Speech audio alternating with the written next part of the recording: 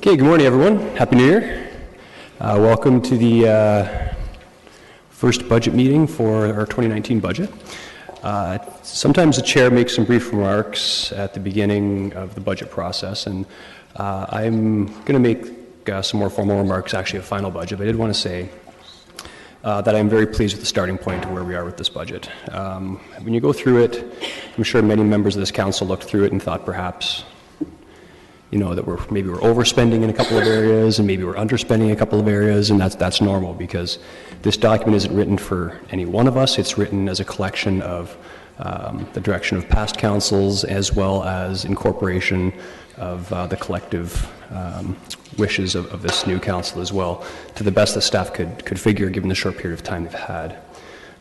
So I do think that the key elements in terms of meeting residents' need for an inflationary budget increase is here, which is something I'm very happy to see. But there are some challenging aspects as well, the ones we face with our water and sewer especially. But I do believe that there is less ability for us to affect that change without making some perhaps undesirable changes to the quality of our water. Councillor Gazzola, I have you in the queue. I can anticipate what your question is going to be, but go ahead when you're ready. Why don't you give me a guess and tell me what the question's going to be? Excuse me. Before we get started, I'm going to ask again whether we're going to make any decisions, excuse me, any decisions here today, or are we just going to move on? What's your choice? Otherwise, I would like to make a motion that at the end of each section, a recommendation be put forward and a recorded vote be taken. So I'd like to put that motion on the floor before we start. Thank you, and I will take that motion. For the newer members of council, Councillor Gazzola, I understand his point. His point is essentially that the way we set up our budget process is that we sort of table our operating budget, we table our capital budget, and we don't make any decisions until final budget day, until we have all of the context of those documents, as well as perhaps most importantly, from my opinion, the public input session as well, so we know how to make those final decisions. That's been the standing practice we've had to date. Councillor Gazzola, I understand your point in that you'd like to indicate to the public which direction we're leaning, so perhaps they can put some pressure on us based on our decisions prior to that final budget day. And I do think that there's something to be gained there, but I don't think it's enough to upset the process. And I personally never felt comfortable stating a clear position based on simply the document without having the full input from the public as well. So I will take that motion, Mayor Verbenovich. Can I make a brief comment? You sure, but Mayor Verbenovich first, please. Well, Councillor Gazzola, go ahead. Okay, Councillor Gazzola. Yeah, no, this is a committee meeting. And like all other committee meetings, we discuss issues, we debate, and a recommendation comes forward, and people take a stance and make a vote. And then the public know where we stand on things. Then the public can be in a position to agree or disagree or to make applications on what they believe. When we do it this way, really, when the public come to discuss, what can they discuss? They don't know where we stand on anything. They know we're staff, because at this point, it's the staff budget that's come forward. It's not a council budget, it's a staff budget. They know where staff stand. They have no idea where their elected officials stand. And with all due respect, as the past practices, this has just been the practice in the past few years. There were, for the majority of the years, I've been around here 50 years, the majority of the years, budget days were spent with a lot of debate, and at the end of the day, a lot of changes made. And then on final budget day, even further changes were made. Last year, not one change was made to the recommendation that came forward from staff. Do we even need a council? I'll leave it up to you. Mayor Verbenovich.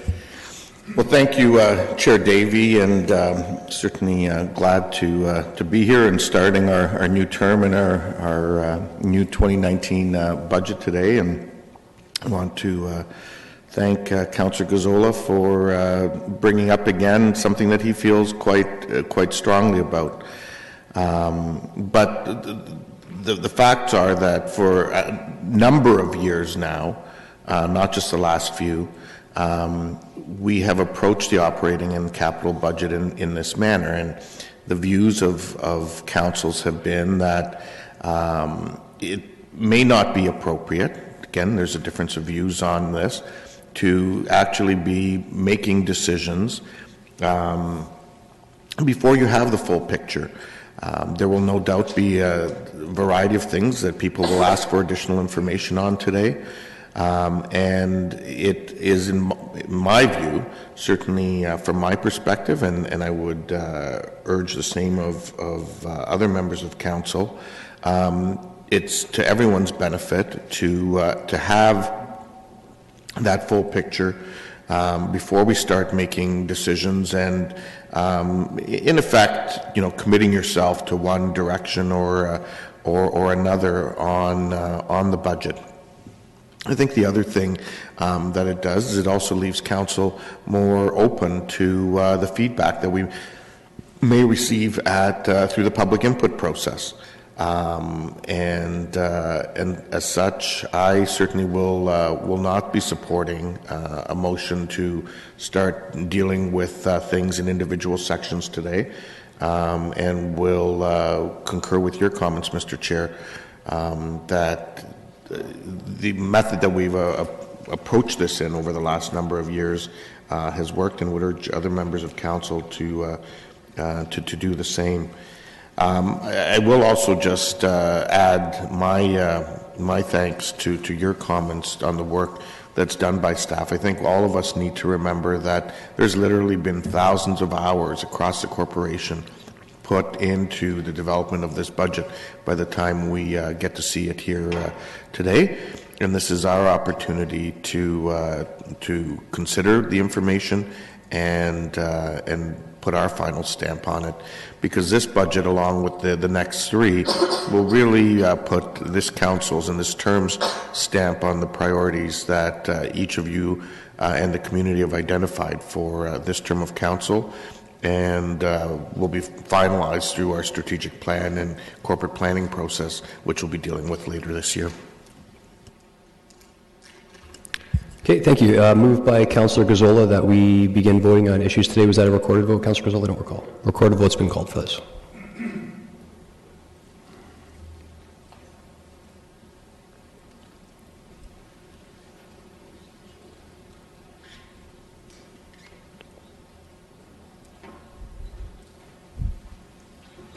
Okay, the voting's open.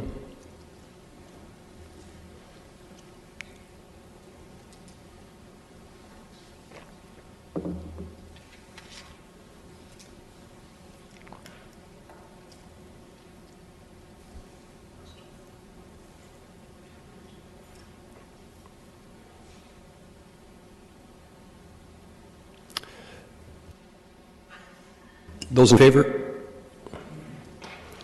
And opposed? Motion fails. And sorry, just a quick reminder, I'm not sure, I know that our news members of council have gone through an orientation as well, but in terms of today, obviously there's going to be lots of questions for the new members of council. I will afford you plenty of leeway. And in terms of the motions today, generally speaking, staff will respond to questions to the best of their ability. If you ask a question that perhaps requires a bit more work, then they may change that, or you may request that become an issue paper as well, which would be something that staff would follow up with for either capital budget or more likely final budget day. Okay, so if you have any questions on that, feel free to ask. With that, I would invite you to turn to page 030, which is the beginning of the presentation, and I would turn it over to our CIO, Mr. Chapman.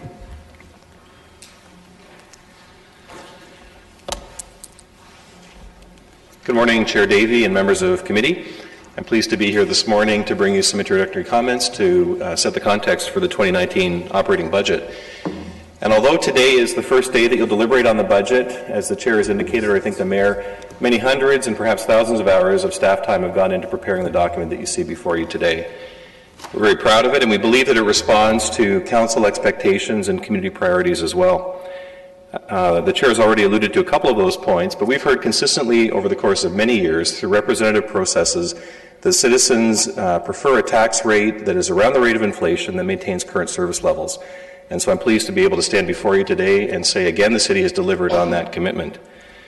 Also, last year, Council endorsed a 5-year plan for utility investments and utility rates.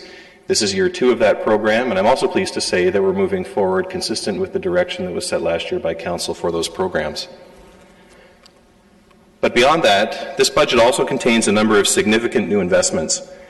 And those investments were not chosen haphazardly. We started last year by listening to citizens through the Environics process, which was a representative citizen survey, where they identified a number of priority areas. We dug deeper with citizens through Your Kitchener, Your Say, which allowed people in conversation actually to identify specific actions and priorities that they would like us to take to support those directions. We've engaged city staff, and through my one-on-one meetings with you, I've heard from you what your priorities were through your campaigns and also the perspective that you gained as you engaged with citizens over the campaign period. And the good news out of all of that is there is incredibly strong alignment between all of those priorities. What we heard last year through the survey, what we've heard from staff, what we heard from Your Kitchener, Your Say, and what you've told me, all point to a number of very clear priorities, and you'll see those reflected in the budget today. Later this month, at the end of January, we'll have our first session where we'll engage with Council around a new strategic plan for the city, and that will lay out a body of work that will cover the next 4 years and the priorities that you hope to achieve. But we certainly can start to tackle those priorities in 2019, and the budget represents your first opportunity to put funding behind those priority areas. So as you see in the package, there are 4 priorities that have received new investment in the capital program this year based on the work that I've just talked about. And the first is transportation, road safety, and cycling. I think it's fair to say that this issue is top of mind in the minds of the communities. We saw that through the Environics survey. To a person, every councillor has indicated that this is an issue that you heard about as you went door to door. And so not surprisingly, it's the first area of significant new investment in the capital program. The 2019 budget proposes to commence the implementation of a network of protected bike lanes across the city. Proposes to enhance the lighting and do bridge works on the Iron Horse Trail, implement the minimum maintenance standards for bike lanes, and provide more funding for resident-led and council-directed traffic calming within your wards. This is a substantial body of work to move forward with on top of all of the existing programs that we have in the budget. The second priority is environmental sustainability, and as Council is well aware, you've approved an 8% absolute greenhouse gas reduction target by 2026. Within the next 10 years, that's a target that we need to achieve. And so a number of investments are proposed in this budget to move towards achieving that target. Most notably, we propose to move to a level of 50% biodiesel usage in warm weather months, which is a significant increase and will position Kitchener as a leader in terms of the use of these renewable fuels. But also we propose to increase the tree planting program to more than double it in 2019 and clear the backlog of tree planting over the next 3 years. That would represent a significant new investment in urban forestry. The third area of focus, which we know is a priority for this council and for citizens as well, is customer service. And so a number of things are happening, and later, I believe in March, Mr. May will be in front of you with Jana Miller to give you an update on the whole program. But the significant new investment in 2019 is to allow us to move ahead with a customer portal. There's more detail in the issue paper, and we'll talk about it later, but basically this will allow citizens to access city services 24/7 from their mobile device or from their computer, both to request service and also to receive information. We're very excited to move this work forward, but it will require investment in 2019. The fourth area of focus is infrastructure. This includes full funding to rehabilitate the City Hall outdoor spaces, which were unfunded in the last capital forecast, as well as increased investment in utility infrastructure maintenance and replacement, and also funding for the Huron-Brigadoon Community Centre, which was approved by Council in partnership with the school board in 2018. So you can see there's a lot packed into the 2019 budget. We're excited with these priorities, and we believe they reflect what you've articulated to us as well as what the community has identified. But there are 2 other very good news stories that are in this budget that I think might be lost because they don't relate to a physical asset or something that's tangible and can be seen. But I think they're significant, and I wanted to touch on them this morning because they are indicators of financial strength and increasing financial strength for the corporation. This is the 14th budget that I'll have presented to Council in my time with the city, and this is the first time that I can stand before you and say that all of our utilities will be in the black in 2019. This is a significant accomplishment, and it's taken, I think returning councillors would agree, a lot of hard work and commitment and persistence and dedication, but the utilities are now in a more sustainable position than they have been certainly in my 14 years with the city, and I would say for a long time even before that. The second thing that I'm very proud to see in this budget is that we've achieved a balanced position between debt and reserves. Just a few years ago, in 2010, the city had $3 in debt for every dollar that it had in reserves. In fact, we had almost the worst position of our compared municipalities in the province. And although that was planned and it was attached to the EDIF program, we've maintained a lot of discipline to bring down our debt balance while increasing and strengthening reserves and not rating them. And as a result, we have achieved a 1-to-1 position, which is the best practice and the benchmark for a debt-to-reserve position. This has taken a lot of discipline from Council around the use of debt and the use of reserves, and I think it's a significant accomplishment that is worth noting in the 2019 budget. So as I've said, Council, we're proud of this budget proposal. We look forward to your deliberations over the course of the month of January and also public input on it. But before I conclude my comments, I would like to acknowledge the excellent work of our finance team for preparing this budget, and also staff across the organization for the work that they've done to prepare it for your consideration today. I don't know if there are any questions, Mr. Chair, but if not, I'll turn it to Mr. Luttenbach for his overview. There is just one. Councillor Ioannidis. Thank you, Chair Davey. Thanks, Mr. Chapman, Dan, for your presentation, and again, it's always great to see the progress that we made, in particular in the last 8 years, and in particular 14 years. So that's really good. The one question I want to ask is, because it's been one of these things that, since I've been around, that I've always had concern about, and I always get leery when I hear under the rate of inflation. And to me, that's just not a sustainable model to be proposing budgets that are under the rate of inflation. And I just want to get your 2 cents worth on how sustainable is that, and what do you see the future with the rate of inflation? Because it seems like we're doing a lot of work addition to the stuff that we're bringing and still being under the rate of inflation. But I'm getting concerned that we're not going to be able to manage that in the future. Right.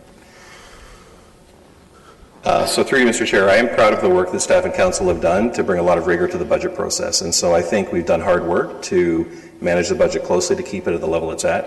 I think there are 2 risks that will present a challenge, as you've indicated. One is service level expectations, that as the community grows, as there are expectations for increased level of service, our ability is limited to fund that with an inflationary increase. But I think the bigger risks are as the city matures and grows to its boundaries, and we don't have healthy assessment growth like we're seeing right now, it'll present more of a challenge. The other issue is aging assets. We have some early analysis that shows, especially for our facility assets, we are underinvesting significantly in the renewal of existing assets. And so community centers, the City Hall building, the operations facility in time will require more funding. And right now, that would be an increase, and there is no room for that within the budget. So we'll do our best to manage according to this policy, but we need to do more work to project long-term to understand what those pressures are and to plan for them. And so I think through the work that's being done on asset management, we'll have a better sense for that over this term. Okay, and that's great. And I guess my second part, too, is wouldn't it be prudent on our part as well? Because the way I've been seeing how our budgets have been projected on within the rate of inflation, and the way it's been done here is it's kind of like whatever the rate of inflation is that month. And to me, that's not a sustainable model as well. Are we ever going to look at, in the future, have like an average rate of inflation? Because to me, that makes a lot more sense than just, in September, the rate of inflation was 2.1%. We have to stick to that. That makes no sense to me why we do that. Right. And I would like to see that in the future. So I just want to get your opinion on that. Thank you, Councillor Ioannidis. Through the chair, that point's been raised by other councillors as well, and it's something that we've committed to look at through the long-term financial plan this year. Just for clarity, we do take the year-to-date number, and so right now we have year-to-date as of November. But there have been suggestions made that perhaps a rolling average, so to look back perhaps and maybe include a projection is a better way to go, and we'll smooth it out and provide more certainty around it. So that's something we have committed to look at this year, and we'll bring back recommendations to council. Okay, excellent. Thank you. Okay, very good. No further questions.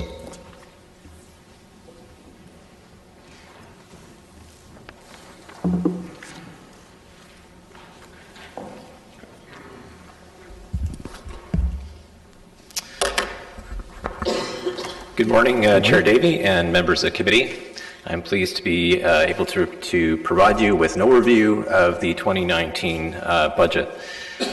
In terms of the agenda for today, it's very similar to the approach that has been taken in previous years, with the focus after my overview really being on the operating budget. In terms of ways that the public can connect and provide feedback related to the budget, obviously traditional methods, Twitter, Facebook, as well as there's a survey online that is available for them to complete until January 16th, and we have been encouraging residents to go on and provide their feedback through those methods. When we think about the overall budget, there are really three main components that go into it. There's the operating budget, which really deals with the annual delivery of services and programs for the community. And when you look at the operating budget, it's approximately $400 million in total in terms of expenditures, and $180 million of that being tax supported. And so it's really the day-to-day operations of the municipality that the operating budget supports, and we aim to provide a budget for your consideration that at least maintains the current service levels from the previous year, while considering enhancements that may be needed to move forward in different areas. The capital budget as well is another significant part of the budget, with over approximately $100 million proposed in 2019 in terms of spending. And really the focus of the capital budget is on asset renewal and replacement, and making sure that we're taking care of the infrastructure that is under our responsibility as a municipality. There's $1.2 billion over the 10-year time frame in terms of the forecast, and so is a significant budget that you consider. Obviously, as we go through the annual process, it's really just the 2019 number that we're focused on, but it does provide some direction in terms of some things that are in the forecast for consideration down the road. And then finally, reserve and reserve funds. You could think of those sort of as the savings account for the city, funding that's set aside to deal with, in some part, fluctuations that may happen with the budget. So we have a number of rate stabilization reserves that help mitigate some risk in that area. We also have some reserves that are very specific in terms of what they can be used for in terms of their purpose. If we look at the next month, really this is budget month for the City of Kitchener. We have today the operating budget being discussed. We have January 14th being the capital budget, and then public input night on the 21st with target approval for January 31st. I want to touch on briefly just the process that staff go through to bring the budget forward for your consideration. We start early in the year. Really, by the time the budget's approved, we're thinking about next year. And so the guidelines that we provide to departments to prepare the budget, we think through in March and June and develop those directions. And so some of the direction may be to look at different accounts and flatline those accounts. Salary accounts would be based on collective agreement increases. And so once those guidelines are developed, departments then prepare the budget with the assistance of financial planning staff, and that takes place during the summer months. There's then a very comprehensive review process that takes place at the staff level with the corporate leadership team asking questions from departments related to new requests that may be coming forward, and deciding on what priorities will be brought forward for your consideration. And then finally, council or a committee review, which generally takes place in November and December, but with the election, obviously, this year, January is the time frame that we're looking at the budget. When we prepare the budget, there are some economic indicators that we do look at, that some have a very direct influence on the budget, others more indirect and just sort of generally looking out on the horizon of what we might be able to expect. So things like inflation, interest rates, energy pricing. And when you look at inflation, which has already been talked about a little bit this morning, you see that average CPI year over year is 2.4%. The proposed budget in front of you for the tax rate increase is 2.3%. And so, although we are pleased that we've been able to deliver a budget below that rate, we do recognize that there is some pressures that can come related to municipal operations. The mix of goods and services that a municipality provides are different than what is included in the Consumer Price Index. And so, increases, for example, being wage increases, collective bargaining agreements may be higher than the rate of inflation. I think if you look at recent history here, we've been around or under that rate, and so that's something that right now allows us to meet those targets. GDP is also something that we take a look at, which is really just an indicator of overall growth of the economy, and it's not something that has necessarily a direct impact on what we do, but it gives us some guidance in terms of where we're going. You see that for 2019 and 2020, there are forecasts indicating that growth is going to moderate a bit, so it's potentially a slowdown that's coming. The one thing that I think we can have some confidence in is that the Waterloo region traditionally has outpaced the growth forecasts of the national target.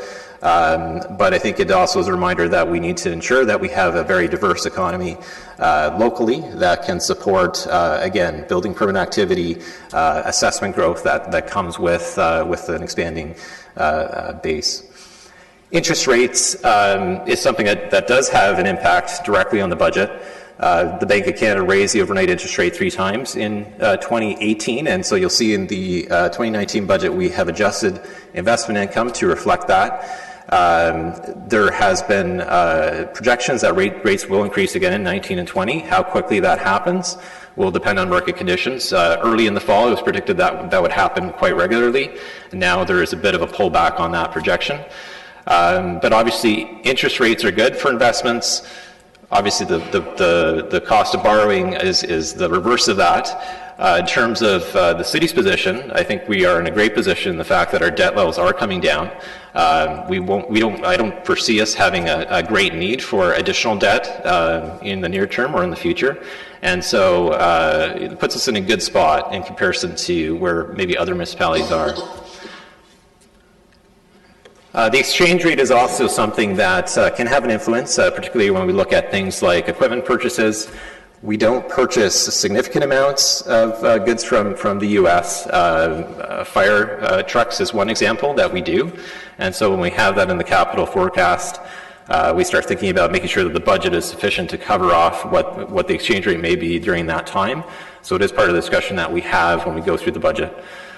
Global trade is another indicator that we look at. Obviously, the USMCA was an agreement that provides some level of certainty, which is positive news, although it isn't completely finalized at this point. But anytime that you do have trade agreements that spell out sort of a framework, it's positive news.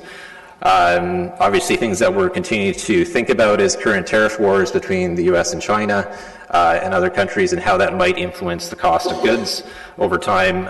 Steel tariffs as well could impact overall the cost of construction or potentially the purchase of vehicles. And then finally, energy prices. When we were preparing the budget, we're really talking about how fuel prices were increasing quite significantly, and then we had sort of a dip that happened. And we know that fuel prices over time, that the market is volatile, and so we don't overreact to those swings, but we do believe that in the short term it could result in lower costs, with long-term returning back to obviously where prices were before that happened.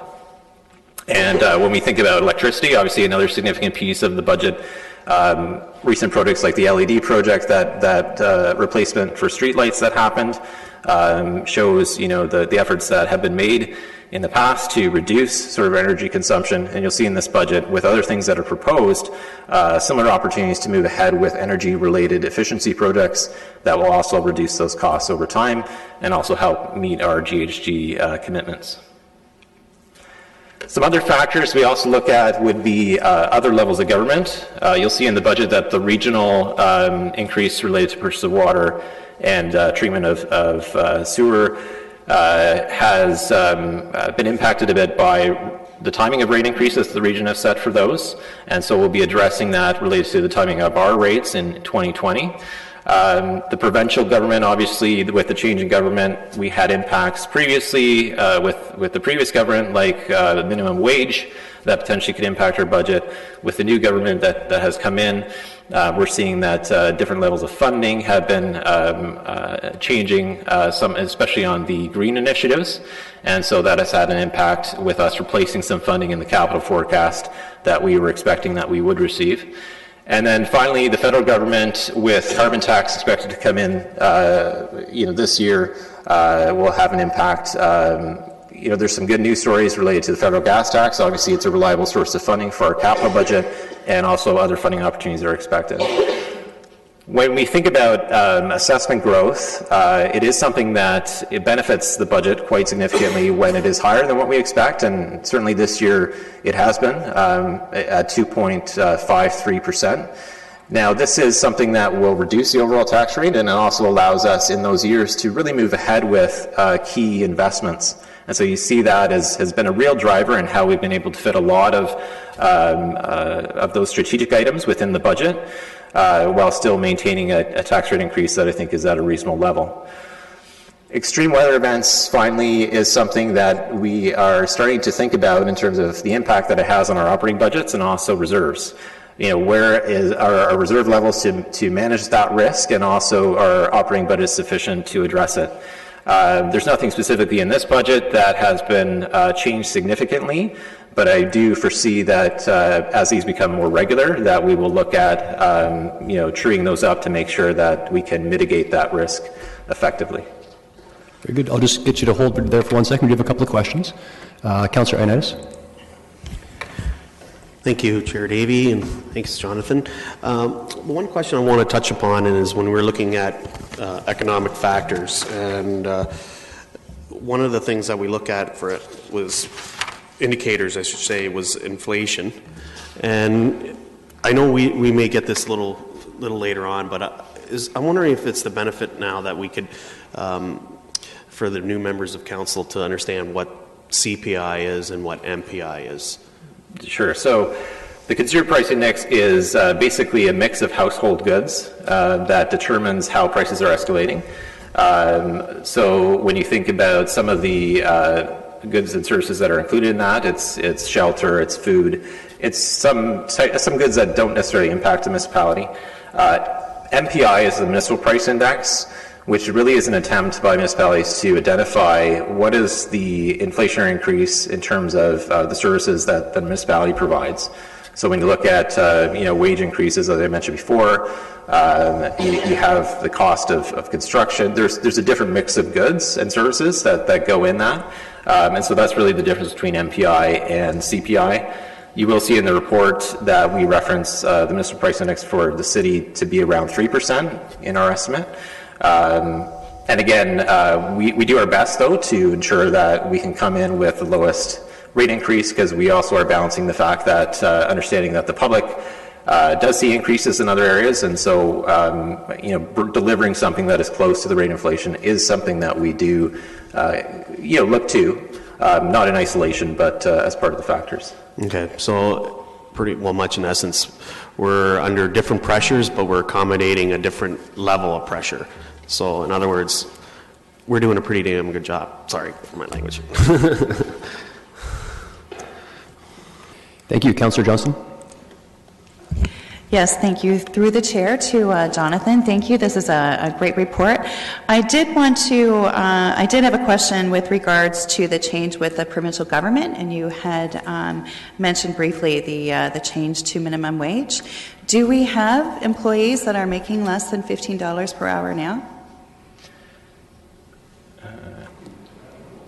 I would turn to... Who could speak to that? Mr. Chapman? Through the chair, yes, I believe we do. It would likely be in the part-time and temporary areas and student employment. There would be a very small number of job categories that would fall into that range. And members of council. And members of council. Us. Wouldn't want it to be a conflict to mention that might be a problem then. Okay. I'll leave it at that and say thank you. Thank you. Mr. Chapman? I sense where you're going with the question. What I can report is that last year, when a number of wage adjustments were made to implement the first increase to minimum wage, staff made a commitment to come back in caucus to report on essentially the implications of that, anticipating a further increase this year. I believe it's still our intention to come back and report on those implementations, and so you can expect before the summer break a report from Human Resources in caucus on that issue. Thank you. Councillor Chapman? Me? Oh. Yeah.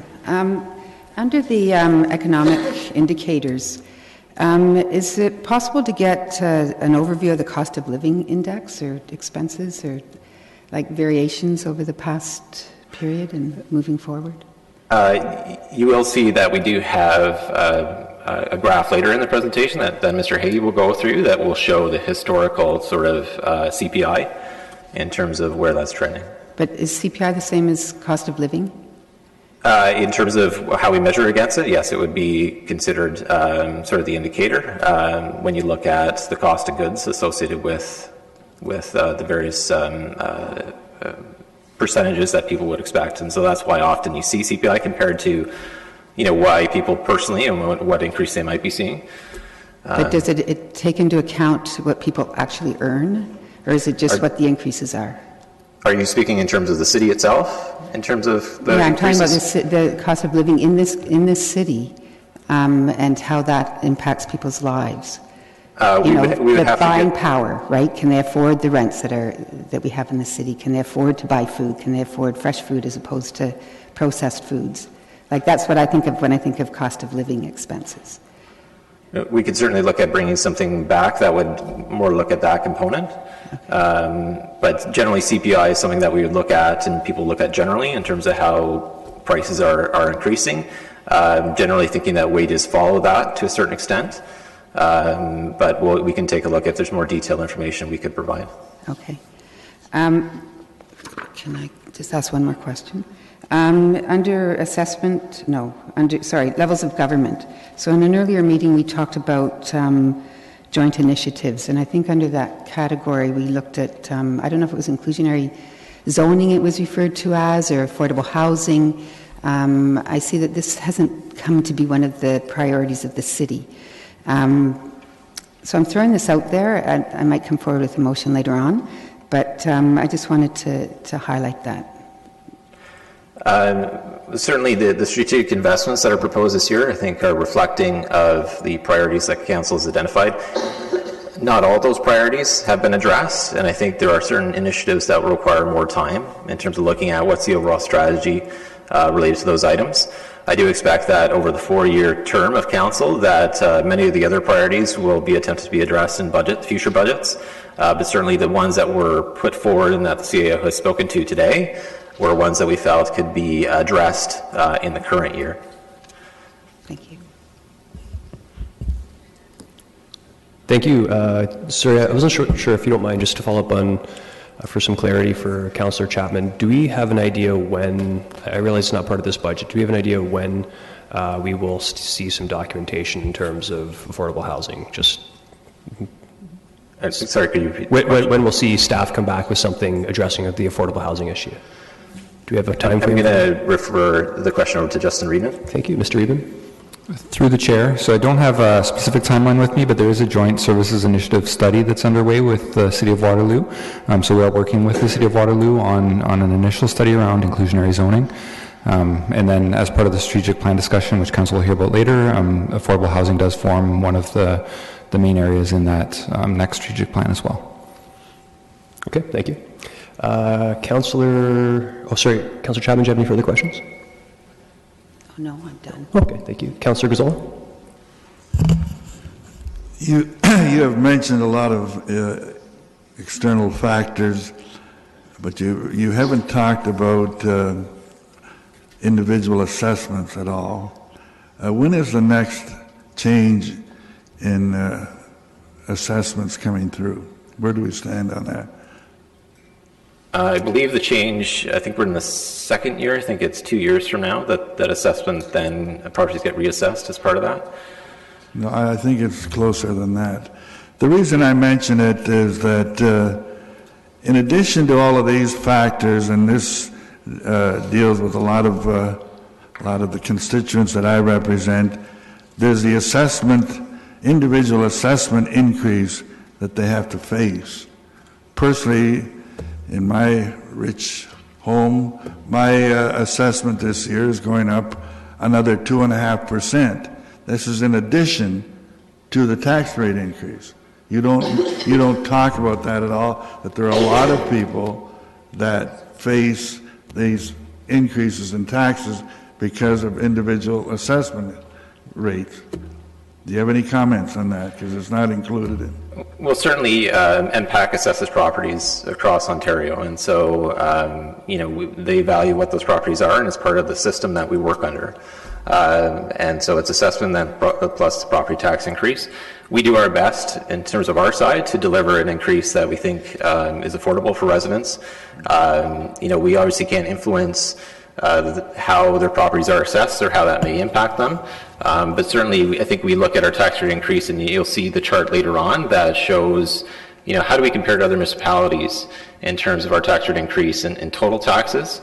And so being mindful of that, affordability is always something that we are trying to balance with the budgets that we bring forward for council to consider. You do a very good job, but you also need to consider that. That should be on the list here of one of your external factors. Thank you. Thank you. Mayor Verbenovich.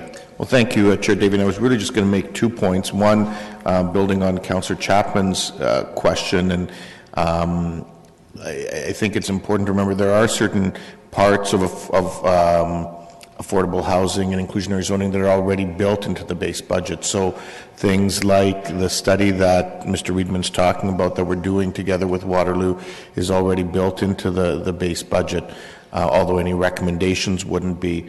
There's things like the rebates we give for not-for-profits that are building affordable housing.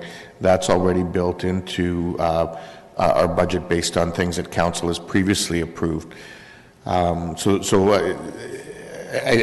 do agree with you that we're going to need to be making additional investments, but I think we shouldn't lose sight of the fact that there are some things that that are already there. The second point I was just going to raise, and Mr. Lautenbach, you may want to, for the benefit in particular of our new members of council, just touch on the point that Councillor Gazzola was raising, because I think one of the things that's important to remember is when MPAC does their adjustments, the actual pie, the size of the pie that the City of Kitchener collects doesn't change. What changes is who pays which portion. Well, I'll leave it to you in terms of describing that. And, if everybody sort of goes up the average, what happens? And if certain people are above or below that, what happens? Yes, certainly sort of the mix in terms of how the taxes are distributed stays pretty consistent. It does get looked at every year in terms of those percentages, but assessment may be different for individuals based on their property or additions that they made to their property during a certain time. It depends on a number of different factors. And so it really isn't sort of an equal look. It is individual in terms of the properties that they own and how it does get assessed. But in terms of the mix of how, residential versus commercial, those types of allocations related to the assessment stays fairly similar year over year in terms of what the city is receiving. Right, and so that was really the point I was going to emphasize. So if assessments in Kitchener, let's say, went up 10%, and everybody goes up 10%, then essentially nobody changes. Is my understanding. Whereas if some people, let's say, only go up 5%, then their taxes actually drop, and if somebody goes up or drops, that's basically. Yeah, you're correct. It would be based on those factors, and so it depends on both components to determine what that impact is to them. I'll just add into I recall the last time MPAC came through, I believe the city, although it was a very minor benefit, I believe the city of Kitchener actually benefited somewhat because our assessment didn't grow at the same rate as Cambridge and Waterloo. So while that wouldn't affect the city taxes, in terms of the regional portion of the tax bill, it actually benefited the residents of the city of Kitchener. Councillor Chapman, you could respond because you clued in and... Well, it was just, I was just wondering if you could direct me to where the money has been allocated for the study of affordable housing, because I know for inclusionary zoning, you have to do a study, right? And you're suggesting that that's already being done and financed with the region. Can you just, maybe not right now, but if somebody could at some point direct me to the line on the actual budget where that money has been allocated. Okay, Mr. Reedman, is that something you have now, or can you follow up with Councillor Chapman afterwards? Mr. Reedman. Through the chair, so the partnership with the City of Waterloo on inclusionary zoning is being funded from the planning studies line in the budget. And then there's the other $25,000, I believe, a year incentive for affordable housing, which I'm not certain where that line item comes, but I can follow up and get back to you on that. That's with the region, though, right? That's not with the city. It's 25,000. So the inclusionary zoning study is a joint services initiative with the City of Waterloo. And then we have a grant for affordable housing that's a partnership with the region. Mr. Hagee? Just regarding the grant, there's $30,000 included in general expense for that. So there's $30,000 to pay for permits for people that are building affordable housing, and it's in general expense. So the study comes under that same line? A different line? Okay. Called the planning studies line. Okay. I haven't looked at that yet. Okay, thank you. Okay, thank you. Councillor Gazzola. No, the reason I mentioned that assessment change is when I was at the EMO conference, I believe they were talking about impact bringing something forward sooner. So I'm expecting, I'm not sure if there's a change in 2019, but there will be in 2020. So it's something that we have to be watching because it does impact a lot of people. Yes, there are winners and losers. So, but it does. You don't hear from the winners, but there are a lot of losers. It has quite an impact on them. Thank you. Just one last question, if you don't mind. In terms of the Bank of Canada and interest rates, obviously that supports or helps our investments, but in terms of our debt, is our debt largely locked in, or are we exposed to those fluctuating rates as well? We're not really exposed to it because we do have our debt levels coming down. There is a bit of debt that we do issue as part of the capital program, but it's fairly small in terms of that amount. And so I do think that even with increasing rates, obviously, it depends on the decision of council whether debt is used as an avenue for something again at a significant amount, and then that would potentially have an impact as rates increase. But where we are currently, I think we're in a good position. So in terms of our current debt agreements, generally speaking, interest rate increases will help our bottom line more. Yes, that's correct. They're locked in. Okay, very good. No further questions. Please continue. Okay, for just continuing on, with every tax dollar we collect, I think it's important to keep in mind that we are part of the tax bill.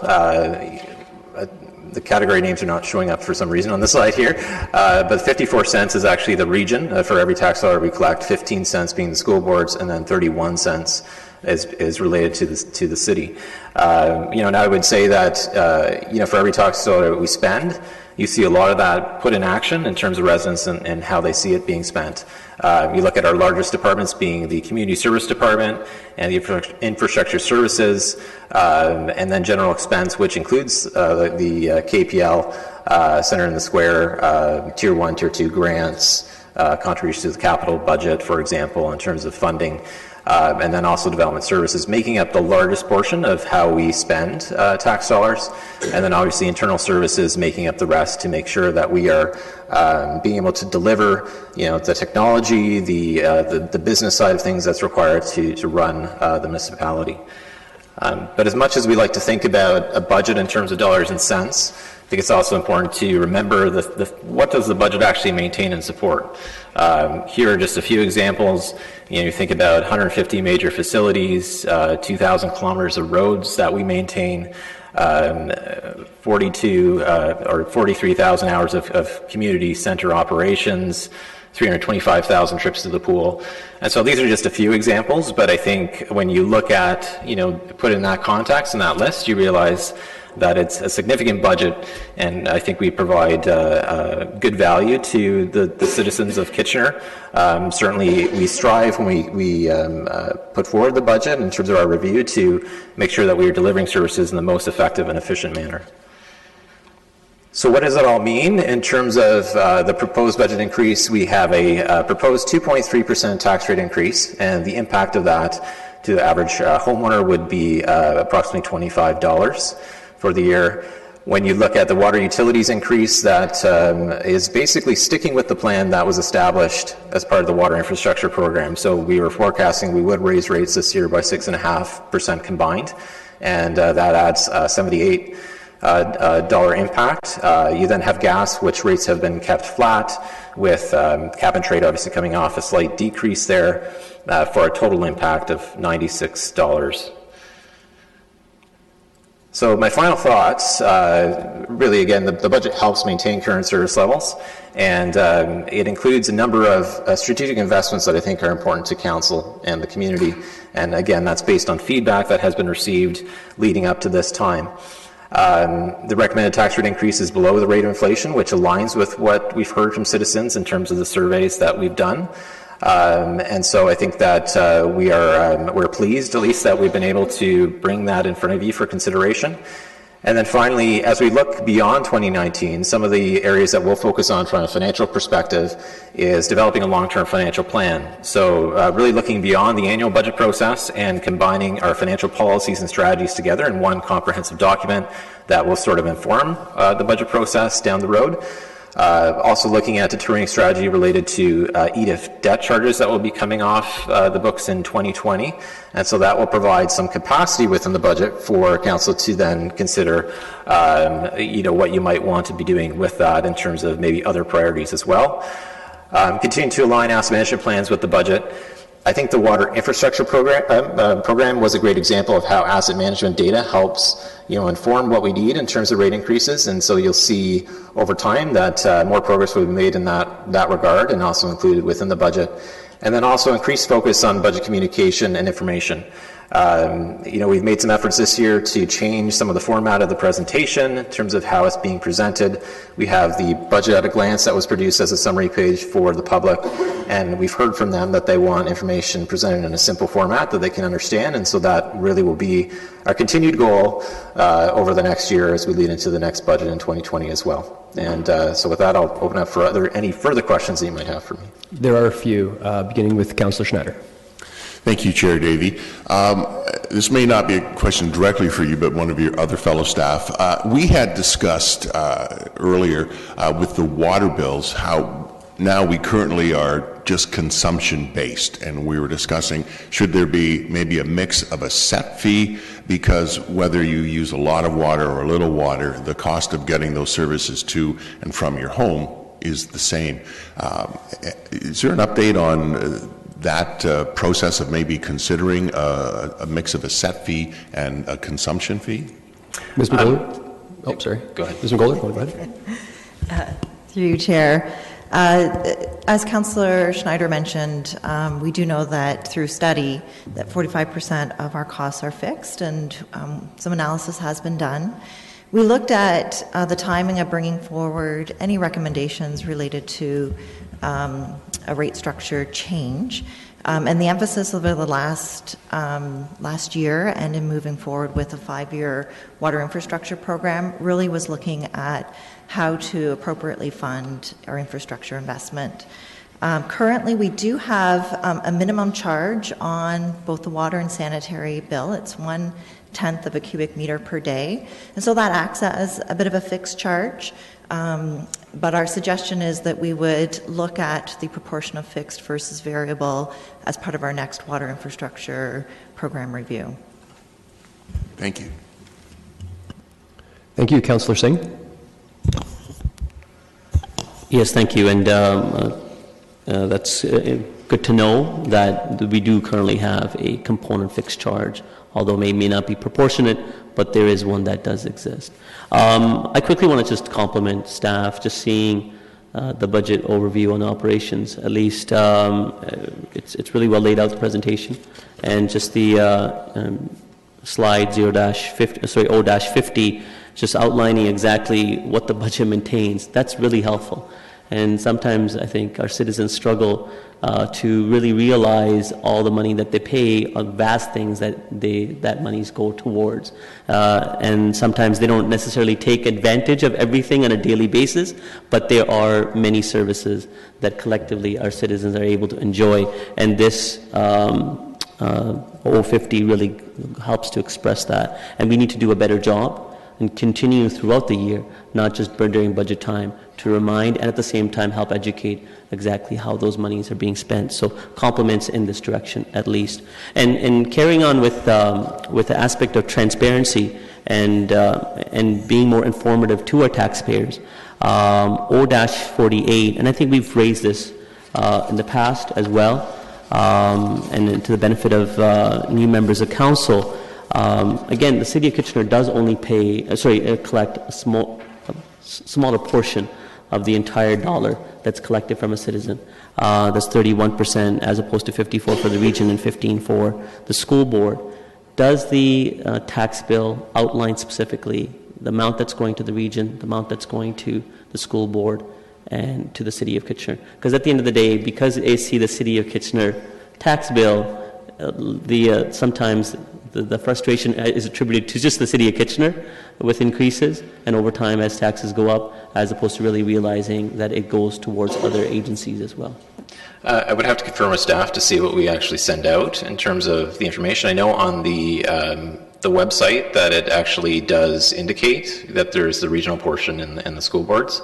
Certainly we could look at if we provided information in more of a graphical format to explain that, what it might look like. I don't believe that we would have it broken out necessarily that specific related to them understanding definitely the services that are provided within that. But it is something that we could bring back information on in terms of exactly yes, what we do. And if there are limiting factors, it's understandable if they are, but if there aren't, what information do we provide and what more information can we provide to be more clear? And carrying on with that, because we do collect taxes on behalf of the region and the school board, do they pay for their portion for collecting it? Here. Is this something we want to discuss right now? It's better for later time? What's the question?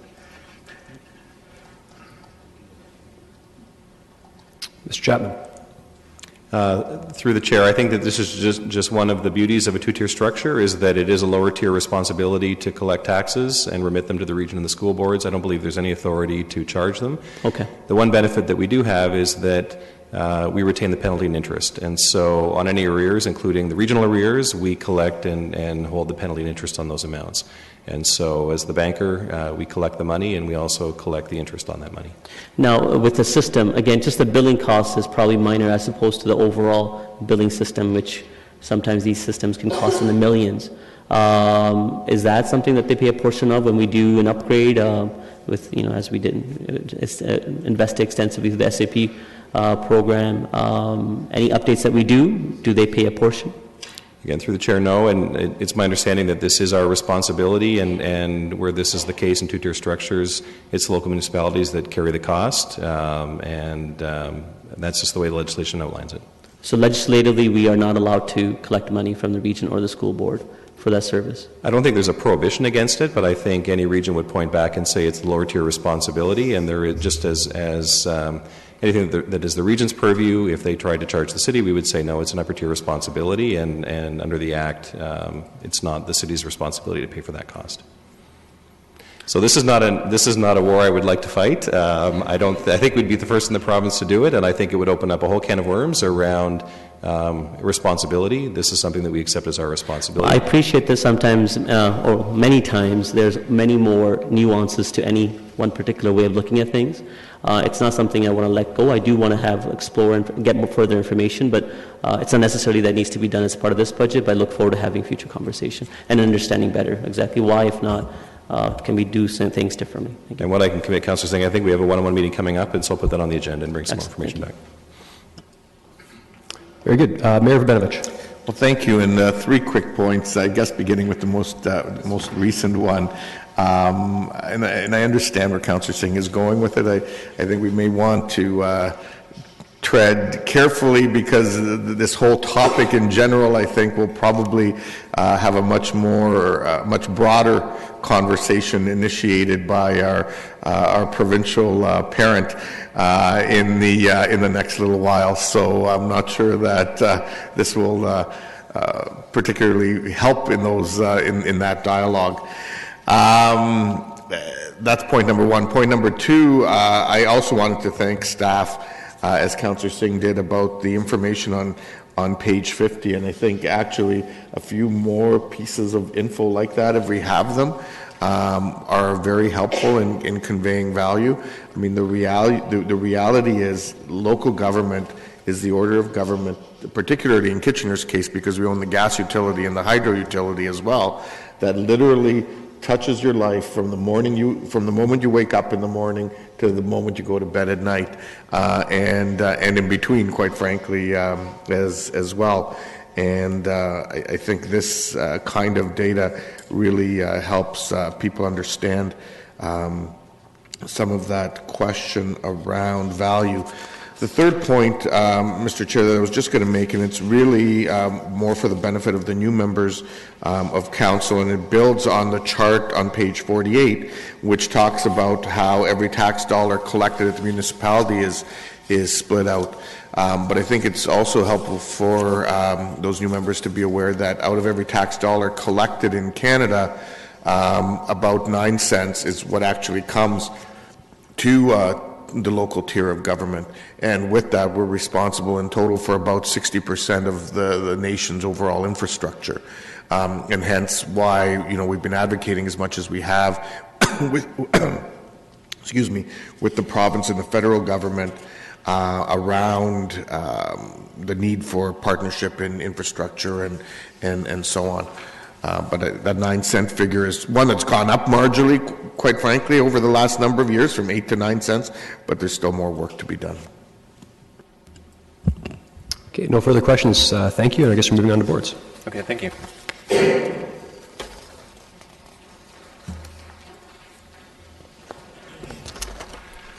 So, Mr. Chair, I won't be presenting yet, but we do have representatives from KPL here to discuss their operating budget, and followed by Senator in the Square. Thank you. Thanks, Ryan. Morning. Good morning, everybody. A couple of things I wanted to, since I have you all, I love this fact that I have a captive audience right now. And so I wanted to, first of all, before I get to the budget, just talk about this little pamphlet I distributed to each of you. I gave you 5 copies. Just in case you lose any of them, you'll always have another one as a fallback. But it's really my delight to be able to talk about this little brochure. And I too want to thank my staff because they worked very hard to, first of all, get this kind of information on a teeny-weeny foldout like this. And, I kept taking off my glasses and doing the eye test on it to see whether, well, actually with my glasses, in fact, could I actually read it? And I think it is quite legible. But it's really, I think, a testament to this community and certainly to our users to see the kinds of numbers that are illustrated in this little pamphlet. I think that we tried to indicate various numbers based on our strategic plan, so the very top headings on each one are part of our strategic plan and our vision and mission statements. 2.9 million in-person and online library visits in 2018. It's an amazing number. Our numbers continue to go up. It's not the trend in all libraries, but it's certainly the trend here in this library. In terms of, I think, a really interesting and important community initiative we hired 2 community outreach workers this year, and instead of just having a social worker or security, of course, which is the other option, we hired individuals and embedded them into the staff. So they aren't just community outreach workers. They work on the desk. They work answering reference questions. They are completely embedded, and they also offer that support to our staff. One of the things I think that we've talked about over the last couple of years is that the sense of security for our staff as well as the community as they use particularly our central library. And we've had our challenges over the past few years regarding some of our customers, and I think this has really been a way that we've been able to not only support and help our customers, but also make sure that it's a safe and welcoming place for everybody within our community, and it's made a huge difference to have those individuals. I wanted just to point out the 130,000 plus picture books borrowed, which equals 42,000 hours of family reading. This is a really important number, and I wanted to talk about this in terms of a study that was done in the U.S. We don't have a Canadian version of this yet, but we will be working on this. So, just an example, a child who reads a minute a day is exposed to 8,000 words per year and scores in the 10th percentile in terms of school tests. A child who is exposed to 5 minutes of reading a day sees about 282,000 words a year and scores in the 50th percentile. A child who is read to or sees 20 minutes a day of reading is exposed to 1.8 million words a year and scores in the 90th percentile. It is really, really important for our community that we support our reading programs, particularly for our children, so that we can not only see these kinds of numbers, but I think it really dovetails very well in terms of our Waterloo Regional Wellbeing Initiative that we're working on right now. I wanted to also just mention that we, so 2.3 million items were borrowed this year, and 1,700 musical instruments were borrowed. And I think for those of you who were on the previous council, you know that we were very fortunate to have a musical instrument collection, a lending collection, and it has gone gangbusters. It's going to dovetail really well with our Hefner studio, and I'm very pleased to be able to say that we were able to raise enough funds to develop our Hefner studio. It's a live studio with a recording studio. It has a podcast booth. It's got 2 mixing rooms and all kinds of new technology. And we are actually, I think right now this week, moving the current equipment out of Hefner, and we're about ready to start construction. So we're looking for a spring launch for that particular initiative. And we're thrilled to see the response from the community, the musical community. We have so many people who have volunteered their time and effort to provide lessons, as well as skills in terms of recording. So we're looking forward to that, and I think we'll all celebrate when we find the next, Justin Bieber or somebody like that. 27,000 technology questions last year, 1,200 coding hours spent with kids in library programs, and 90,000 people attended live musical events, cultural performances, and library programs just in 2018. And I really wanted to give a shout out to our volunteers. We have 445 volunteers throughout the system. They volunteered 11,000 hours in 2018. The library was voted the best place to volunteer and the best public place in 2018 through the Best of Waterloo Region Award. So we're really very proud of that and proud of our volunteers for offering what they do in terms of being able to enhance our programs. A couple of years ago, I think I stood up here and I was very excited about virtual reality. We were able to bring virtual reality into our library, and we were able to provide 3D printing. All of our libraries now have 3D printing, by the way. That was so yesterday. It's amazing how fast technology has changed. So now we're completely in the very last page. It's not the best picture, but it's a representation of what we're seeing kids do now in terms of the augmented reality. So if you look at this, you can see that one of our kids has designed their own little augmented reality program, and by putting their hand in front of their smartphone, they can actually be part of that augmented reality. So I think going forward, it's only going to get better. We are looking forward to 2019, 2020, and the years ahead. So thank you very much. Thank you, Candy, for that exciting update. There are a number of questions, beginning with Councillor Galloway-Seelock.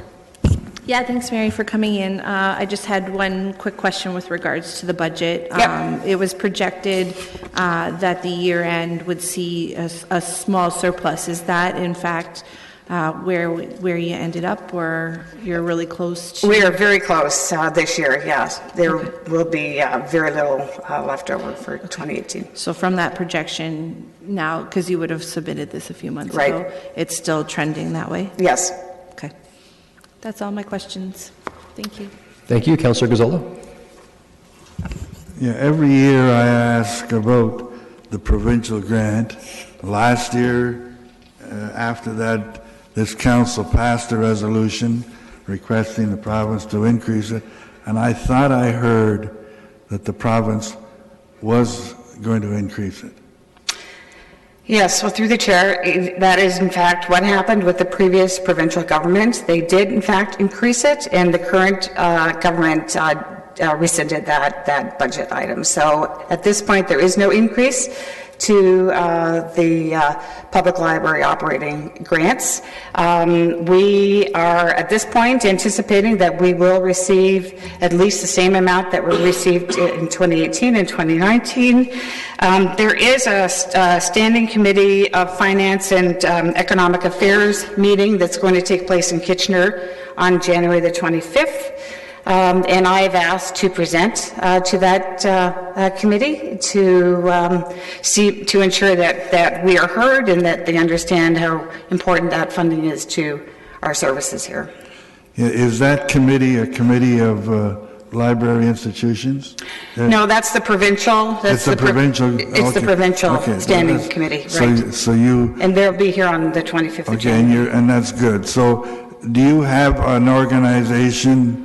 A provincial body of all the libraries that you can collectively go back after the provincial Absolutely, government? yes. So there's an organization called the Federation of Ontario Public Libraries, of which I'm a caucus member for the large urban group. They are a lobbying group, and they have been very busy lobbying on our behalf, and will continue to do so. Again, I'm hopeful also that this council, along with AMO, can also add in to your request. Thank you. Thank you for that, and that's part of the reason why I gave you 5 of those little handouts, that if you happen to see anybody or were talking to anybody who could influence that decision, I'd really appreciate you putting in a good word for what this library and this community does with their library funding. Thank you. Councillor Johnson. Thank you.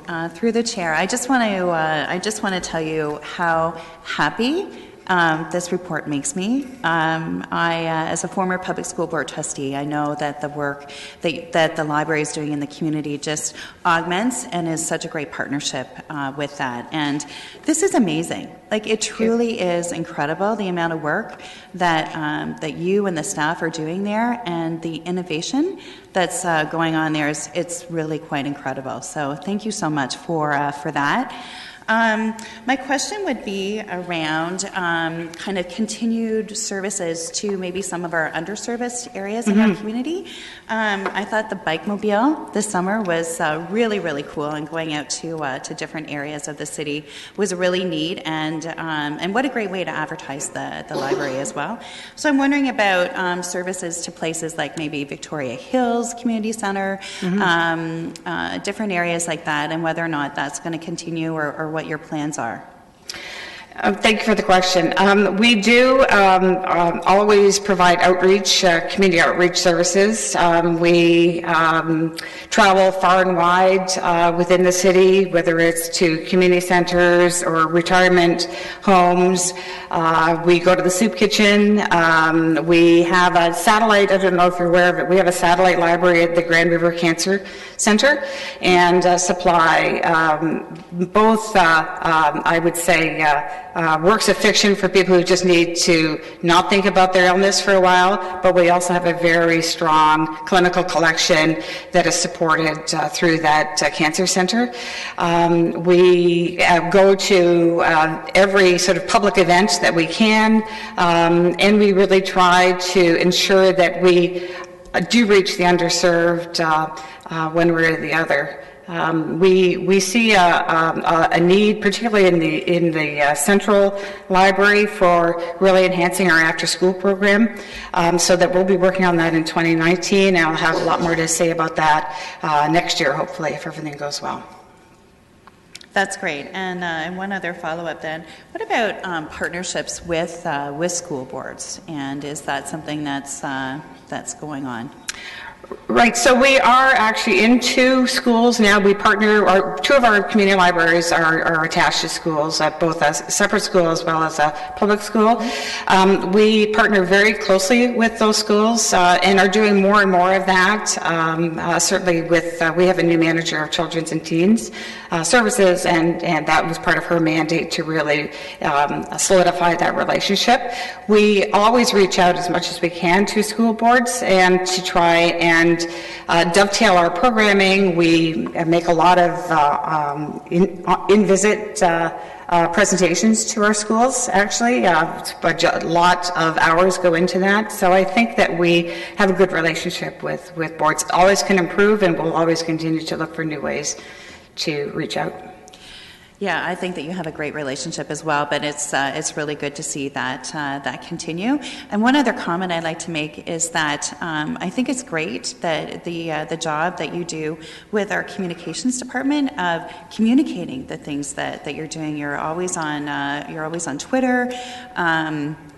Always letting people know what you're doing is wonderful. Certainly, there's different ways of reaching people too, but I think that the story that you're telling about what you're doing is really wonderful. So, thank you. Thank you. Thank you. Councillor Ioannidis. Thank you, Chair Davey, and thanks, Mary, for coming in. And I'm really impressed with this one picture. It looks like you have Councillor Schneider there reading a book, which would be a big shock. But anyways, the question that I would like to ask is in particular with the volunteers, and I really like that number with the 11,000 hours and everything. And one of the things that I often hear in the community too is with students in high school about having volunteer hours and organization. Are we looking at that as some of the kids volunteering there? Absolutely, it's a large number of our volunteer hours are through kids. We actually have quite a diverse group of volunteers, and we're really thrilled to be able to see kids participate in our volunteer programs. So it's a great way. If any of you have kids who need to get their hours in, it's a great way to do it. Okay, that's great. I'll keep that in mind. You do, yeah. Thank you. And Councillor Schneider. Thank you, Chair Davey. Not a question for you, Mary, but just huge thanks. I think the investment that the city makes in the library brings one of our biggest values back. You and your team have created wonderful places, both at Central and all the other locations, a great place to explore all forms of literacy, places to create and innovate and learn and be inspired. I want to thank you on behalf of the community associations that I serve at Stanley Park and at Centerville Chicopee, because the KPL has been part of the great celebrations they've had there for Neighbours Day. You add so much to those celebrations with your presence and the activities that your volunteers provide for that. The Central location is just a great, inspiring environment that you can feel the excitement and it's just a wonderful investment I think the city makes. So I really want to thank you and your staff for making the most of the investment and bringing such great value. Thank you, appreciate that. Mr. May, did you have? No? Okay. Thank you. Councillor Chapman. Yeah, I just wanted to, again, to commend you for the work that you do, both you, your staff, and your volunteers. I think libraries are a key service, and I think, as the computers came out and there was always this fear that books were not going to be a thing, that we were all going to go to iPads and computer online services. But I think watching the trend of building bigger and better libraries across the country, I think Calgary just opened one recently. Calgary has an amazing one. Yeah, and it was Halifax. $250 million or $1 billion. It was just a huge number. I can't remember. $250 million. Yeah. $250 million for that library, by the way. Right. So I think we're on the right going in the right direction. I think it's important to continue to ensure that libraries do stay alive and are properly funded. Just a question about neighbourhood associations and the work that you do with them. I know some of them have libraries connected to their facilities, but there are many that it's somewhat in line with what Margaret was saying. But I know the Cherry Park Neighbourhood Association, for example, has never actually tapped into the library services in any organised way. Mm-hmm. I just mention it as something that maybe we can make happen through this mobile library, possibly. Yeah. Absolutely. I think that it would be great. I know that there are some really interesting initiatives through the Cherry Park group, and I think it would be great to have, if nothing else, the bike there would be really fun. Yeah, just present at some Absolutely. I think it's just a matter of making a call and making us aware of when those dates are, and if we can do it, we can do it. We do only have so many people and staff, but we try to do what we can, for sure. Thank you again. Thank you. Thank you. Councillor Marsh. I want to just echo the accolades, but I also want to highlight that we had more people apply to volunteer on our library board. I think it was a ratio of about 10 to 1.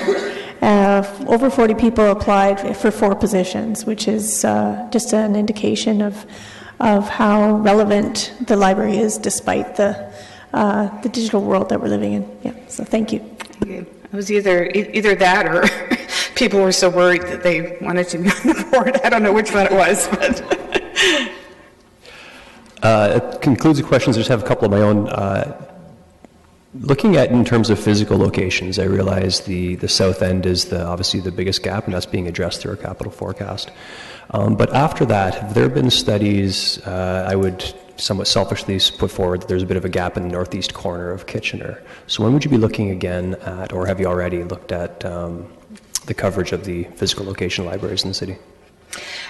We haven't done a holistic, the board hasn't done a holistic review yet of those locations. I would imagine that with the Southwest now getting closer, that we will do that for the next phase and ensure that we have the coverage that we need going forward. Okay, I look forward to that discussion. And I would just, in closing, echo the comments of my council colleagues. I think the library board is, the library and the KPL and your staff are doing a fantastic job.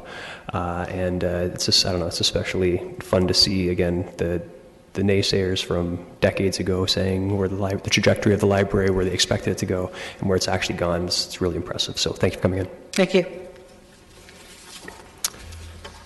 Okay, we would be moving on then to Centre and the Square Board.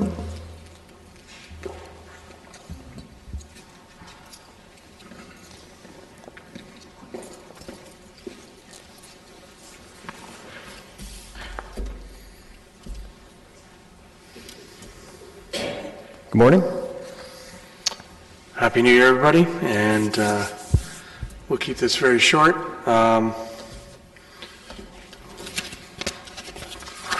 Oops. So we've had a pretty good year. We dug our way out of a gap issue, and we're not quite certain as to where our surplus is, but we believe it is above the 30,000 that is before you now. We're not quite sure. November, December was a great month. We ended the year with 2 sold-out shows. We started it with another set of sold-out shows. So once the auditors do their job, we'll be coming back to you with through our board and with exact numbers. So we have a balanced budget before you. We are sitting here with an issue paper as well. You want to speak about the issue paper? You go ahead. There you go. Okay. So the issue paper basically before you is basically we would like to Sorry, I'll just pause you real quick. Just for members of the committee, it's page 0123 is the issue paper that's before us, okay? Sorry, please go ahead. Yeah, it's 123. The issue paper before you now basically speaks to us being able to tackle some of the larger capital items that are before us. There's a fire barrier, like a curtain, our lifts. These are operational items that pose some critical issues should they fail. We're at a point now where their lifespan has pretty much been extended, and the replacement or the removal of these items and new items installed have been deferred for quite some time. So what we would like to do is present to you in the issue paper is keeping the surplus and putting it towards capital, even with the additional transitional funding, which we do use for our operating side of things, which allows us to tackle things like the growing cost of buying United States dollars and stuff like that. We would like to ensure that we're able to better tackle all the capital implications that are theatrically based and safety based that we're responsible for. You good?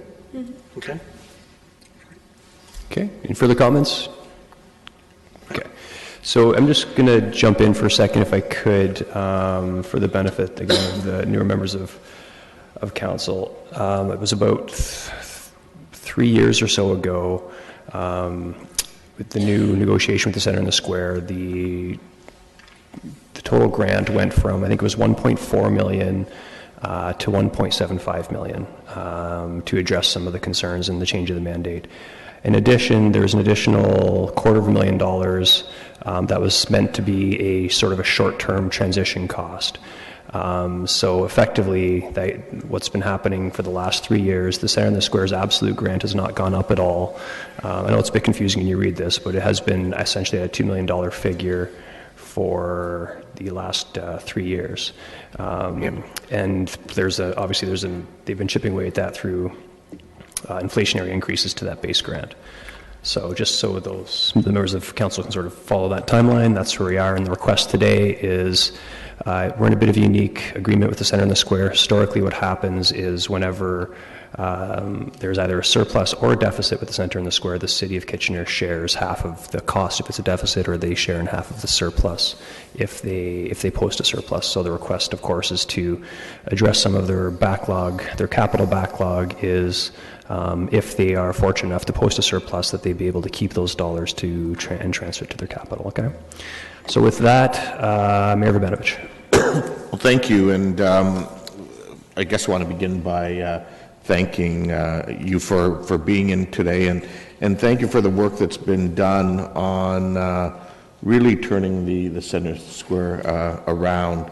I mean, both from your perspective, Rob, from a staff perspective, as well as Paul and his predecessor, Bruce, from the leadership of the board chair. I know there's been an inordinate amount of volunteer hours that have gone in to really help the Centre and the Square become a more viable entity. And the notion that we're actually talking about a surplus again this year, and while we don't know what it is yet, it really, I think, speaks to the work that's been done by the entire team in helping move it along. Certainly in terms of the issue paper, I would, Mr. Chair, be supportive of us looking at that and considering it on final budget day. I think it does speak to part of the issue that you talked about when we came into this arrangement. I mean, a few years ago, not only do we have this arrangement in place in terms of how the any surplus is split or deficit, but we also agreed in terms of how capital is split. And that came through a great deal of negotiation. I think one of the things, and inevitably we'll talk more about this on Capital Budget Day, one of the things that we didn't really factor in when we did that split is the fact that the Center and the Square now is responsible essentially for everything on the inside of the walls, and the city is responsible for everything on the outside of the walls.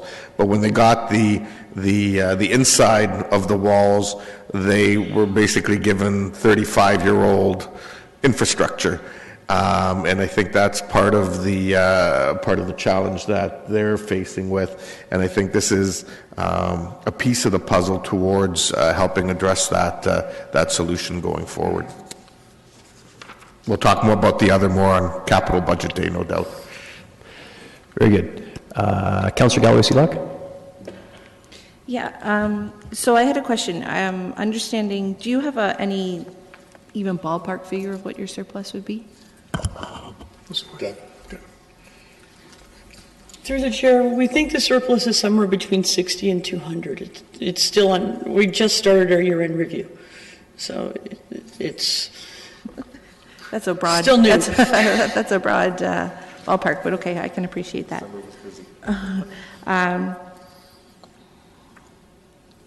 So this year, as it's set up, is it that the city would receive half of the surplus back? That is correct. Okay. In 2018, if we have a surplus as it currently stands, the city will receive half of it. And I know that next year, or for this budget, you're asking for any surplus to be retained.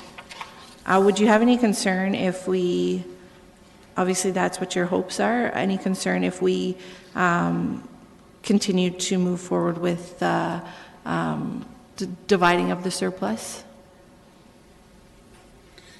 We could continue to divide the surplus, but then I would probably have to come to the city and ask for additional funding to cover the things that we need to do if I cannot find grants from other places.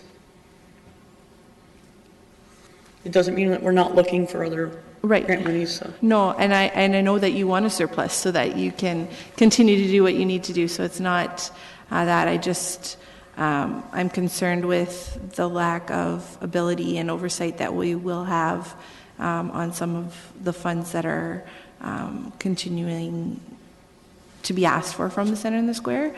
And so I'm not sure that, while I can support moving forward with some more transitional funding, I'm just not sure I'm willing to support the fact that you get to keep any of the surplus, but if there's any of deficit, that we have to split it. So that's where I'm kind of hung up on your issue paper. So I just put that out there. If I might, the intent would be, we have about $11 million of capital items that need to be addressed over the next 10 years. The intent would be to use that surplus amount, which really reflects the operating surplus. And so, you know, the amount that's been put aside historically to cover capital costs isn't sufficient to cover all of the things.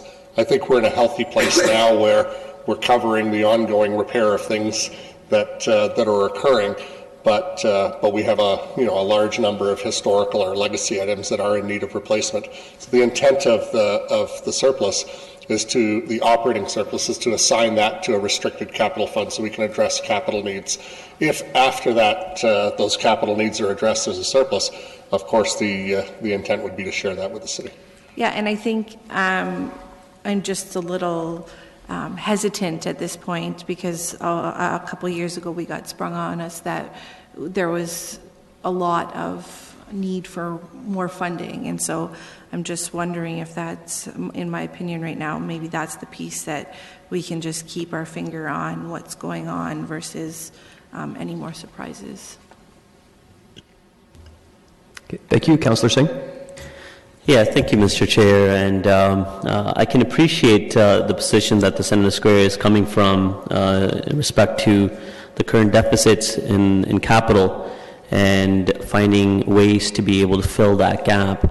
And I think there's no question, really, the financial constraints or difficulties that Senator Square has had, as the chair referenced. The budget has gone up from 1.4 million sum to close to 2 million, and that's specific to the financial constraints. So there is considerable work to be done to improve the financial strength of the organization, especially to maintain and to meet the need of fulfilling the capital improvements that are necessary and will only compound over time as well. So I think this is probably a necessity that we have to help meet the organization. But at the same time, I do appreciate the concern that Galloway CLUC has raised in coming to some sort of agreement where the surplus will always be that way in perpetuity. The hope is still that the improvements, and I think they're ongoing negotiations with partners, as well as taking a look at different ways of how the operation is done, that the financial position can be improved. And I have my confidence with the chair of the board and the general manager and staff there that can be done, especially with ongoing assistance that the City of Kitchener continues to follow. But I would prefer if this was something that was granted on a year-to-year basis, so that over time we can continue to see what those surpluses are coming, so that we can cheer those large surpluses coming in, and realizing, though hopefully they will continue to go up, that they are fulfilling that $11 million capital deficit, and will take some time. So that would be more of my suggestion. Is that the intent, that it's not just in perpetuity that the surpluses will be retained by the Senator Square, but in fact that each year the ask will be made for the surplus to be retained, or rather than being split? Yeah, I mean, it's a little bit complicated in the fact that if we were to make the capital improvements that we need to make, we would then show an operating deficit that would then be shared by the city. And so, effectively, what we're seeing is we're showing an operating surplus, but it's only a surplus because items have been deferred. And so, I would rather those items have been dealt with over the years, and then you wouldn't have seen a surplus. And so it's just a case of timing on when things have been replaced versus what's happened operationally. I think, as I said, we're at the point where operationally, looking forward, we think we can be at a very healthy place in terms of maintaining the upkeep. The question is now the backlog of aging infrastructure that we do need to address. Yeah. So the intent wouldn't be for it to be a perpetual thing. The intent would be that this amount helps us to get through the part of that backlog of capital items. And that's appreciated, and I think that's probably what the need will have to remain for many years to come. But again, it's just helpful for the council and the citizens to see that, as the financial position improves, that the capital deficits are being worked upon as well, and getting that oversight and having that oversight as well. So, thank you. Thank you, Councillor Schneider. Thank you, Chair Davey. Not as much questions, but just comments. I really want to commend and congratulate you for the great turnaround at the Centre and the Square. I've heard so many great comments and received so many great comments on social media about the range of programming for different demographics, different tastes. It's incredible how busy the Centre is, so congratulations on that. I also want to comment on the interculture at the Centre and the Square. I have the opportunity to mix with some people who are your frontline people, and they really enjoy working there now. They feel very much a part of everything, and it's a great place for them to work and contribute to their community. So thank you for the great work, and I'm glad that we are discussing a surplus here. So thanks for the excellent work, and continue it. Thank you. We have a great staff. We're blessed with a great staff, and we do take the time to, in meaningful ways, appreciate everybody's efforts. But yeah, thank you. Thank you, Councillor Gazzola. Yeah, most of my questions have been answered. I think you have done a great job. It is great to see that you're ending up the year with a surplus. You've done extremely well financially in the 4 years that I've been off the board. I don't know if that's a good indication. I want you, and you did really respond to the point that you're really being transparent. You could have gone ahead and made your repairs, and we would not end up this year with a profit. I think it's great that you've been transparent, you've done the best you can, and showing that you can make a profit. The other point is that you have the issue paper actually deals with the question of leaving you with a $2 million operating grant from the city, which basically it means that for the past 4 years you've had the same amount, $2 million. I did a quick calculation that had you been getting the 2% along with everybody else, you'd be getting another $165,000 this year. So I really don't have any questions. I'm really pleased to see the turnaround, and at the same time, I think we're really helping out the artistic organizations in our community and giving them more opportunity, and we're doing all of that by basically still making a profit. And the other point on the capital, it's a fact that we shortchanged you for 25 years on our capital infrastructure. We left it all up to the center as opposed to us, the owners of the buildings. We did not put into it what we needed to, and so now we're going through a bit of a catch-up. So I have no problem supporting your request for this year. And it's good also that you've mentioned that you're just dealing with this year. The formula that has been in place will continue in the future. Thank you. Thank you. Councillor Marsh. Thank you, Chair Davey. So a couple questions. One is just, did the Centre in the Square receive the Cultural Spaces grant that it applied for last year? So we've actually finished one Capital Spaces grant for our internal theatrical lights for the most part and our AODA washroom. We have now received confirmation that we have a Cultural Spaces grant to complete the art galleries washroom. Oh, and that's it? It doesn't include more? No, it's just their washroom in their front lobby area. Yeah, okay. Well, thanks. And so that just goes to show that arts funding in our region from other upper levels of government is lacking, because really I'm glad to hear that you will be continuing to apply for grants as they are available. My other question might be for our staff. It's just I want to understand a bit better, where does the surplus and or deficit land? Is it just in a reserve fund, and are we counting on it anywhere in our budget? Mr. Hagen? Through the chair, any surplus or deficit would show on Schedule 1 in the grant line that is paid to Centre in the Square. So if they have a surplus, we would end with our 50% showing as a surplus there. Any deficit would show our 50% in that line as well. And whatever that result is ends up going to the tax stabilization reserve at the end of the year. So there's not a separate Centre in the Square reserve. It comes from the tax stabilization reserve, and that's why that's the funding source for the transitional funding in the issue paper. Okay, thank you.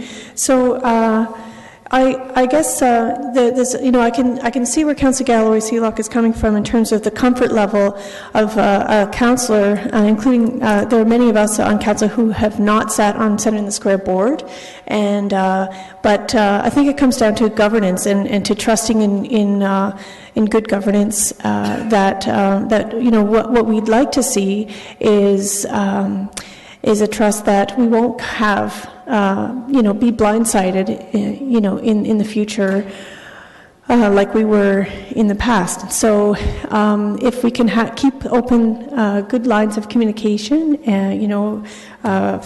going forward, for myself, I can support this request. I think it's reasonable. 4 years ago we had the tour of the infrastructure deficits within the Centre and the Square, and I know that a lot of those have not yet been addressed, so I think that's going to be key going forward to maintain this as an amazing cultural space in our community. Thank you. Thank you. Councillor Ioannidis. Yeah, thank you, Chair Davey.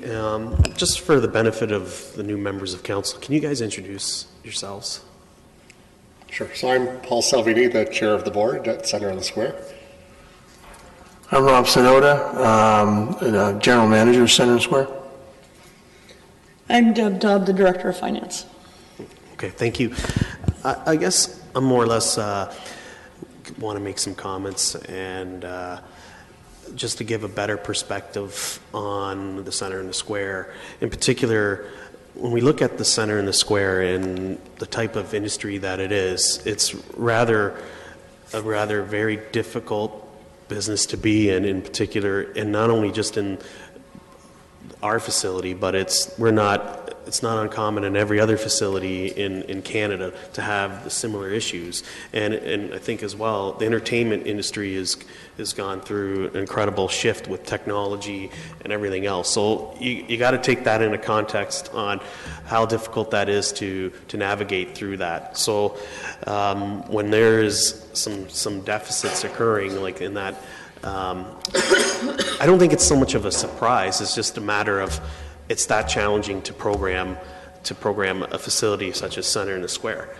And the one thing too we need to take into context as well is when we look at the Centre and the Square, it was built roughly about $30 million? 1980, it was just under 12 million, I believe. Under 12 million. Okay, yeah. That's even better. And if we were to look at to build a facility such as that today, we're looking somewhere roughly in $120 million. 130 to 150. Yeah, 130, 150.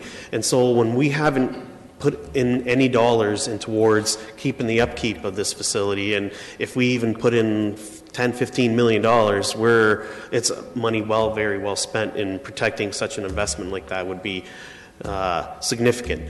And so I just wanted to put that as a context. Thank you. Have Councillor Singh for a second round. Just before we get to him, I just wanted to ask, so I noticed that the request in the issue paper is for any surplus or deficit from the following year. Why wasn't it asked for, or was it asked for 2018? Was that Centre and the Square, or was that staff's request? We asked for 1 year, and we are dealing with the 2019 budget. We didn't feel we could go back to 2018 and ask retroactively. Okay. Doesn't mean that we wouldn't like to ask it retroactively, but we did not.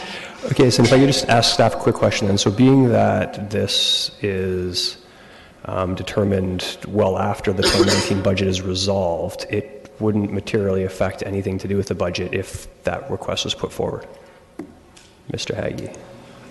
That's correct. There wouldn't be necessarily a financial impact. The one thing is that it specifically was a council resolution as part of budget, so it would have to be reopened. So you need 2/3 to reconsider because the wording specifically for 2018 said that the surplus or deficit be split 50-50. Okay, sorry, I think you're right generally speaking. I'm just wondering, question to the clerk, if it's a new council, is it still subject to reconsideration?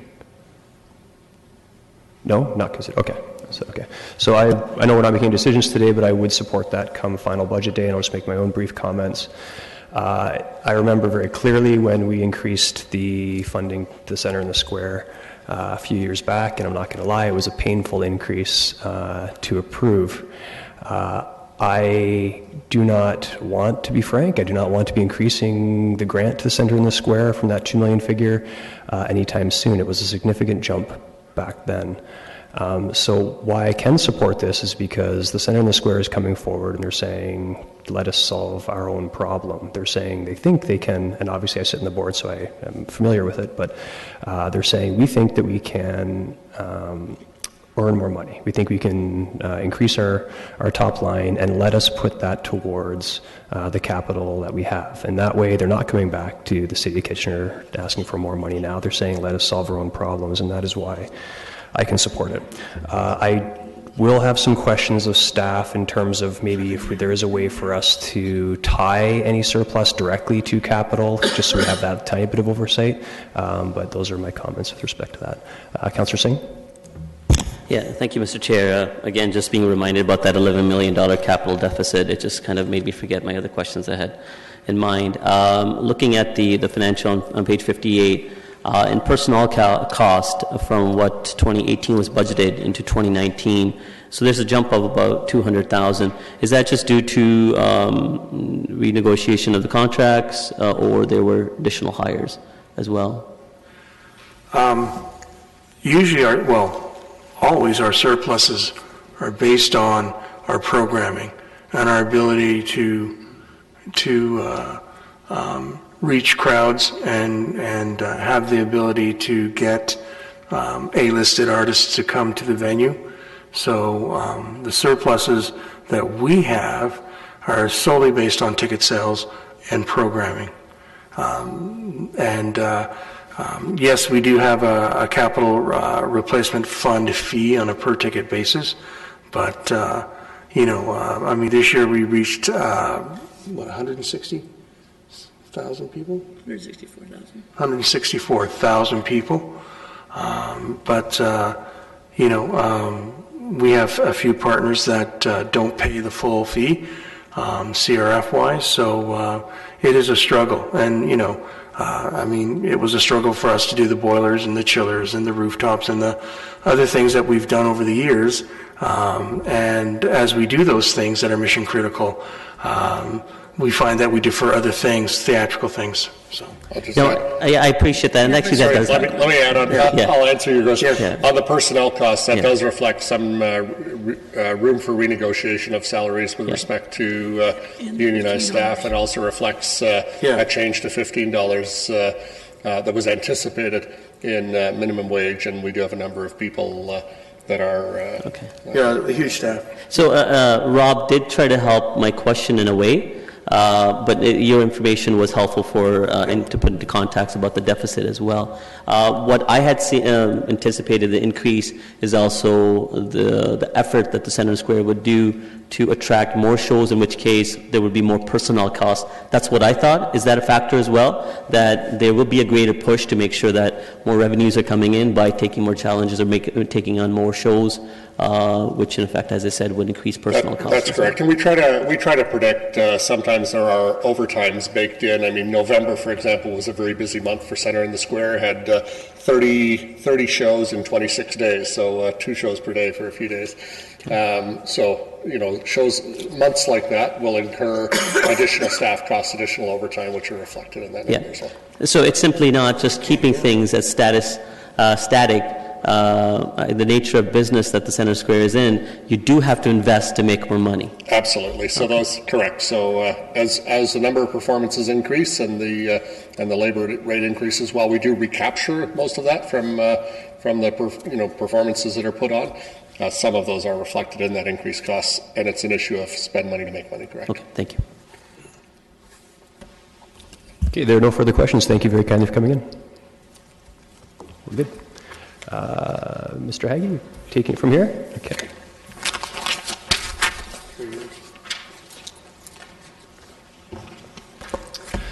Thank you, Mr. Chair. I'll be handling the balance of the presentation with other staff coming to answer questions of Council. We're going to begin with the tax-supported operating budget as kind of the first stretch of slides we'll be dealing with.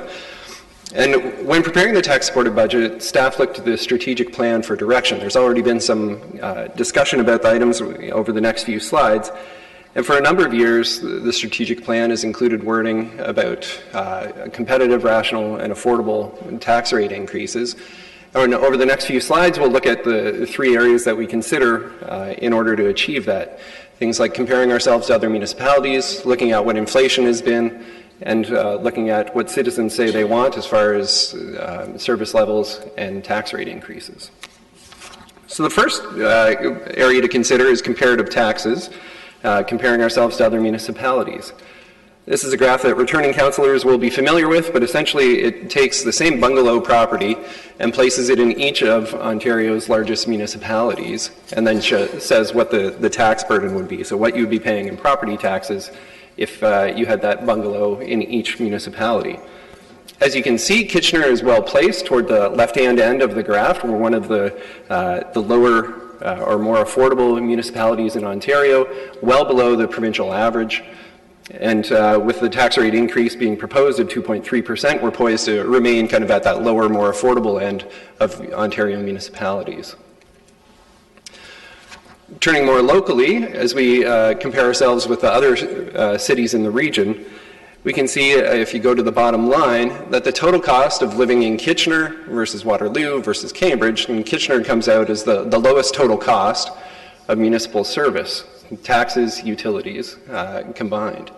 We're very close to what Cambridge is and well below what Waterloo is. So we can quantifiably say that Kitchener is one of the more affordable cities to live in Ontario as well as within the region. There's already been a bit of discussion about inflation this morning, but just to circle back to it, the year-to-date CPI, or Consumer Price Index figure for inflation, is 2.4%. That's a figure that Statistics Canada produces on a monthly basis. We only have one more month to go. The December figure is not out yet, but it will be in by the time we are here considering final budget day. But there would have to be a massive swing in inflation, either up or down, to make any difference on the 2.4. We have 11 months of data, and so we only have one more data point left, and so it would have to be very high or very low to make us move off of 2.4%. The municipal price index, there was already discussion about that, where that's the inflation factors on us as a municipality, and they are different than the average consumer because the municipality buys different goods and services than an average homeowner. The MPI figure for 2018 is 3%, which again means that the inflation pressures on the city are higher than the average consumer. So the things that we would buy are going up more than the average consumer. This graph shows the effect of inflation and tax rate increases over time over a 10-year span. If you look at the top two lines, it shows the tax rate increase, including EDIF, is the yellow line, and then the longer dashed line is what MPI inflation has been. And you can see that over the last 10 years, those numbers are very close. So the tax rate increase, including EDIF, has been very close to what our municipal price index has been. The bottom two lines, the blue line and the shorter dashed line, show the tax rate increase, excluding EDIF, as well as what CPI has been. And so from this you can see that the tax rate increase, if you take EDIF out of it, has been very close to what CPI inflation has been. But because of the investments in EDIF, the actual tax rate increase approved by council in total was higher, but that it tracked very closely to what the municipal price index has been over the last decade. The final area to consider in this area is what citizens want as far as tax rate increases and levels of service. The feedback summarized on this chart is from statistically valid surveys, or statistically significant surveys, taken in 2013 as well as 2018. And what we've seen time and time again when we've done this survey or asked this type of question is that the overwhelming response that we get from the community is tax rate increases around the rate of inflation that maintain existing service levels. You can see here it's around 60%. And then the other two options of increasing taxes to expand service has gone up somewhat for the 2018 survey, and the maintaining taxes but potentially reducing service levels has gone down slightly. This opinion will again be tested through the 2019 budget process. This is one of the questions we're asking as part of our online survey. So aside from the citywide surveys that are statistically significant, we are asking that question from residents right now and trying to get their feedback on what they think. When we had that same question in last year's survey, the results were very similar to what we see here on the screen. Okay, I'm going to pause you there. I have a couple questions. Councillor Singh? Yeah, thank you. I just want to try to help myself in getting more clarity on some of the, the chart and the information provided. It's very helpful. I mean, it's very good to see that when it comes to affordability, that the City of Kitchener for taxes is on the lower end of the spectrum, and definitely helps to see that in O-62 when you compare average household home value at 309 for Kitchener, we're paying, citizens pay less taxes when compared to Cambridge at 310, which is, say, the same range. But when you compare with the City of Waterloo, where the home value is 384, though it's higher, but in respect to if this house value was exactly the same, both in Kitchener, Waterloo, and Cambridge, the Cambridge question is answered. What would that tax component be in Waterloo? So if there was a house, so I'm not asking for in general affordability. I'm asking for getting a clear picture, and it's for us to have a more reflective picture of how well we are trying to maintain our operation in how we're spending and how we're providing services for the cost thereof, relation to other municipalities. So when seeing exact same home value. So I think the question is, if the assessed value in Waterloo was 310, what would the figure be? We haven't calculated it. It would be fairly simple to do. And we don't just cherry pick the assessed value. We get the average assessed value from the region, which comes from MPAC as well. No, and I appreciate that, and this is in no way in criticism that we're trying to misdirect. I think this chart speaks to affordability, and it answers that. And that's really great, that when it comes to affordability, if a person can live in Kitchener, they will in average pay lower taxes. And that's great because in some cases, relation to Waterloo or many other municipalities listed here on O-61, where the average home is less, and that's why their taxes in effect will be less, and that's a good thing. Mm-hmm. But also these charts should also be reflective of how well we're running the municipality, not just aspect of affordability. And so if we were to maintain the same home value throughout in comparison to the other municipalities, or the very least in our region with Waterloo, I think that information would be helpful as well, so that we can be on going forward reflective of how we're running our operations here. So we could do that calculation. I'm confident that the Waterloo figure would still be higher than Kitchener's. And that's good to know. And that's a great way for us to have that information for our citizens as well. So if that information can be at a later point provided, I would find it helpful. I'm sure others would too. Yeah, I can calculate that over lunch. That won't take long. Oh. And to be honest, that will not give a clear picture as well, because when it comes to service levels as well, Waterloo may have a different service level than we do, and I think we do provide very good services. But again, I just want to see as a comparison where it would lie. That's all. Mm-hmm. Okay, thank you. Thank you. Mayor Voinovich? Yeah, just on that, I mean, I think we can look at the number. I think it was important that we're comparing apples to apples in terms of similar sized houses, because we can do all sorts of analysis and take it into whatever direction individuals want to take it. But this has sort of been an accepted practice used by not just us but by other municipalities as well. So I think we just need to caution ourselves on that. My point was going to go to page O-64.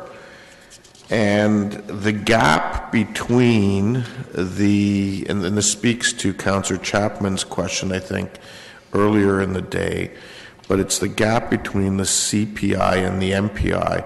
And so if we look at the last 10-year period, there appears to be about a 4% gap between the two, roughly, judging by the lines. So that essentially would mean that city staff and council through the budget process have over the last 10 years found about $4 million in savings in order to essentially eat up that 4% gap, because our costs went up $4 million more roughly than CPI, but our tax rate didn't. Is that correct? So the tax rate increase that was actually approved by council was the top yellow line. Well, that was including EDIF though. Correct. Right. So yeah, just the base piece. Yeah. Oh, sorry. I see what you're saying. Yeah. So without EDIF, just our base budget would be the blue line, but the inflation pressures on us as a municipality would be that top dotted line. So yes, you are correct that there's about a 4% gap over the 10-year span. That if we were just passing through the actual inflation pressures on the city, our tax rate would have been 4%, $4 million more. So we've had to find savings and efficiencies over that 10-year period in order to eat up that $4 million. Correct. Okay. Thank you. Thank you, Councillor Gazzola. Yeah, most of my questions have been answered. I just want to ask you again about the assessed value and difference between Waterloo and Kitchener. Just exactly what does that mean? Through the chair, the average assessed residential value in Waterloo is higher than it is here in Kitchener. So they have more valuable houses than Kitchener does. So does that mean that a house that's $309,000 in Kitchener would be valued at $384,000 in Waterloo? No. What does it mean? I'm not sure. This is the total residential assessed value of Kitchener divided by number of houses, and the same thing for Waterloo.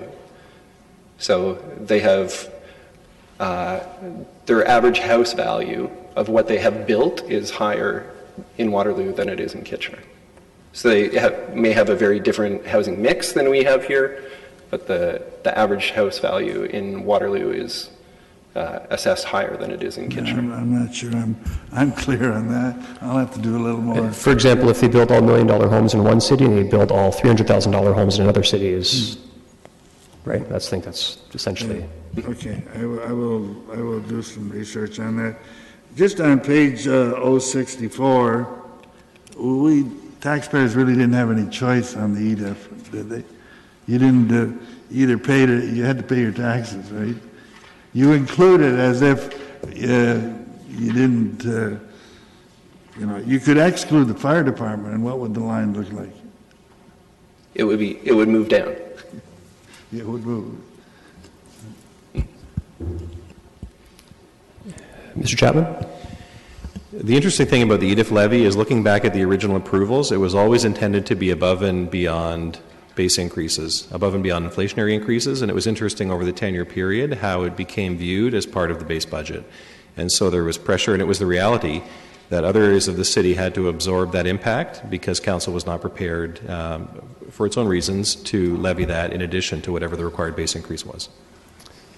Okay, so on that, before I go to Councillor Michaud, I'm finding this graph a little bit confusing. So unless it's just based on the cumulative factor, but the last 8 years, the base levy increase has been at inflation or below. So is the yellow line above inflation a function of catching up with significant increases in the previous time frame?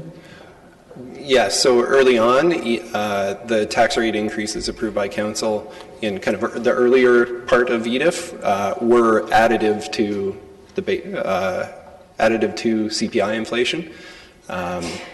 Later on in the term of EDIF and the most recent terms of council, the total increase has been around the rate of inflation. Okay, so if this wasn't cumulative, it was a bar graph, I would assume that from like 2012-ish on, the levy bar, including EDIF, would be below the CPI bar, or approximating it.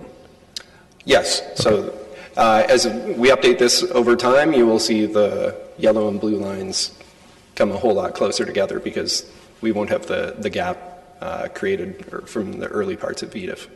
So future councils are going to benefit from the changes you made over the last 8 years. That's good. Okay, sorry, Councillor Michaud. Thanks. Just for some clarification, for the household comparisons, is it just single detached homes, or is that including semis, condos, multi-unit residents? Like, how do they play into this mix? So this would include all residential properties, not just single detached. The previous graph, this one is simply single bungalows, like the same house in each municipality. Oh, thank you. Okay, thanks. Councillor Ioannidis? Thank you, Chair Davey.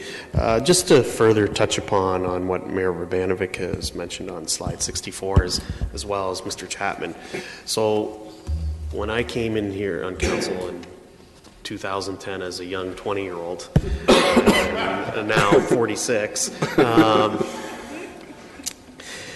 I was viewing Edith as a new member of council that it was. I viewed that as an increase that we had to go above and beyond, exactly as the way you were saying, Mr. Chapman, that the council at the time was factoring that in as inflation, when in reality it wasn't. It was a thing that was passed. So when you factor in that, it's extraordinary now that the $4 million that Mayor Urbanic was mentioning is probably a lot greater.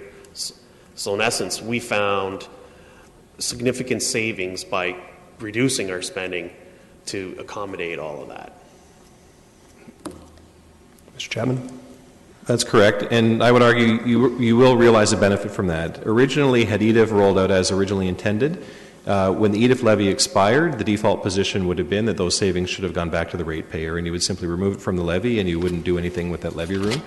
Our position now is that because you basically absorb that within a base increase, as the EDIF levy expires, you built that into your base, and so you'll have decisions to make around how you want to allocate that funding. Okay. Thank you. Okay, there are no further questions. I think I should have done this a lot earlier, actually, but let's take like a 3-minute stretch break, and then we'll go through till 12:30, okay?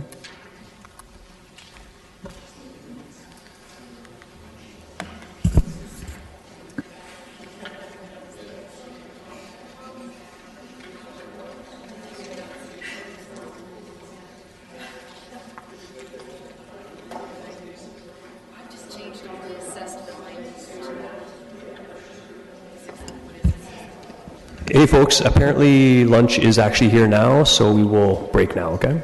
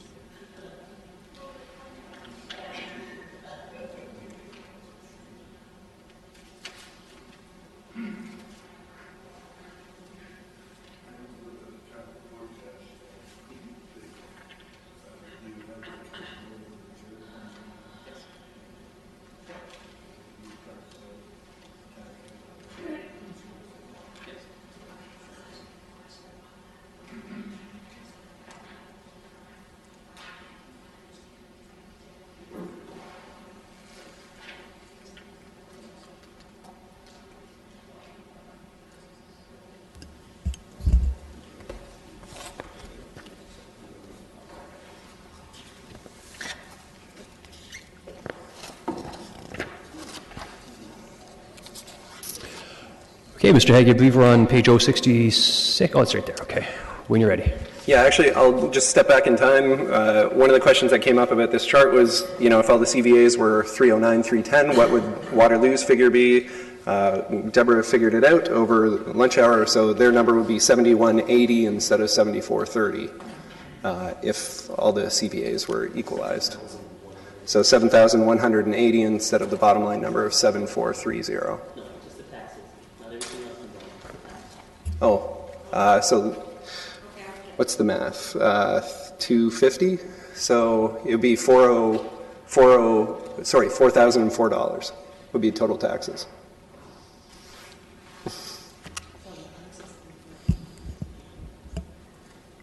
Okay. We'll beat the drum. So we just talked about the things we consider, and when we're preparing the budget, one other thing that we consider is recent operating results. It tells us where we've been and what's been happening. The table on this slide shows that the overall tax-supported operating budget is balanced and has ended the past few years with relatively small surpluses, and is projecting a small surplus for 2018. But it also hints at years gone by where deficits were the norm, and you see that in 2014. This underlines the notion that there's a fine line between the city having a surplus or a deficit in its tax-supported operating budget each year. As noted in the staff report, prior to 2015, the city actually ended the year in deficits for a period of 10 years. Through budgets, over the course of several budgets, Council corrected the budget issues that were causing those deficits. Returning councillors may remember them as chronic deficits, and so made strategic investments in those areas to true up the budgets to what we were actually achieving year after year. We're now on a relatively good financial footing.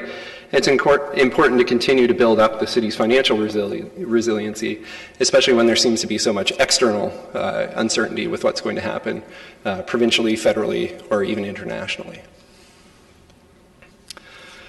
New to this year, to this year's budget package, are a series of graphs that you will see here, as well as repeated before each of the enterprises. And it's a stack bar graph that shows expenses and revenues. And expenses in these will always be on the left-hand side. Revenues will always be shown on the right-hand side. And it just shows where revenues are spent and where they come from. As they're new this year, and this is the first one that we're going to encounter, I'll just walk through each of the stack bars and just explain a little bit about what that is and what each of the components are. So I'm going to start with the expenses, which is the left-hand side, and at the very top, which are interdivisional charges. And so those are charges that other divisions within the city charge tax-supported operations for services they're providing. An example in here is that the water utility charges fire for maintenance of the hydrant system, as well as the water they use to fight fires. So that's a cost to the tax-supported budget. It's a revenue for the water budget. The next section down, capital and reserves. This is funding for the capital program transferred from operating to capital, as well as reserve contributions. EDIF debt payments, or Economic Development Investment Fund debt payments, would also fall within that section of the bar graph. Next are boards and grants. That's funding that we provide to Centre in the Square, to Kitchener Public Library, as well as economic development grants or community grants. You may have heard of Tier 1 and Tier 2 grants.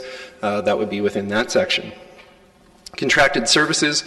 On the tax-supported side, the main costs in that area are the Humane Society contract, as well as computer licensing fees for the different enterprise systems that we have, SAP, PeopleSoft, those types of payments. Materials on the tax-supported budget are equipment charges and utilities primarily, as well as operating supplies, things like salt, asphalt, fertilizer, to provide service across the city. Debt charges are simply the principal and interest costs that we pay for tax-supported capital debt. And then you'll see the biggest piece is salary and wages, and that's to pay for staff that provide valued services to the community. Going to the right-hand bar of revenues, we see interdivision recoveries. And so that's the opposite of interdivisional charges. That's revenue coming to the tax-supported operating budget for services provided to other divisions within the city. So an example of that, the different enterprises, the water utility, for example, would pay for support that they get from corporate services for things like IT or communications, as well as financial services for all the stuff I do on their behalf. Other income is the second one from the top. That's investment income as well as penalties and interest. We've talked a little bit about that already this morning. The transfers line are dividends that are paid to the tax-supported budget from hydro, from the gas utility, Gulf, as well as parking. Grants is a small amount, and that's primarily the recovery we get from the region for services that we provide for them. So we clear snow on their streets, and they reimburse us for that, and that shows in the grants section there. User fees are something that Council's already dealt with. That's in December, setting the user fee rates for 2019. We recover a portion of the cost of our programs through user fees, and that shows up in that section. And then you can see that by far the largest section is taxes. So whatever we do not recover through one of those other sources is paid for by property tax. So the more other types of revenue we have, the lower we have a need for property taxes. Moving right into assessment growth is new tax revenue that we have within this year. We track this every year, report it to Council, and you can see this year is essentially a banner year for the City of Kitchener, having assessment growth of 2.53%. It's well above the norm that we've had over the last 10 years, as you can see depicted in the graph. It's important to note this is assessment revenue from new properties coming online, not reassessments. This is brand new revenue, but then we need to use that revenue to provide services to those new neighborhoods as well. A number that's worthwhile to keep in mind is what 1% means, as we're talking about the tax-supported budget. To the average homeowner, 1% is approximately $11, so making a change in the budget of 1% would make a change in their tax bill of $11. To the city, that's about $1.2 million, just to give a sense of scale of making any type of change, what that would affect. This table shows the change in the net tax levy based on the type of expense. So base budget items, which are increases required to deliver existing services, are indicated in the top half of the slide. And you can see the major costs in that area are salary and wages, the major change.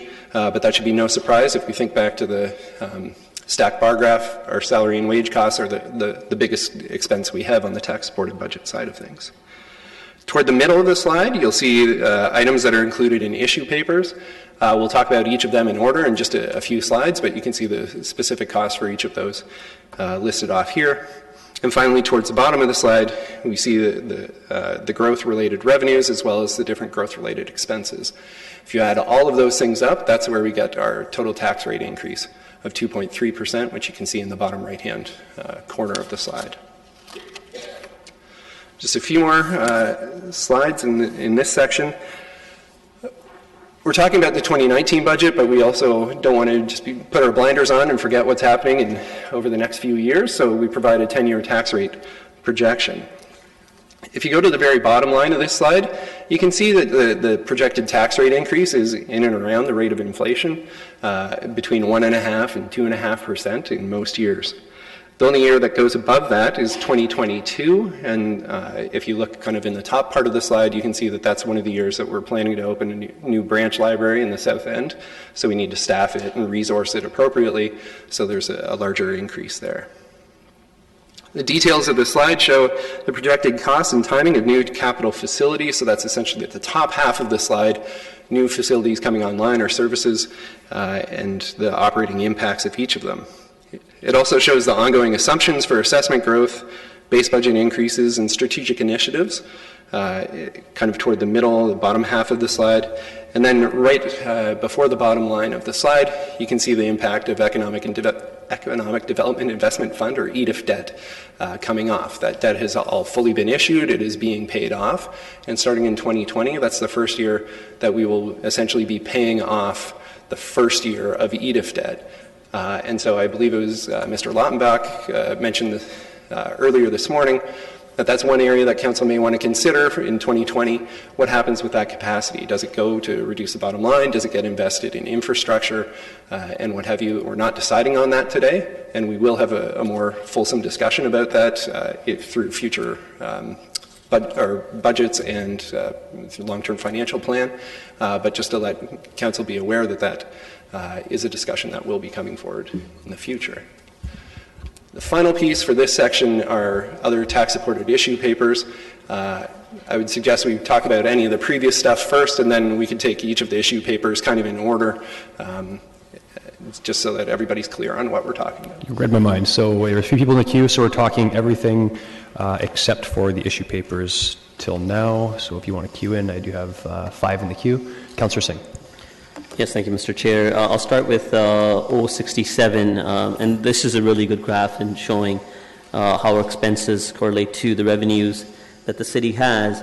I want to focus on the other income. I know it's fees and interest is the bulk of it, and the cities or the municipalities are quite constrained in how they can do business outside of their, the day-to-day that we do. In creating revenue. Are there still other areas that we haven't yet explored where legislatively that we would be allowed to outside of just normally investing in interest vehicles or focusing on the penalties?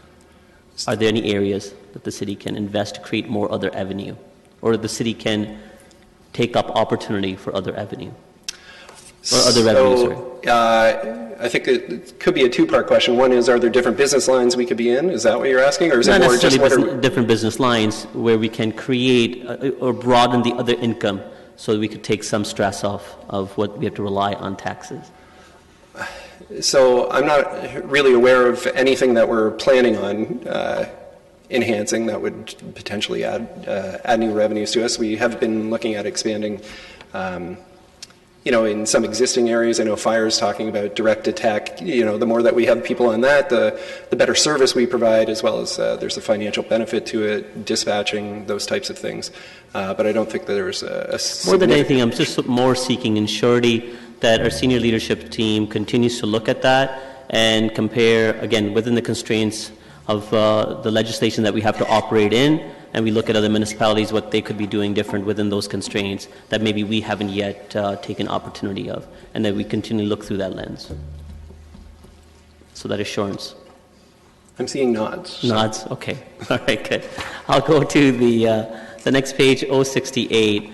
Now, this is quite a jump from 2018 and 2019 in the projected assessment growth, but there's also were years again, 2008 to 2009, where there's a sudden decline as well. So is it advisable that we don't use all of the assessment growth and to be kind of insulate ourselves to down the road if there's a certain decline in assessment growth as well, so that we're not having to deal with those budget struggles?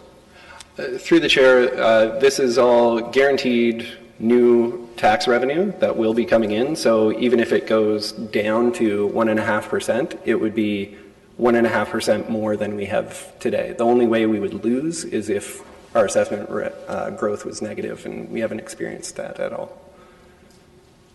So there's I see. As long as we're budgeting conservatively, that's what you're trying to say. Okay, excellent. One more question.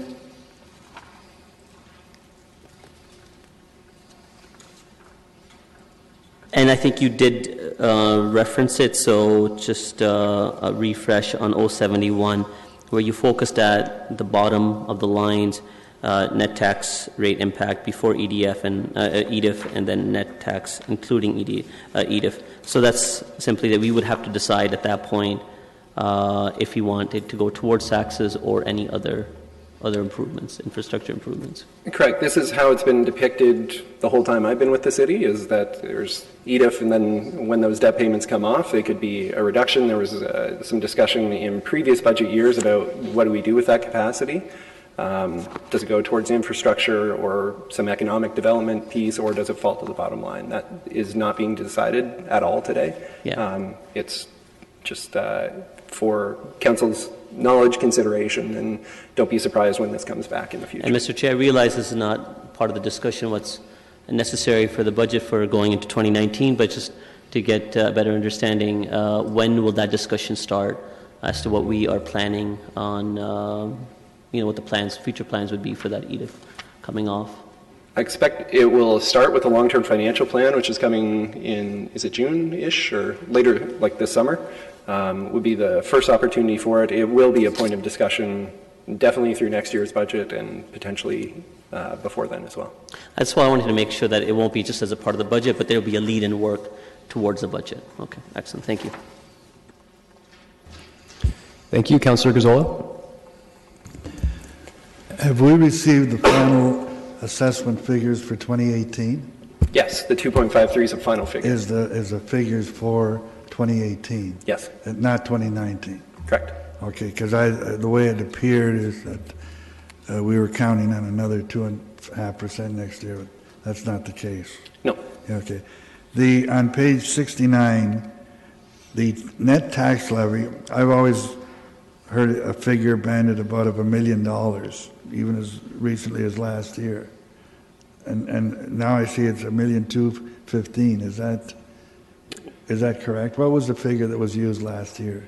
I don't remember exactly. It would have been 1.1 million-ish last year. Okay, because that's quite a jump. I've always sort of equated $1 million to 1%, but It was for 3 or 4 budgets, but it's creeping over that mark now. yeah, okay. My last question is on 071. If I were to ask you what that economic development figure is for this year, what is it? The total debt payment? Yeah, if we showed 2019 on that schedule, what would it show for the EDF? 0. Just as, it was 0. Yes. Okay, and 2020 it starts to go negative. Correct. Okay, that's all right. Yeah, thank you. Thank you. Councillor Galloway-Seelock. Yeah, my first question is with the strategic initiatives line, with that 0.5%, where else do we see that in here? For 2019, it is not in there at all. We've been able to achieve any new services or program enhancements without needing a tax rate increase above base inflation. Okay. And with regards to assessment growth, if we were to project having a 1.5% decrease every year, is that something that we could do over, a 2 to 5 year period of time? It's something we could. We'd have to see where we actually end up. We can project whatever we want. The actual figure will be whatever the assessment rule from MPAC says. Okay. I'm wondering if we could get an issue paper then on what it would look like if we budgeted 1.5% for the next 5 years, and what that bottom line would be then. We could. I can just orally tell you it'll be a 0.25% lower than everything you see there. I think, and I know that, but I think I like the issue paper just so that it brings back to focus that issue for final budget day. Okay.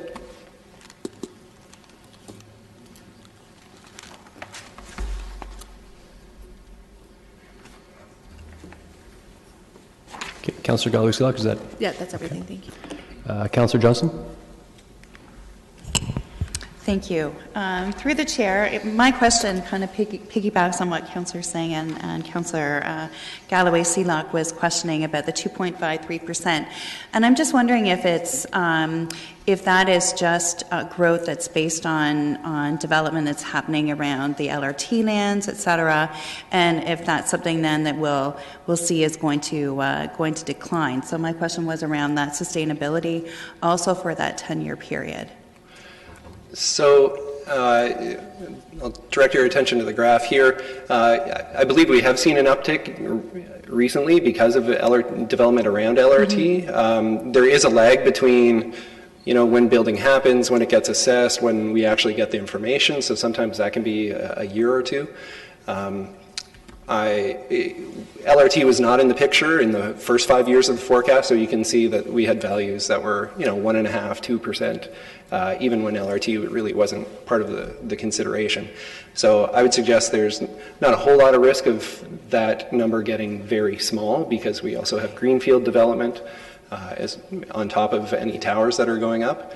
But if we were to plan on that number being at 2.5% for a long period of time, I would say that's risky. I don't think going to 1.5 is overly risky, but you can see over the 10 years, 2009, 10, 14, 15, 16, and 17 were right around or below 1.5%. So there's some risk to going there. In the short term, it may be fairly minimal, but to set our benchmark at 1.5 maybe is more risky than being at 1.25. Okay, thank you. And I had another question as well. Again, it's piggybacking on Councillor Singh. So in terms of other income, I always wonder about the Communitech Innovation Lab and maybe some of the neat things that they're coming up with from municipalities. This question might not be for you. I'm not sure who it might be for. Perhaps Mr. I'm willing to deflect to somebody else. Don't worry. No, I'm just wondering. I mean, I think that there might be some really great and innovative things that come out of there, and perhaps that is something that we can generate some income from. So just throwing that out there to whomever might want to answer that. Maybe no one. No, that would be Ms. Roud. Thank you. So right now we're not actually looking at revenue generation. The pilots that we're running through the lab at Communitech are really about improving user experience in the city. And so things like smart water monitoring, smart parking, smart garbage in the downtown. It's really about enhancing the user experience. And so we may see some efficiencies on the staff side, but not yet are we into sort of commercializing any of the improvements we see there. But it's certainly not out of the question. Thank you. Thank you. Councillor Marsh? Yeah, most of my questions were answered already, and I would support looking at the idea of maybe increasing our projected assessment growth just a little bit. But I wanted to know, back on page 67, does building operation and maintenance costs for all of our city buildings, is that going to be included in materials, or where do we account for that? Yeah, so through the chair, the staff would obviously be in the staff costs, the materials, so utility costs, any of the building materials they're using would be in that materials section. Like heating the building and that type of thing, is that? Yes, so that would show that would be in the materials section of this graph. Okay, just curious. That's all. Thanks. Councillor Gazzola?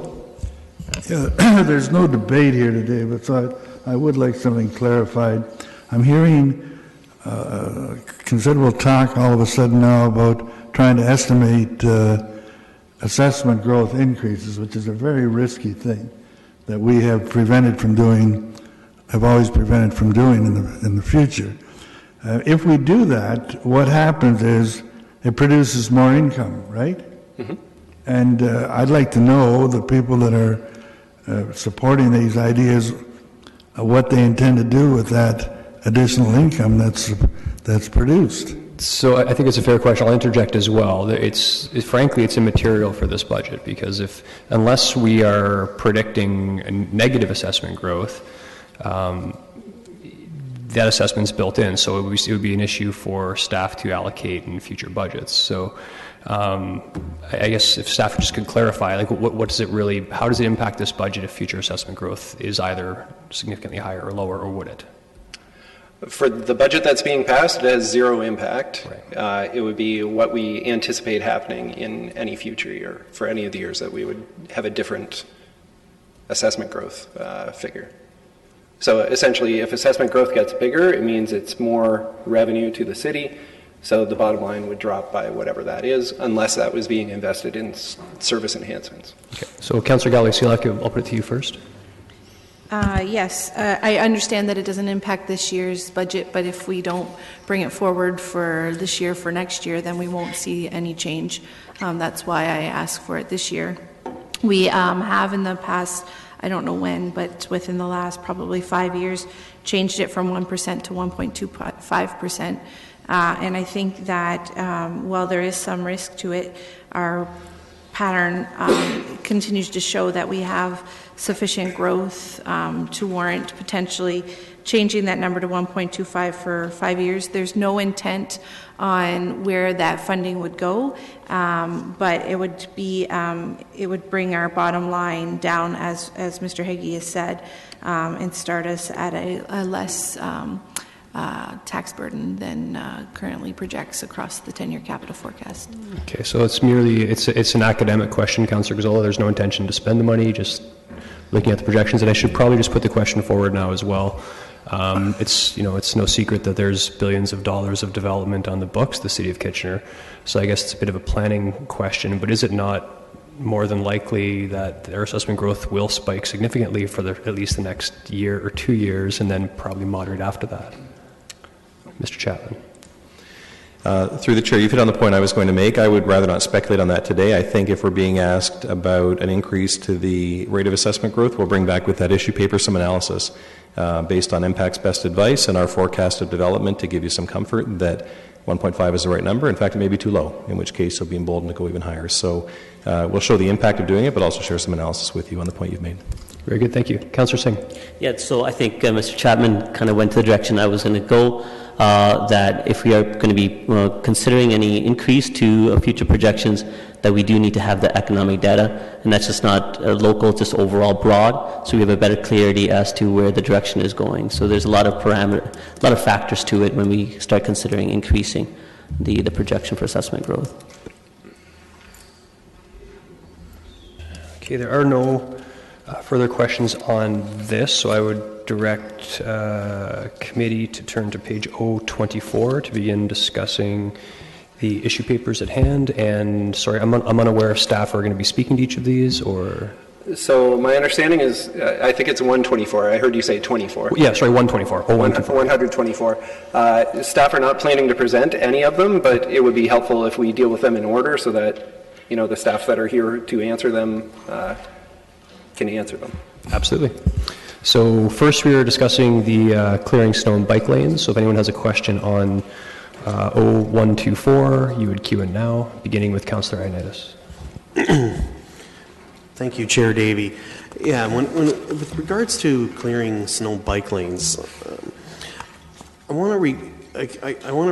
not sure how exactly that became part of the discussion with bike lanes in particular, because I don't remember the discussion with bike lanes, and I'd like a little better background on that. Through you, Chair Davey, the discussion of the snow clearing of bike lanes came to light with the changes in legislation with the minimum maintenance standards. So when preparing for this coming winter, that's when we start to have the discussions about clearing bike lanes for the winter. Okay, so the legislation is necessary. Is it mandating us to do it? Yes, there is a change in this year. It's in May of 2018, the legislation changed to include more active transportation, including sidewalks and bike lanes, so winter maintenance of those. Okay, so that's where I have a little more input I want to like to, because with regards to legislation, because with sidewalks, because one of the concerns I have with sidewalks is seeing, in particular, and I've been hearing a lot about this for many years, is when we put the patching up the sidewalks because they're uneven. Is that part of the legislation as well? The temporary repairs that we make for sidewalks, that has always been part of legislation. So that is repairs that we make to repair a discontinuity, they call it, so a trip lip. Okay. I would like to see an issue paper on that, because to me that's something that I've been hearing for many, many years, and a lot more than what I've been hearing about bike lanes and clearing of bike lanes. Another thing that I've been hearing a lot Sorry, about. just before you move on to that, just a clarification. So you'd like an issue paper on the progress of sidewalk? The progress of sidewalks and what we can do to scale that up so we're not patching them up all the time with just tar, with tar. So the question of staff would be then, how are we doing in terms of, I guess, the lag time from when we notice it, when it's fully repaired versus patching it, and what would it cost to increase that if there's is that clear enough? And I always ask whenever an issue paper is requested, is that something that staff thinks they can accommodate in time for, I would say, final budget day? I'll have to check in with our staff to see. I'll bring that back through the general manager. Okay, very good, thank you. Okay. Sorry, Councillor Innes, go ahead. And then the other part is when we're dealing with trails around like our trails around parks and in particular around schools. Is there any mandatory legislation for that? The legislation is actually for sidewalks within the city's right-of-way, so there isn't specific requirements or legislation for trails. So there isn't a specific requirement for that?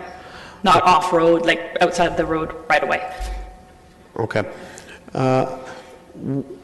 Can I get an update on what, sorry I'm bringing all this up, it just all came up to me and I've had some personal stuff that I was dealing with, so it's all coming to me now.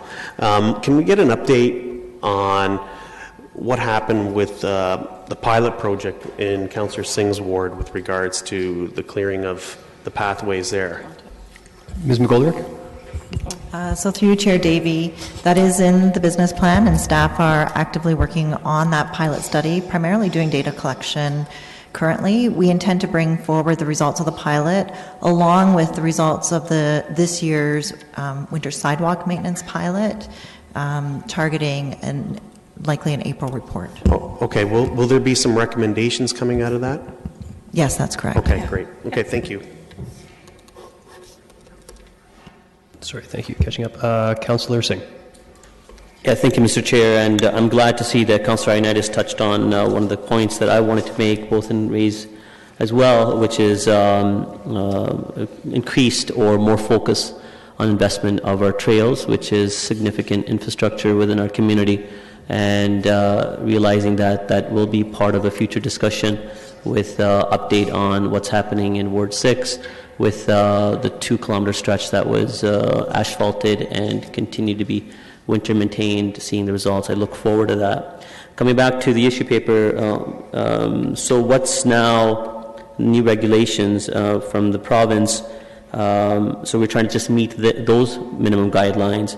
The paper indicates that big chunks of that is regional road, and this is, I'm sure, my assessment that we do recover the cost for clearing of regional roads, or are we just doing on their behest? Yeah, through you, Chair Davey, yes, that's correct. Through the regional maintenance agreement, we do recover the costs for winter maintenance of the facilities roads that are on regional roads. Okay, and even in areas where there's issue regarding boulevard, smaller boulevard, not enough boulevard space, so where increased costs would be incurred, again, that would be covered from the region as well. The 11 kilometers that we've selected are all in city roads, so that it wouldn't be part of those that cost recovery. Okay, all right. Thank you. And are we meeting minimum standard, or are we going above the minimum standard? We will be actually exceeding the maintenance standards. Feedback that we've received from our cycling community requests that we should be exceeding. And I appreciate that. And what is that difference? It's helpful for council to know. So the minimum standards require that you treat, and treating, so depending on the classification of the roads, so standard road, like a collector road, treatment would be to reduce the amount of snow in a bike lane below 8 centimeters, and treat, so basically you can chemically treat it with salt, or you could plow it so that it's less than 8 centimeters, and you have a minimum of 1 meter available for a cyclist to use. So that would be the minimum. That's what the legislation requires. So what we're suggesting would be above and beyond that, because we believe that we would provide the same level of maintenance that is on the road for the bike lane as well. And that's good, and I appreciate that. But again, initially when I saw this, and council was notified that we may be going in this direction, and my anticipation was, well, we're just having to do that because that's the new standard outlined from the province. But if you're going above and beyond that, especially if we are trying to support the cycling community, we want to be able to show, no, we're not meeting legislative requirements from the province. We are, in fact, going above and beyond.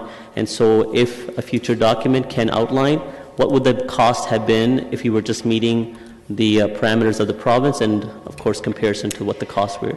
Certainly, we could look at that. When looking at it operationally, though, to just meet what the standards are, it's actually easier just to clear the road, that's like the bike lane at the same time as you're clearing the road, and treat it the same way as the road. So there's not increased cost then? No. That's good to hear. So we're meeting a greater standard and it's not increasing cost. I love hearing that. Excellent. Thank you. Thank you, Councillor Marsh.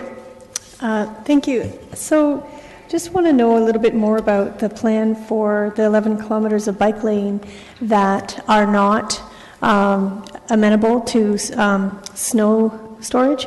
So I know that we have a lot of curb-face sidewalks, particularly near the downtown, and I'm just wondering, when it comes to the cycling lanes where there isn't snow storage, how will we deal with that? Yeah. So this issue paper, basically, there is 16 kilometers of curb-face sidewalk adjacent to bike lanes right now in the city of Kitchener on city roads. So this issue paper deals with 11 of them. So the 5 kilometers, which we did not select to be part of this proposal, are not really contiguous with any other active transportation routes, or they're actually adjacent to a facility that might be off-road that has winter maintenance, so we didn't include it. So with this proposal, we have 16 kilometers. Basically, there's 11 kilometers on road. There are other options for the remainder of that 5 kilometers if we're not doing it on road, but there's other alternate routes for people to use, for cyclists to use. The remainder of the 33 kilometers are actually regional roads. We are meeting, there's a multi-city group that are meeting to figure out how we're going to do this as a region, and then that will answer some of the questions of the remaining cycling facilities with Zero Boulevard that are on the regional roads within the city of Kitchener. Great. So for those tough to service areas, on a snow event day, will there be immediate loading, or can you I just am really trying to understand practically what it looks like the day after a snow event? So as soon as practicable, we will get out there to load the snow away. So the first pass will be on the roads, and then as soon as we can get staff and equipment out to remove the snow that's kind of going to be pushed onto the curb, where we're allowing our operators to place the snow as best as possible on the curb. As soon as practicable after that, we will go with our additional equipment to load that snow away. So in your analysis of how you're going to do this, I'm wondering if you're going to be trying to come to sort of standards of number of hours or days after a snow event, your service levels, what you're going to be looking for. Certainly part of what we will be doing is collecting data while we do this, because this really is an interim solution until we get through the Cycling and Trails Master Plan, and the information that we gather of how this actually will work, how we can actually operationalize this, will actually feed into that Cycling and Trails Master Plan, where we hope to establish levels of service through the actual plan. Okay, I think it's great that the City of Kitchener is being a leader in this area to go above the minimum standards, and I hope that we can encourage our partners in this region to do the same. Yep. Thanks. Thank you. Through the chair, my question piggybacks on previous comments from Councillor Singh and Ioannidis as well. My question is around, again, winter maintenance of trails and pathways.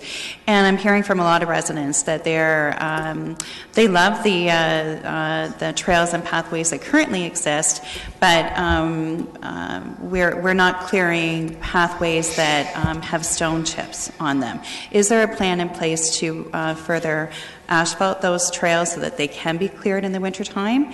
And this might not, again, be the question for you, but I'm wondering if there's a plan in place for that. So through you, Chair Singh, this is work that we will be doing with the Cycling and Trails Master Plan, is identifying those routes that may form a winter cycling network or winter active transportation network, so that it's premature to comment on that at this point. Okay, thank you. Okay?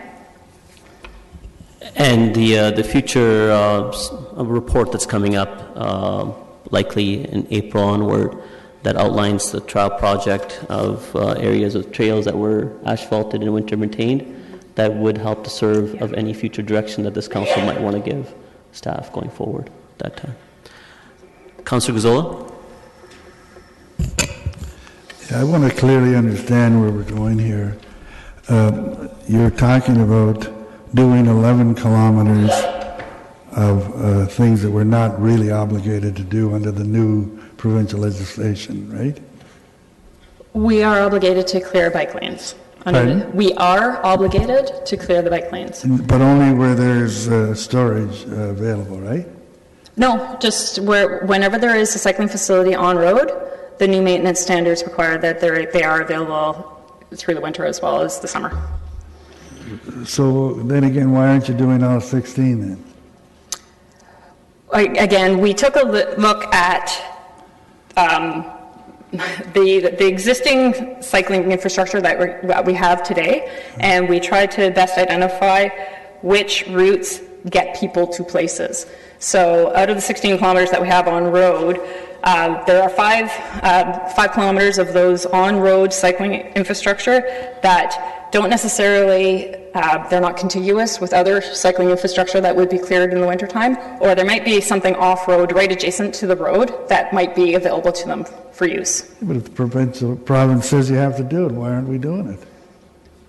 This is an interim, so again, this is an interim solution until we're able to identify a cycling and active transportation route, which would be year-round, which is work that we're going to be doing through the Cycling and Trails Master Plan. This was our interim step. Yeah. I'm disappointed because when this came to council last year, the majority of council did not support it looking at different ideas, and yet now we're trying to slip them in here. These 65 kilometers off-road, are we required to do them? No, we are not required at this point. Have we been doing them? For the majority of the 65, yes, we have been. We have been doing them, we're continuing to do them. Yes. Over and above what we're required. Right? Right. Yeah. And yet we couldn't do our simple little test. Can you, when you're bringing all these papers back, can you give some indication of usage? How many people are using these facilities? Okay? Certainly, that'd be something I'd work with transportation planning. I'm not sure if we have cycle counters or counters available. I mean, we're doing this. There must be a lot of indicators out there as to why we're doing it. Through you, Mr. Chair, we don't have the ability to give you those numbers at this time. One of the things that we will be working on very extensively through the Cycling and Trails Master Plan will be data collection. But the data collection to date isn't sufficient to be able to tell you the usage of the cycling facilities that are proposed to be maintained through the winter months at this point. Don't we need data to make decisions? Generally speaking, yes. That's why we're changing the way that we collect data from a cycling perspective. All right. Thank you. Okay, no further questions. Just, sorry I stepped out for a second, but are we aware of other municipalities picking this up as early as we are, or are we ahead of the curve on this? I am not aware of the other municipalities. What I do know is that we are in constant conversation with them, and we have a series of meetings set up to discuss winter maintenance on our facilities, on the cycling facilities. As you can appreciate, many of them are contiguous with our adjacent neighbors, so we want to make sure that we have connectivity to our neighboring municipalities. Did the province give a timeline for when we need to be compliant? The legislation was passed in May, and the intention was that they are law and that municipalities are to follow. Okay. And the province has implemented this new level of service, so I assume they're sending us a check. Is it going to be like an e-transfer or no? Okay. No. I'm just kidding. Okay, thank you. There are no further questions. I wish. Okay, that concludes item Op 2. So on to Op 3, environmental sustainability. If you have any questions on page 127, you would queue in now.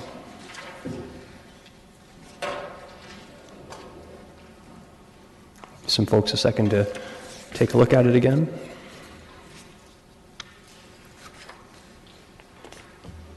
I'm not seeing anyone. Oh, Councillor Gazzola. I'm trying to. I wanted to know what the benefits of this program are. Another point I have here: do we really need another reserve fund? Why are we setting up this fund? And we really haven't had a discussion on it. We're not having a discussion here. It's here, okay? It's thrown at us, and I find it interesting that these issue papers, when it says budget ask, the answer is none. But then it goes on to say, well, it's already included in the budget. No, the ask is for whatever is being asked for here. So I'm just wondering, is this the appropriate time to be looking at ways to spend monies? Okay, so I'm still trying to understand what the benefits of this program are to the city's taxpayers. Okay, so Mr. Reedman, do you want to tackle as many of those as you can?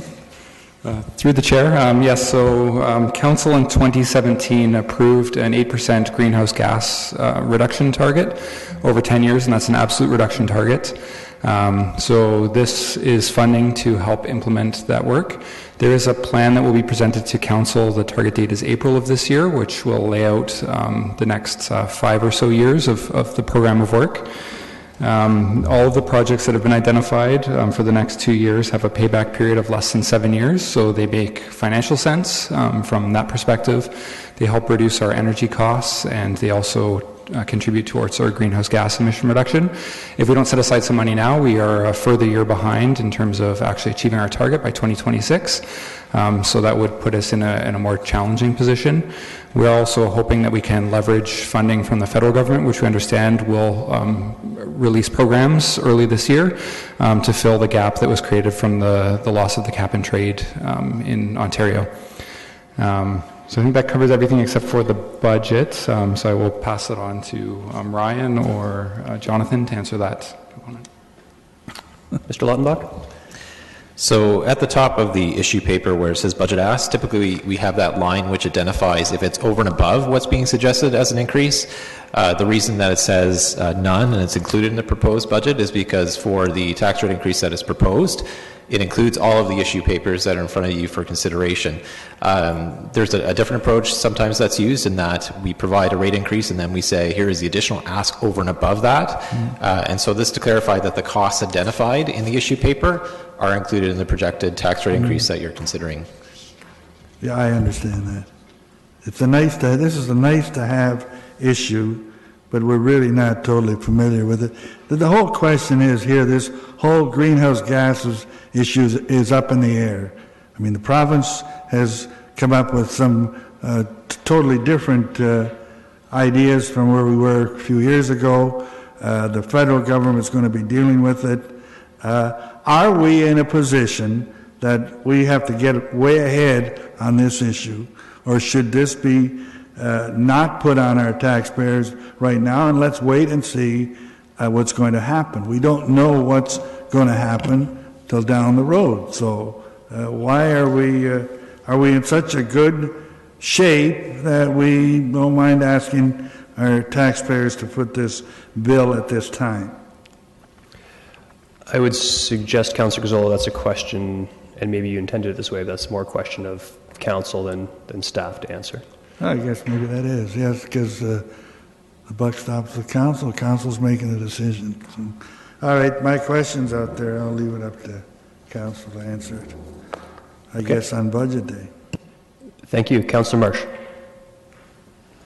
Well, I think it's interesting that Councillor Gazzola is putting out this very provocative question when we are looking at things like the infrastructure deficit, and we're looking at trying to plan so that the future citizens of Kitchener, even maybe those who haven't even been born yet, won't be burdened with our mistakes of today. And this issue is very much related. It's not a nice to have, it's an essential. And every single citizen and every single level of government needs to do their part. And I took the bait, Councillor Gazzola. I had to say something because obviously you know that that this is something that you might feel one way but when we're looking at leading so that citizens of tomorrow will be able to breathe clean air and is an essential. It's not just a nice to have. Councillor Gazzola, you may respond. Yes. No bait here. Go ahead. I asked the question. That's all. There's no bait. Okay. This whole question of whether it's essential or nice to have is a debate we need to have. We're dealing with today's taxpayers. We're dealing with the 2019 tax bill.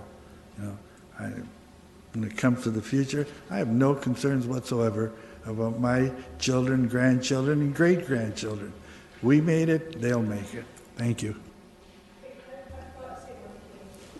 Okay, briefly, and then we'll move along. Councillor Marsh. Yeah, I mean, the question was also posed, is this the right time to spend money? Well, at a record level assessment growth year at 2.53%, absolutely. This is the right time to begin putting money where our mouth is. If we pass this in 2017, this is something that we need to start dealing with. We should have already started dealing with it, so I'm glad that we are now. Thank you. Councillor Singh. Yes, thank you. So the way I see this issue paper is future planning for technologies that may be available already or future technologies that would be coming on board that would help to meet our greenhouse gas reduction guidelines. Just as an example, you know, LED light conversions in our facilities. It would come from this fund? Mr. Reedman? Through the chair, that is correct. So this is targeting LEDs, changing of pumps to variable speed pumps. So they don't have to run at 100% when they're only pumping 20% of the water. There will be opportunities when we work with FM to join money from this fund as well as maintenance accounts from FM to get better bang for our buck, to invest in energy efficiencies like boiler replacement and things like that. That have so when we have those type of conversions, boiler replacement, pump replacement, where there's aspect of efficiency as energy that they're using, as well as just simple light conversion from normal fluorescent light to LED conversion, there's operational saving from that as well, correct? Correct. So all of the projects that we've targeted for the next 2 years have a payback period of less than 7 years, some as short as 1.5 years. And the paper speaks to that. It says 2 to 7 year payback period. So after the 2 to 7 year payback period, we would be in the green, whereas the municipality would be ahead, where we would have met or helped to meet our greenhouse reduction guidelines. The city would be ahead in saving money as well, correct? That is correct, and the intent is to create a revolving fund from our savings so that we're topping up this from energy efficiency savings we find. This is really future-proofing those opportunities then, as they come forward. That's correct. And a lot of times when there's grants available from either the province, less so these days, but more so from the federal government, when it comes to these type of endeavors, and sometimes there's an ask for the municipality to pay for their share, it would come from this type of fund as well, correct? That is correct. Excellent, thank you. Thank you. Mayor Vodanovich. Well, thank you. And I wanted to thank Councillor Gazzola for asking the question, because I think it is important that we take every possible opportunity to talk about this, because in my mind, this isn't a question that's actually up in the air. This isn't a nice to have, but rather it is a need to have. The reality is that our community, along with many other communities, our country and many countries in the world, sadly, the United States seems to be a little confused on where they're at on this issue right now, have all committed to the agreement made in Paris, and that is the 80% reduction by 2050. We do know that the residents of our community have continually identified the environment as an area of priority for our city and for our community. And quite frankly, if future generations want to have a planet to continue to be able to survive on in a meaningful way, we need to address this, because the problems that we're facing today are because previous generations have, quite frankly, not recognized and not addressed these issues. And now as a society we're having to address them going forward. Can we continue putting it off? Absolutely, but to the point that we eventually become non-sustainable as a species, as human beings on this planet. And so there is no time like the present to start making these investments. I think this is a small initial investment with many possible ways for it to be utilized, as Councillor Singh just indicated in some of his questions. And I think if we're going to walk the talk in terms of the commitments that we made, then this is part of walking that talk. And I certainly am prepared to defend it, stand up for it, and say that as a council I want to do what's right, and I want to make sure that, like many other cities, even in jurisdictions where perhaps their national governments or subnational governments are not seeing the same level of priority on this issue, it's cities that in fact are leading it and should continue to be at the forefront of this issue. Thank you. Councillor Schneider. Thank you, Chair Davey. Mayor Vandenberg covered just about everything I wanted to say on this. I mean, our citizens have clearly said that environmental sustainability is a priority for them, so for us to deliver and deliver a little earlier, I think is a good thing. Thank you. Councillor Chapman. Yeah, I just wanted to reiterate the same point. I mean, I understand where you're coming from. Maybe we don't have to think into the future, but I think it's been scientifically demonstrated that we have an environmental crisis in the world. And I think that if we don't act now, the results are going to be devastating for all of us, even in our lifetimes. And I think all levels of government have a responsibility. And I think far too often we put the onus on the individual. Well, if I recycle properly and if I do this and I do that, then I'll save the planet. But I think we have to think way beyond that. I'd like to see us do even more. And I would like to see requirements on development projects that would be requirements, not just, well, if you do this, we'll give you bonusing. But I think there are ways that the cities and governments can do their part in a more forceful way. Thank you. Thank you. I just have one question. I see the breakdown, but I'm a little unclear on the source. So the source is a revolving, the $400,000 revolving, so there's a one-time, but where's it coming from, the 400? Mr. Haggie. Through you, Mr. Chair, the 400,000 is a capital allocation, so when we get to the capital budget, you will see it there. It's capital from current, or CC. Okay, very good. And because it's revolving, then obviously you set up once, and then as it gets borrowed, it gets repaid. So that should be, unless we decide to increase it 1 year, because we have good reason to, it would sit at that amount. Correct. It would stay at 400. If it's in the reserve, it would earn interest. So theoretically, it could be somewhat higher than that. But what you've said is correct. It would be drawn down as a project is done, repaid, and just recycle through. Okay. I'll be supporting this as well come final budget day. There is a big dollar figure attached to it, but it is important, and it's also important to note that it does minimally affect the operating budget. It's like 0.03%. So realistically, if we were to remove this, it would, the tax levy increase would move from 2.3% to 2.27. So it's not a terribly significant item, but it does have the potential to pay some dividends for the environment, so I will support it. There's no one else in the queue on this item, so we'll move on to the next page. Oh, Councillor Singh, sorry, you just queued in. Yeah, not to exhaust this, because we'll see a couple other items that speak to kind of this type of investments. So I just want to really quickly focus on one quick point, is our past investment on the solar roof on the KOF. That was, memory recollection is around 1.2 to 1.5 million. The rest of the money came from the province and the federal government. We had a payback period that was only a 3 to 4 year. Is it correct that we are earning approximately around $400,000 a year off of that investment? Mr. Haggie? Through you, Mr. Chair, we budgeted for $300,000 of net revenue coming to the city. The last number of years we've exceeded that. It's totally dependent on, how sunny it is and what repairs we have to do. We haven't had very many repairs in recent years, but I would say it's between $300,000 and $400,000. And that's way well paid off the initial cost, and now it's just revenue that's coming back to the city. That's the net benefit to the city. Excellent, thank you.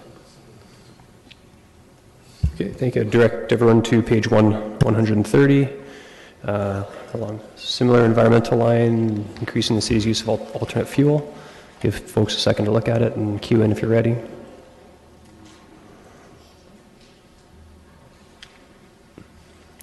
Mayor Rabinovich? Well, I guess this question around alternate fuel really opens the door to a broader question that I have, and it's the notion of alternate fuel vehicles, and particularly in terms of our fleet. Where are we at with moving to electric vehicles where appropriate, or other vehicles? I know the provincial incentive has disappeared, which makes it not as lucrative. But at the same time, if we're going to meet some of the targets that this particular report talks about, and this is a great first step, and I'm really pleased staff have brought it forward, I'm just wondering if we need to be doing more in terms of electric vehicles as well. Okay, through the chair. We actually have a number of electric vehicles already. We have trail motorcycles that are fully electrical, a number of cars. Building inspection has a number. So we're roughly 25% of our fleet is electric in cars already. So the biggest piece for us is the applicable technology. So other than the light duty automotive, there's not a lot out there for us in an electrical direction for the majority of our fleet. Okay, but where we can in terms of our traditional vehicles, we're moving in that direction, either with hybrids or fully electric? Yeah, I think so. In either case, without the grant was basically, when we had the $14,000 per vehicle, was basically a break even.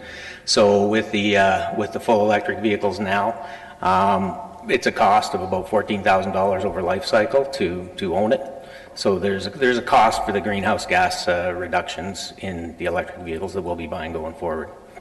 Yeah, I guess one of the things I would encourage staff to take a look at is, can we cover some of that cost by extending, the life of a vehicle an extra, 6 months, a year, whatever. Because, I think if we recognize that we all have a responsibility towards doing our piece towards achieving that goal of 80/50, I think as a local government, we also have a responsibility where we can to try to be model citizens in that regard. So to just encouraging staff to continue to push the boundaries on this as much as possible. Okay, thank you. It's actually been noted, I meant to mention this earlier, but to benefit the new members of council, as staff come up, if you don't already know them, if you wouldn't mind just introducing yourself and your title, so at some point we can sure. I guess I haven't spent much time up here lately, but I'm Don Miller, the Director of Fleet. And again, for new members of council, typically the person presenting, just so it helps a little bit, they're typically the preparer at the top of the sheet as well. So, Councillor Guzzola. Are there any cost savings on this proposal here? There's a possibility of some maintenance items with cleaner burning fuel. With the increased, you end up with reduced content in the exhaust emissions. So the diesel particulates, the after treatment systems on our off-road vehicles, we could see some reduced costs in the maintenance end of it. But so are they reflected in the funding you're requesting? No. Why not? Because we have no idea exactly what they would be. But you do know what the cost would be. Is this an annual cost? Is it expected to get higher? Well, it's based on the consumption, so this is based on the quantity that we estimate that we can consume with the increased levels of the biofuel during the summer months. Thank you. Okay, there's no one else in the queue. I just have one question. I'm not sure this is necessarily a question for you, Mr. Miller, but for me, the environmental responsibility comes down to minimizing the amount of carbon that we use and assigning a dollar value to that. So I guess the broader question of staff is when these items come forward, it may seem piecemeal to me, but I assume that we've done some sort of analysis that this is, if we're going to spend this $71,960, this is the best way to spend $71,000 to reduce the most amount of carbon. Is there some sort of overarching plan with respect to that? Not really. I guess we could do an analysis of that, like presenting the carbon reduction, the cost per kilogram of CO2 reduced for the different technologies. So electric vehicles, the different fuels. So as we could do that. Okay. Mr. Eben, you want to add? Yeah, through the chair. Fleet is one of the areas that we are concerned about reducing our carbon emissions for, because as the city grows, our coverage of and vehicle miles traveled can increase. So this really is an a measure to reduce our carbon footprint now. And as new technology comes online and we replace vehicles, if available, we can switch to electric plows if they become on the market and different things. So this is meant to be a measure now to work towards our greenhouse gas emission reduction. In the corporate climate action plan, they're really the 4 areas, and fleet is one of those 4, and so this is a target that aligns with that plan as well. Okay, so do we assign a cost to carbon and then look at the corporation and find out the cheapest way to reduce the most amount of carbon? I guess that's my question. Is that plan in place yet, or is that something we're looking at? Like, for example, if we could take twice as much carbon into the air by spending $72,000 on solar panels, why wouldn't we do that? So this does give us very good bang for a buck, and when the plan is presented to council, you'll see how it breaks down through that. Very good, thank you. No further questions, Mr. Miller, thank you. Okay, we're on to page 131, the first stage of the Sustainable Urban Forest. Councillor Gazzola. The first thing I would like to see is if we can get an update on the ash borer situation? Where does that stand? Have we done what we need to do? Is there some idea as to how many trees we have to do just to get caught up with that? So there hasn't been an update for some time. I guess the main question is the ash borer problem done? Is it finished? Through you, Chair Davey, and for the benefit of new members of council, I'm Niall Lobley. I'm the manager of Parks and Cemeteries, and forestry falls under my portfolio. So we've removed about 5,000 ash trees across the city as part of our response to the EAB programme. And we consider ourselves to be at about the 98% line in terms of our streets and our parks. I'm not going to say 100% because we keep on finding ash that we've missed when we've gone round the first time and the second time and the third time, so we'll keep on picking up those last few as we revisit those areas. What we haven't started to address yet is the 1,800 or so hectares of land that we have, which is in our more naturalised or our forested areas, and that has been picked up on a reactive basis as we come across trees, so we will need to consider how we address that on a go-forward basis. The risk posed by trees in that area was deemed to be lower at the onset of the programme, and so we will be bringing that back as part of our approach to sustainable urban forestry on a go-forward basis.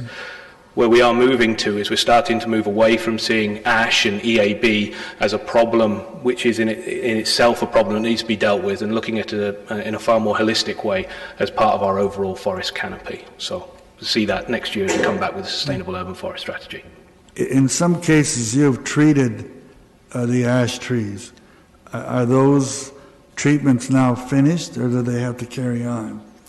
So there was a chemical, and again, I don't know how familiar people are with ash and EAB. There is a chemical that you can apply to a tree, which does make the ash tree tolerant to or resistant to being infested by the emerald ash borer.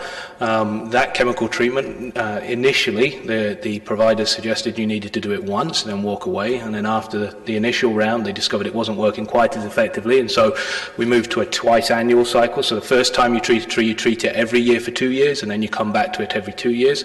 We continue to monitor the trees we put into that program.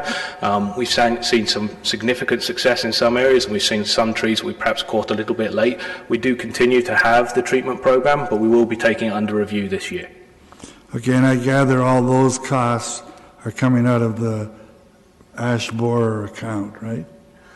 So again, you'll see this when we get to the capital side of the budget. We're going to be compressing our accounts that are, or we're hoping that with your approval, we'll be compressing many of our capital accounts that address forestry-related issues into a single sustainable urban forestry account, and that would include the last year of the EAB funding, which was scheduled for 2019.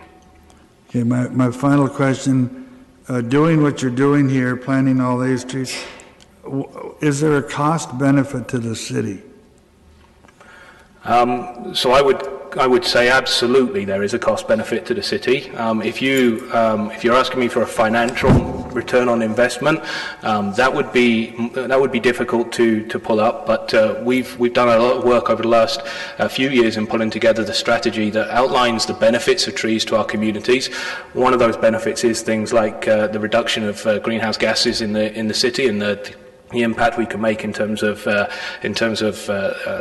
carbon sequestration, for example.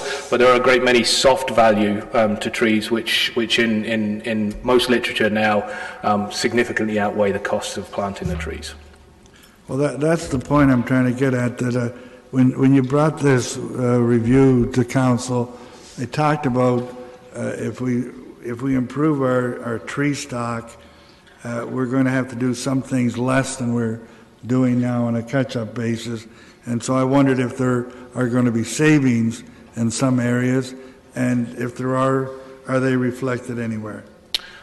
So the one area we have highlighted where there could be savings is through a more robust program of maintenance and going out and examining trees and working on trees in a more proactive fashion. That creates healthy trees. Healthy canopy, healthy trees are much more able to sustain impacts such as invasive species and significant storm events like ice storms. And so theoretically that would decrease the costs of those sorts of activities. We do have to take that with a slight word of caution, though, that we are noticing an increase in a number of significant events that impact our forest canopy. So whilst we might be able to drive down the cost on a case-by-case basis, if we have more events, the cost would also increase. Thank you. Thank you, Councillor Schneider. Thank you, Chair Davey. In the report, it says that with the replanting of the trees would be done mostly in 2019, 20, and 21, which is great.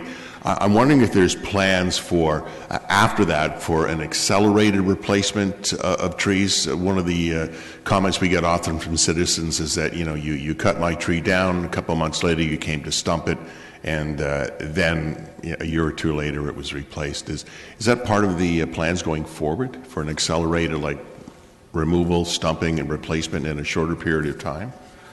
Through you, Chair Davey, I'm delighted that question was asked.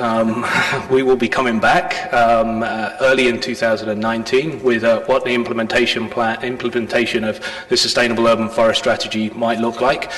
We hope to bring you a number of different options for you to be able to select from, and certainly expedited tree planting to get the backlog done and to bring up that speed and increase our forest canopy is going to be part of that presentation. So we'll be putting some options in front of you, and I'd be delighted for you to pick the gold standard or indeed the platinum standard at that point.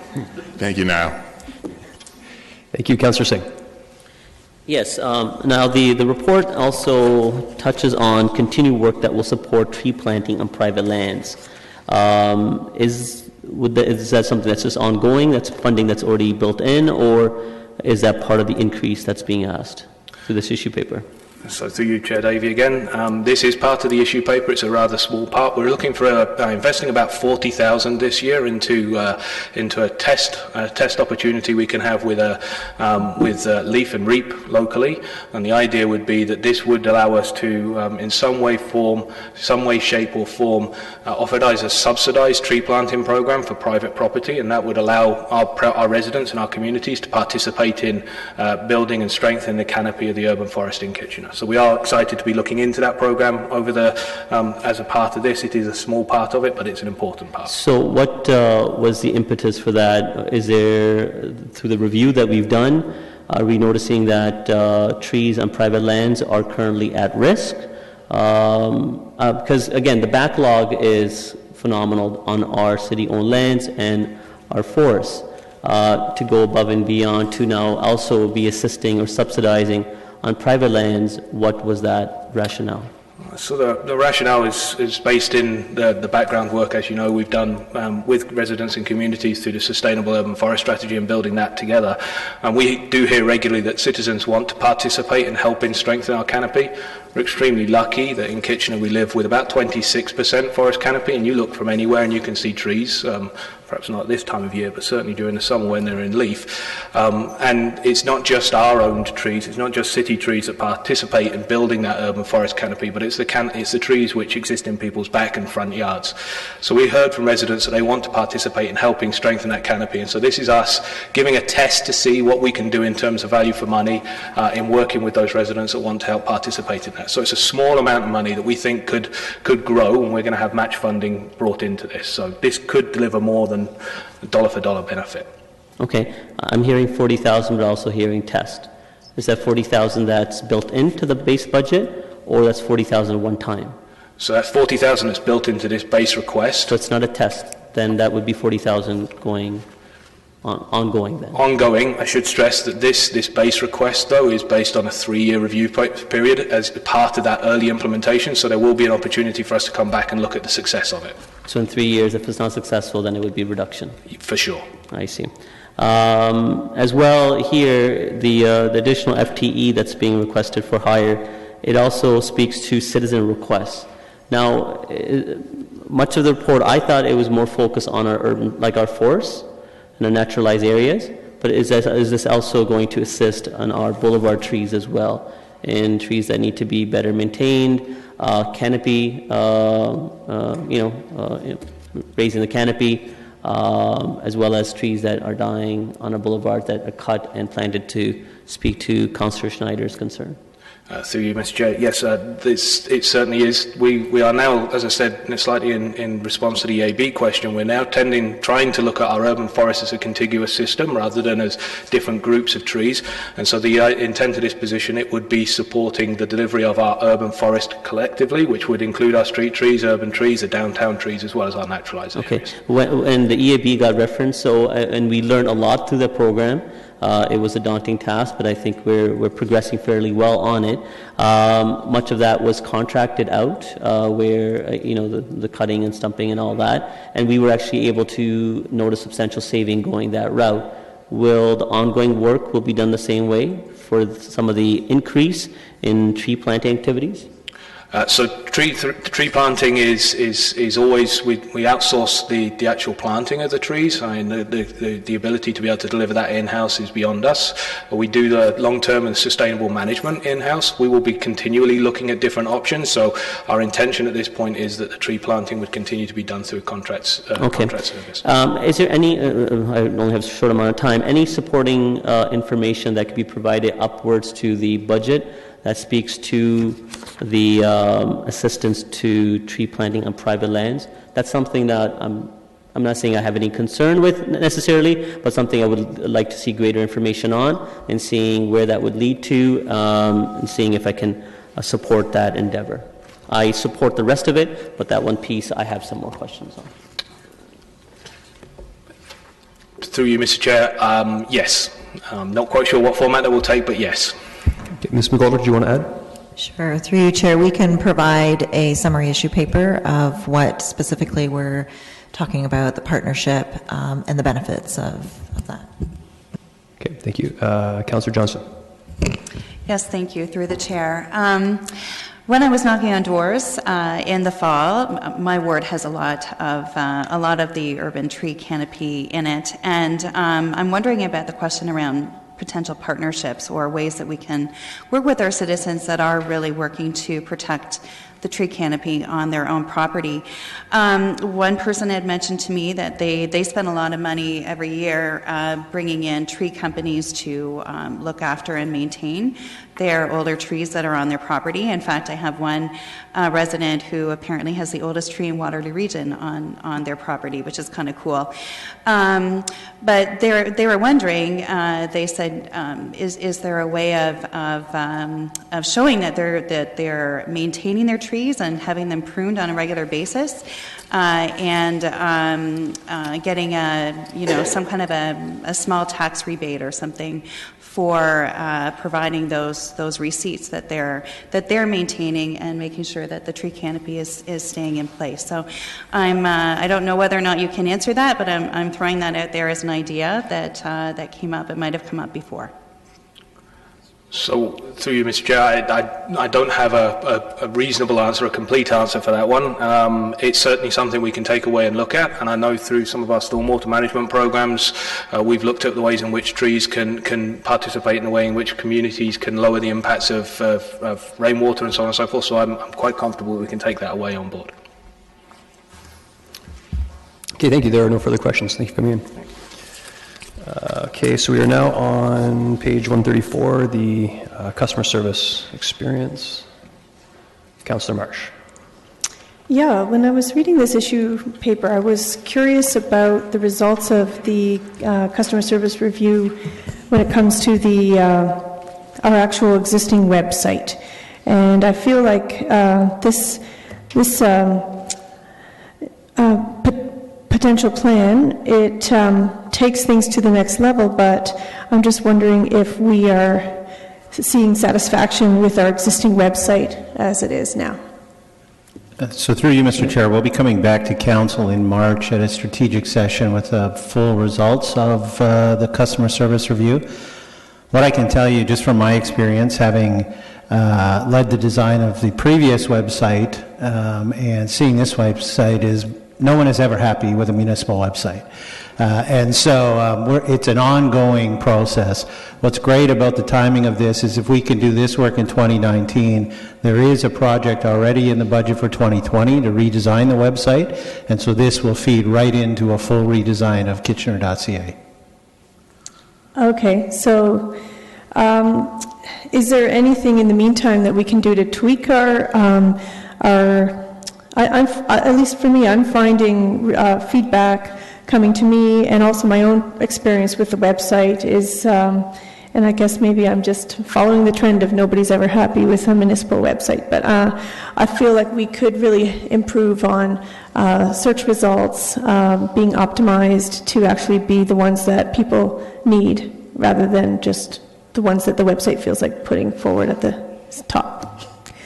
So I just, I don't mean to be glib. I'm just trying to understand if we want to really get the gold package here with this new project, and it does look like it's going to take a lot of hours, as is mentioned in the report. Why not take? I don't understand why we wouldn't do the website improvements first, and then this once the website is a little more satisfactory. Ms. Robb? Thank you, through your chair, Davey. We did upgrade the website about a year and a half ago, and so that was just a small improvement looking forward to the 2021. So one of the advances of that iteration of the website is it is constantly updated based on people's search input into the website. So some of the icons you see on the front page change based on the volume of search requests for those kinds of pieces of information. So that's one of the sort of intuitive responses we've got. But overwhelmingly, we find that the people that are looking into the website land there from a Google search, not from a search within the website. So that is a really intuitive way that people browse the internet as a whole. So we do spend time trying to change the results on the front page to maximize people's results based on our search tool input, but overwhelmingly, more than 80% of visitors land on their first page of choice through a Google search, not through our homepage. Okay, all right, thank you. I'm not seeing anyone else in the queue for this one. Councillor Singh? Sorry, very quickly, I know I've been speaking a lot today. OHO-136, the portal, is that going to be like a mobile version of that as well?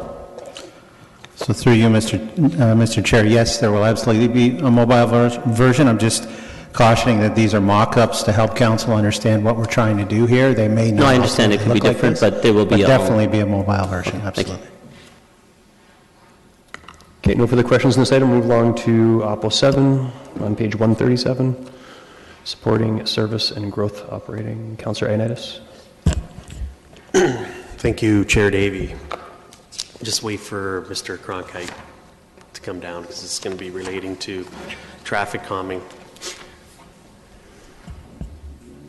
I guess the question is, I know in the past we've discussed about that we're going to be looking at more passive-aggressive traffic calming measures. Can you give us an update on what our current one is and what we're looking at expanding for this year? That's what we're calling them, right? Passive-aggressive traffic calming measures. Sorry, go ahead. Through you, Mr. Chair, I absolutely can. This is totally unrelated to the budget issue paper, but in terms of the seasonal traffic calming, as you're all aware, last year we had initially rolled out 40 flexible delineators, so 4 per ward, and 2 speed advisory signs as well. We had significant success with the flexible delineators, so much so that our proposal this year is to double that amount for each individual councillor, so that'll bring us up to 80 flexible delineators. And what you will see in the coming months and over the coming years is you'll see, in all likelihood, a shift away from the formal traffic calming that you've been used to seeing us do here in the city, and a shift towards these more flexible measures that immediately address the concern and at the same time give us the flexibility to modify and change and be flexible to the complaints that are coming in and being able to address those concerns as we move forward.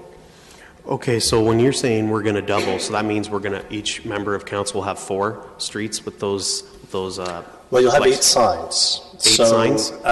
It'll be 8 flexible delineators per ward, and similar to the process last year, we'll work with you to determine where you'd like those 8 signs placed. So, as an example, that could be 8 different streets, or that could be 1 very long street. It will depend on the plan that you have for your ward specifically. Okay. Is there any other tools that are being used besides those, and the sign, the speed limit sign? Through you, Mr. Chair, no, those are the 2 that we've really focused in on. They are by far, in terms of the literature that we've looked at, the most effective. Keeping in mind that we do stay up to date on the most current technologies, so as other alternatives are brought forward in the community or within the transportation industry, we'll look at potentially implementing other alternatives at that point. Mr. Eben, do you want to add? Yeah, through the chair. So in the business plan this year, Complete Streets guideline and policy will be brought forward, which shows how streets are redesigned in the future, as well as the cycling and trails master plan refresh. We'll look at using excess capacity on some of our roadways to put in protected infrastructure. So there's a suite of programs that are planned. A lot of the other details are addressed in the issue paper in the capital section. So I don't know, just to clarify a little bit further, the traffic project coordinator mostly deals with road closures, lane closures, and components around that, and doesn't deal with traffic calming. So I might suggest that having a more fulsome discussion around the traffic calming program would be better suited in the capital section. Okay, because I'm looking at, want to bring an issue paper, I'm looking at wanting to increase our level of service on that. Thank you. Okay, thank you. Councillor Michaud? I think I'll have to leave my questions to the capital portion of it because I was going to just add some more of the traffic calming comments, so I'll pass. Thanks. Very good. Councillor Gazzola? We have here, it's not really to do with you specifically, we have 4 cost centers here that we're looking for new staff. Is it possible to get detailed budget information for these 4 cost centers, showing the budget for this year with comparative figures for last year. Can we do that so that we can see how this all fits together and what the impact is? Is that yes? Mr. Hagee? We can, obviously, like not right this second, but we'll put that on the follow-up list and we can email that out to council. For budget days, fine. Is that Councillor Gazzola? Yes. Okay. There are no further questions on this item, so moving along. We are at 139, maintaining gas utility infrastructure. We'll put that one afterwards? Okay.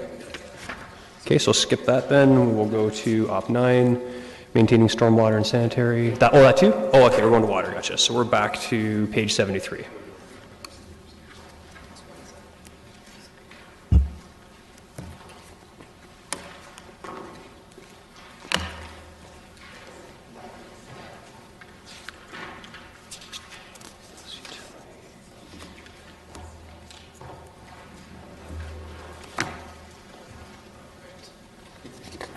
Sorry, I just wanted to capture Councillor Gazzola's follow-up. The next few slides, very brief, just dealing with community grants. It was something that got changed as part of last year's budget cycle, so just to refresh Council's memory on this. Community grants are now approved through a staff committee, so the grant amounts plus they're reviewed by a staff group, as well as any appeals for Tier 1 or Tier 2 grants. As part of the final budget day resolution, Council will be approving the grant amounts for Tier 1, and then there's a separate staff report that comes for Tier 2 grants. Council will be setting kind of the overall budget for grants, and it's about $1.6 million as detailed on this slide. And as I mentioned before, we've got the Tier 1 amounts shown there that will be approved as part of the final budget day, but the other amounts will be approved through a separate report that comes from staff later in the year. Okay, I think we should probably take some questions now. Just a reminder to folks, we are, I think, a bit behind typically where we want to be at this point in the day. Just a reminder, if you can keep questions succinct, I would appreciate it. We have 1, 2, 3, 4 people in the queue, beginning with Councillor Gazzola. Looking at 075, there are certain sports groups that get grants in a different way, are there not? Mr. May? So through you, Mr. Chair, the only groups that I can think of is our ice user groups, if that's what you're referring to. Yes, and I don't know about ball grounds, and where our groups get a reduced rate as compared to normal rates. So that is a grant. The reason I ask, it was changed for Kitchener Minor Hockey 2 or 3 years ago, and I wanted to know at the time what the difference is as a result of going to that change. And is it possible to get that information so we can see what's actually happening? So Mr. Chair, my recollection is we have brought that forward in previous budget processes, and Council was satisfied with the information, but we can certainly bring it back as part of the You have brought it forward? We have, yes. Can you just refer me to when you've brought it forward? Would have been the last time the grants were approved, so probably last March. But it won't be a problem. We can recirculate that information as part of the follow-ups. That's all I ask. Thank you. Okay, Councillor Gazzola, good? That's it, yes. Okay. Councillor Galloway-Seelock? Yeah, I'm just wondering about the Tier 2 grants, and what was it increased by 2%? So the way that this budget operates is the overall community grants budget goes up by 2%. And it's not itself increased by 2%. What we do is Tier 1 is increased by 1.7%, and then whatever is left over goes to Tier 2. Right, and so my concern is that we are eventually going to wipe out Tier 2 grants because a lot of them continue to move into Tier 1. But we have had to turn away a lot of organizations or give reduced amounts of the ask from the community groups. Is there any way we can look at increasing the Tier 2 grant budget? So through you, Mr. Chair, I can confirm that between 2017 and 2019, the Tier 2 grant pot went up by about $10,000. So, in fact, our experience has been that that pot has generally gotten more of its share, and it's certainly our priority to ensure that funding goes in. If you want to look at directly increasing Tier 2, I mean, you could direct staff to bring back an issue paper on increasing the overall pot of money. I can tell you that the Tier 1 grant process is now complete, and so there can't be any influence there, but it's not my experience that that is a problem. But we have a lot more organizations that come asking for Tier 2 funding in the last couple of years that we haven't been able to remotely fund the amount that has been asked for. So through you, Mr. Chair, many of the groups that apply are turned down for reasons other than the fact that we don't have funding. I can say that if we look at just the number of appeals, we have gotten less than a handful of appeals in the last 2 years. Right. I think what I'm recalling, though, is that, we have $500,000, and that's just the number I'm making up, of asks, but we only have $225,000 to actually pay out. And so there are some people with legit asks that we aren't able to fund. Through you, Mr. Chair, all I would say is that the evaluation committee that looks at the Tier 2 grants, which is made up of staff and citizens, I don't believe they share that opinion. Every year I have that discussion with them, and they're satisfied that those that they feel should get a grant, get a grant. And so they're not feeling like they're short on money to distribute? They're not. Okay. Thank you. Just before we move on, could I get a little bit of clarity then in the breakdown? Because we had a few more people queue in, I'm assuming it's a confusion. So the total pot for all grants is raised by 2%, and then you pay out Tier 1 first, and whatever's left goes in. So would it not, does Tier 2 rise, does Tier 1 rise at a different amount than Tier 2? Why would there be a discrepancy?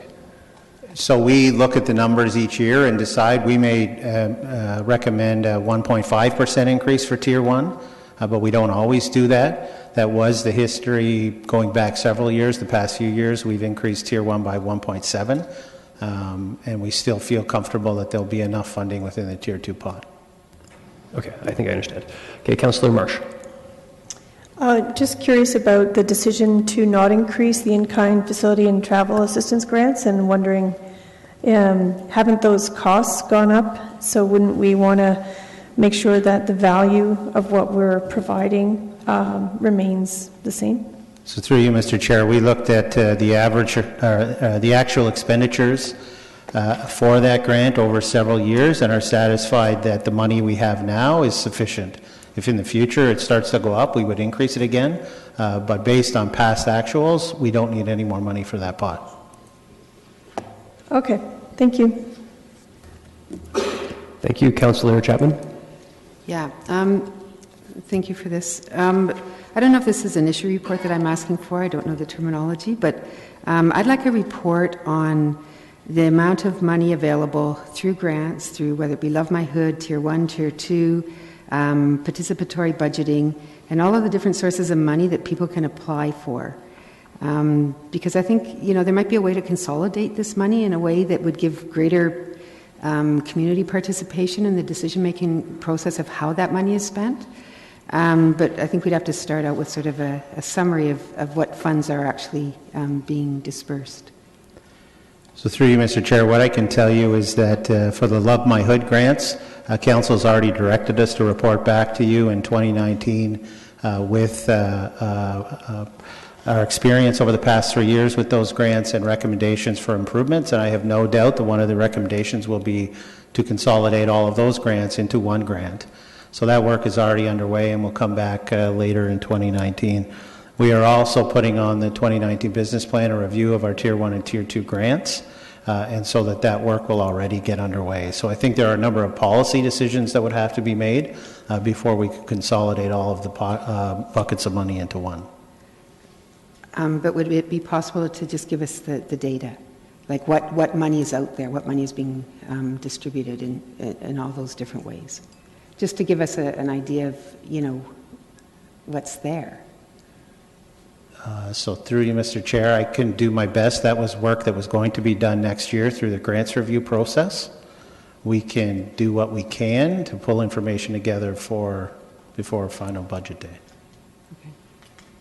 I don't know that it will meet what you're looking for.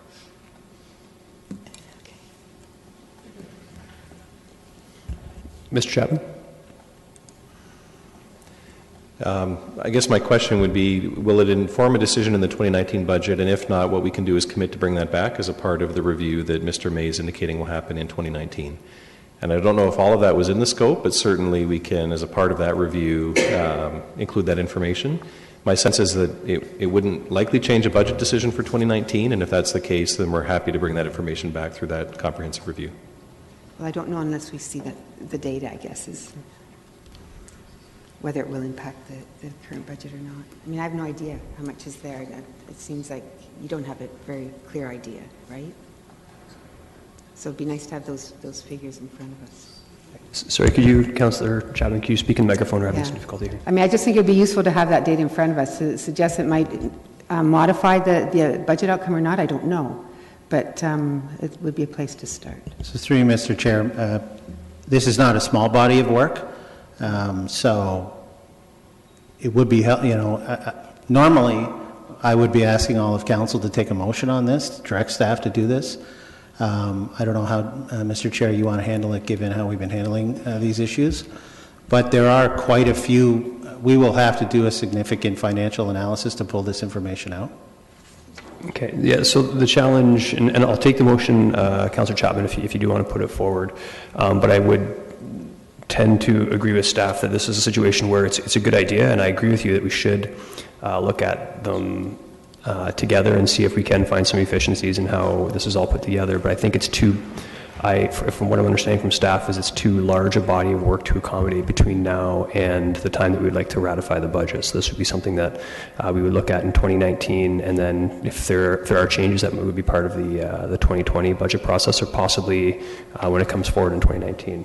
Mayor Urbaniak, did you want to comment on this? Yeah, because I think we're talking two different things here, and I think, well, and I appreciate that what Councillor Chapman is asking for may lead to, I think, what Mr. May is thinking, and that's a body of work that's going to take more time. Like, I don't think whatever we're asking for now will really change anything for the 2019 budget, because it's a bigger body of work. I think what she's asking for, quite frankly, and it would be helpful, I think, for all of us, is what are all the grants that exist, whether it's in community services or other departments, that the public can apply for. So, for example, there are sports groups that can apply for a travel assistance grant. There is the Tier 1 grant program, the Tier 2 grant program. You can apply for a facade loan program. I mean, there's all these different grants that we have as a city, and I think you're asking for just one list of all of them in the different departments. Well, that goes beyond this, right? That includes Love My Hood, the participatory budgeting section of the budget that's set aside for that, those funds. I mean, surely you must know how much is available for Love My Hood, for example. Yes, okay, surely you must know how much is set aside for the participatory budgeting program. Like, maybe I'm... So through you, Mr. Chair, I mean, the participatory budgeting program is a perfect example. It's not something that groups can apply for right now. It's a pilot project, and the funding was for a specific amount. We can take it away and do what we can, and if it's not sufficient, you'll give us direction to do more work. Okay. Yeah, so I think, again, Councillor Chapman, unless you want a formal motion now, I guess what I would suggest is, it sounds like there's a bit of dialogue you can have with staff afterwards, and if you're unsatisfied, please bring it forward at capital budget and make their request then. Okay. Okay, thank you. Okay, we're back to Councillor Gazzola. Just a quick question. I gather the Tier 1 sports groups also received 1.7% increase? Through you, Mr. Chair, yes, that's correct. Yeah. Generally, I mean, some of them fluctuate, but that was the general guideline. Was there any pushback from our groups on the fact that everybody else got 2%? Departments and all that got 2%, but they only get 1.7%? No, through you, Mr. Chair, we only received 3 appeals for Tier 1 grants this year. Okay. My final thing is, can we not get a detailed list of all of these? We normally have in the past. So through you, Mr. Chair, part of the approvals that Council approved, I believe in November of this year, on final budget day, you'll pass a motion that has that complete list. Okay, Yep. Thank you. Okay, no further questions on this item. Mr. Haggie on to enterprises.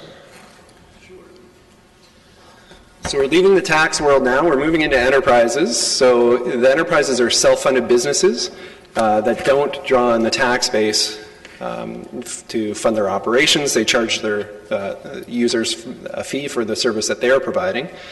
And before we talk about any of them individually, I just want to turn our attention to and look at them in summary. The little table here shows which enterprises can pay a dividend and which ones can't, so those are in the rows. And the columns show which enterprises have a positive stabilization reserve balance or a negative reserve balance. And the stabilization reserve is an indication of past performance. So if it's positive, it means that that enterprise has been generating money and is self-sustaining. If it's negative, it means that the costs have exceeded the revenues that have come in over the course of the existence of that enterprise. And so what the chart shows is that 5 of the 7 enterprises have positive reserve balances, meaning that they are in the black, as it were, and then 2 of them, golf and stormwater, are in the red. Regarding dividends, you can see that parking, gas delivery, and golf are able to, and in fact do, pay a dividend to the tax-supported budget, whereas the other utilities and the building enterprise cannot because of legislation.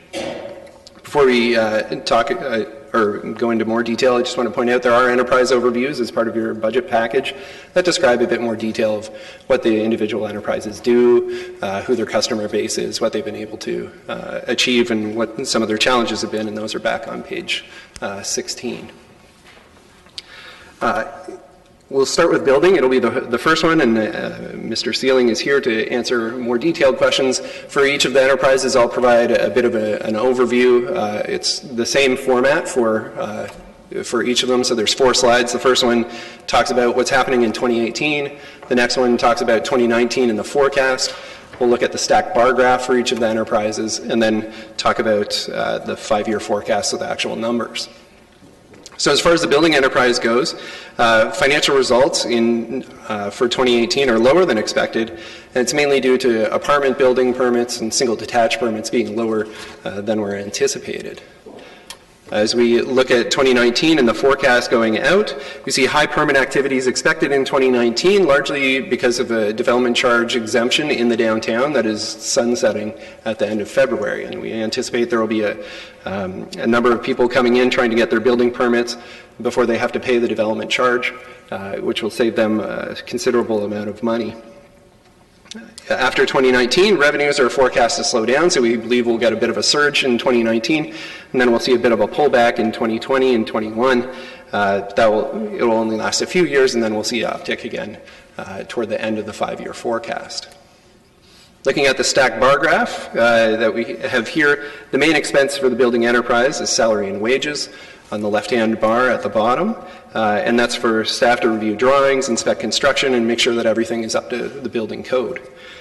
Interdivisional charges are the next cost, and those are costs that building pays to the rest of the organization. So again, things that they're paying for corporate service support, for financial service support, and we'll see that on the next slide in the figures. As far as revenues go, essentially they make their money on building permits. So we had talked about building permits a bit during user fee review. We saw that they were holding flat at 0%, but the revenue that they're planning to generate comes from user fees. For each of the enterprise slides, the number slides, the main sections we're going to focus on in my summary comments are going to be the middle part there where it says net revenue and expense, and that's just the year-to-year result that we have for the enterprise. So you can see projected in 2018, there's a $822,000 deficit planned for building, and then next year we see a projected surplus of $725,000. And as you go out to the right, you see the results get worse for a few years before returning to break even out in year 5. The second section that my comments will be about are the stabilization reserve, which is the next piece under that. And you can see building has a healthy stabilization reserve, a balance of $7.3 million projected at the end of 2018. We see that increasing. So we basically take the result from the prior year, add the net result of the current year, and that updates the bottom line figure. So we see the 2019 budget figure of $8.2 million increasing. You see that being drawn down over the next few years because of the planned deficits. And that's okay that we have planned deficits in building because it has such a healthy stabilization reserve. It's a good reason to have a stabilization reserve. So we don't need to make knee-jerk reactions to rates in order to keep the reserve positive. I'll close my comments there. If there are more detailed questions, I'll look to Mr. Sealing to answer about building. Okay, so what we'll do is we'll go through building here, and then we'll take a 2-minute stretch break. And a reminder to the members of staff that came in, just for the benefit of the new members of council, if you wouldn't mind introducing yourself when you came up to the microphone, I'd really appreciate it, as well as your title or area that you work in.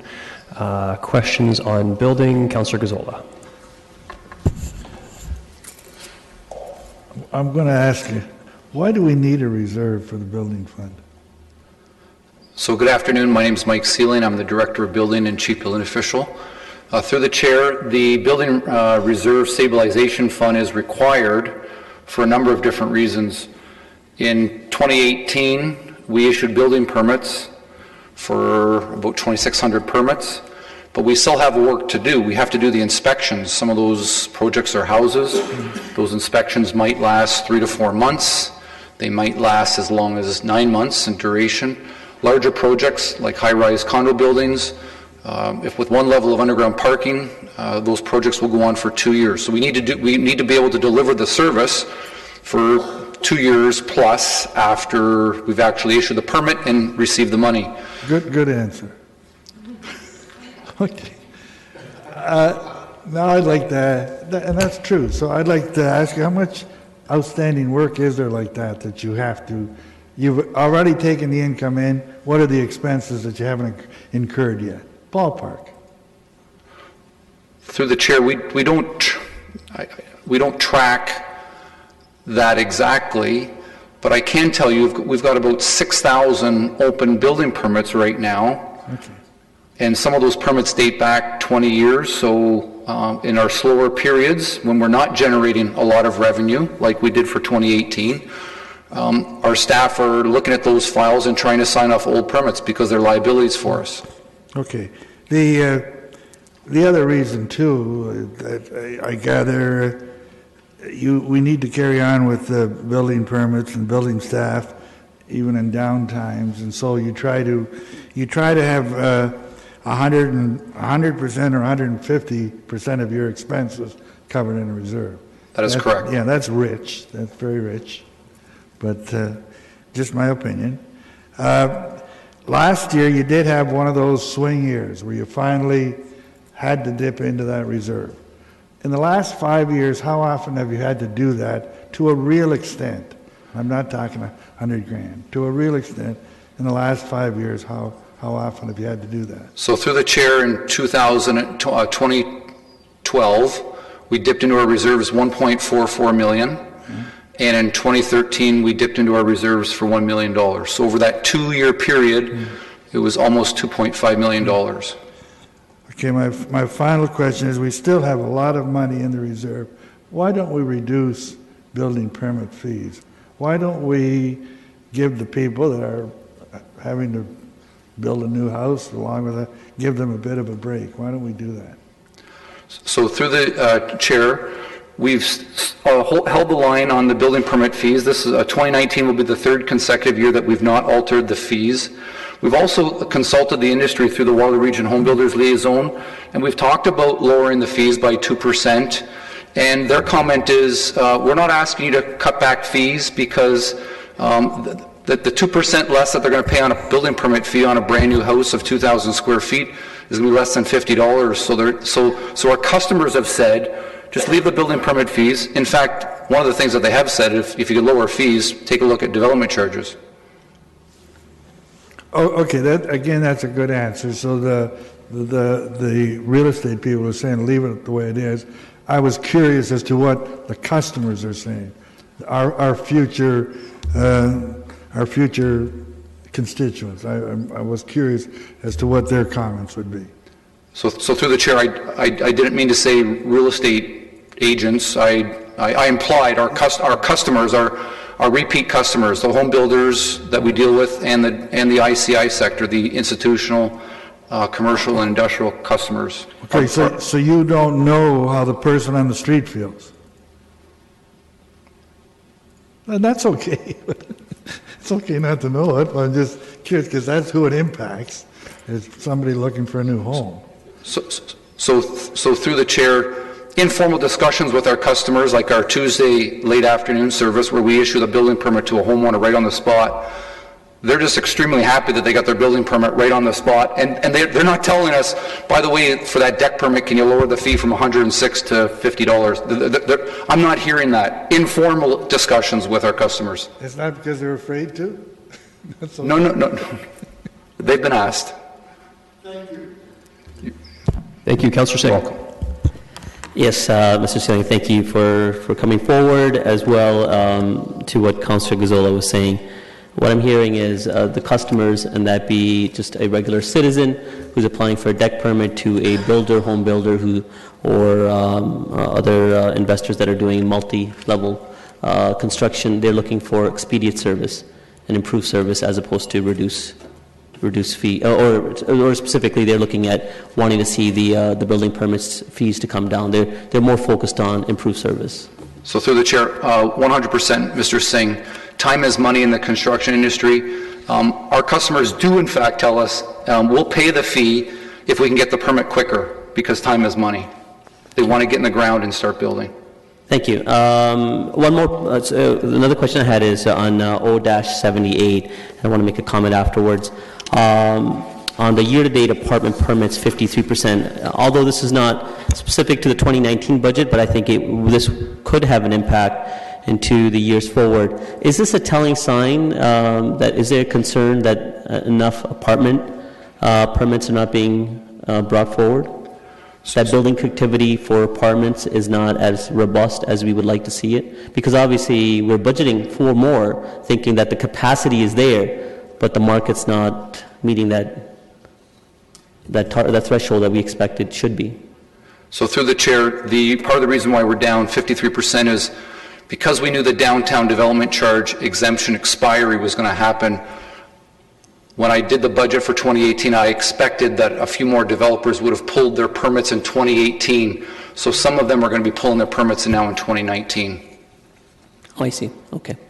Otherwise, are we getting enough apartment permits coming forward that the community here desires to maintain? Again, there are other members of council, and this is a concern to me as well, have raised the issue of affordable housing, and again, a good supply helps to meet or help with reducing living costs.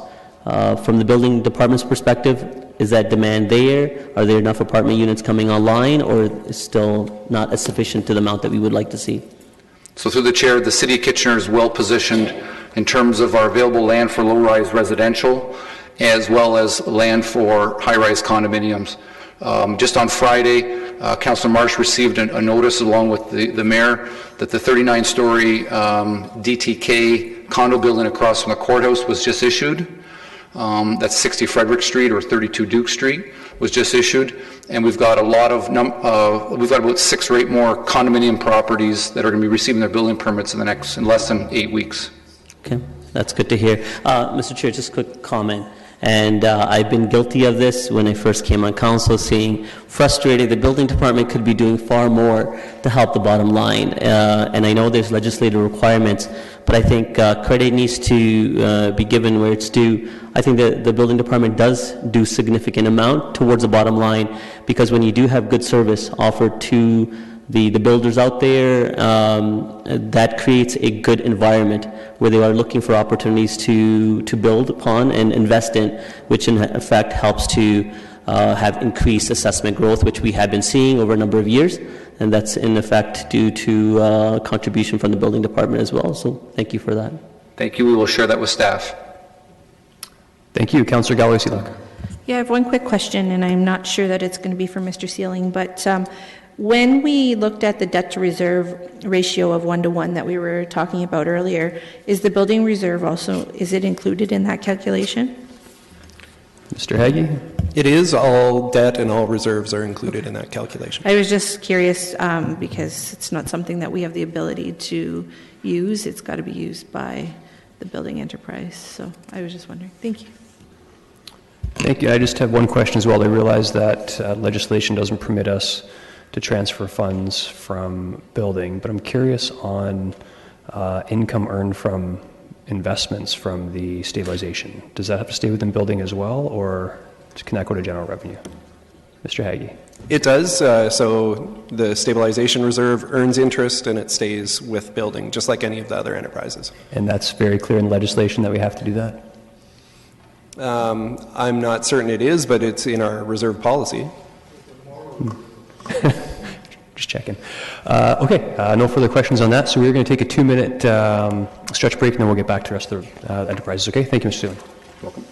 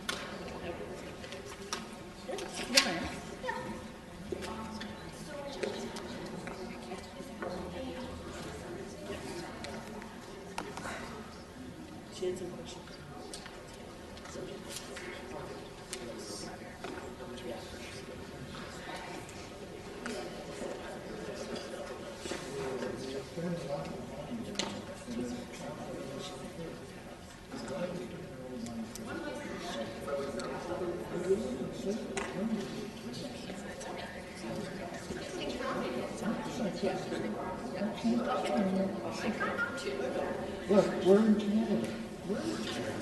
Thank you. I'm telling you, you come back and tell me that 3% population. Yeah, so why are we, I want the people of this city to decide. If they decide, yes, we want to do that for the 1% stupid person who don't need.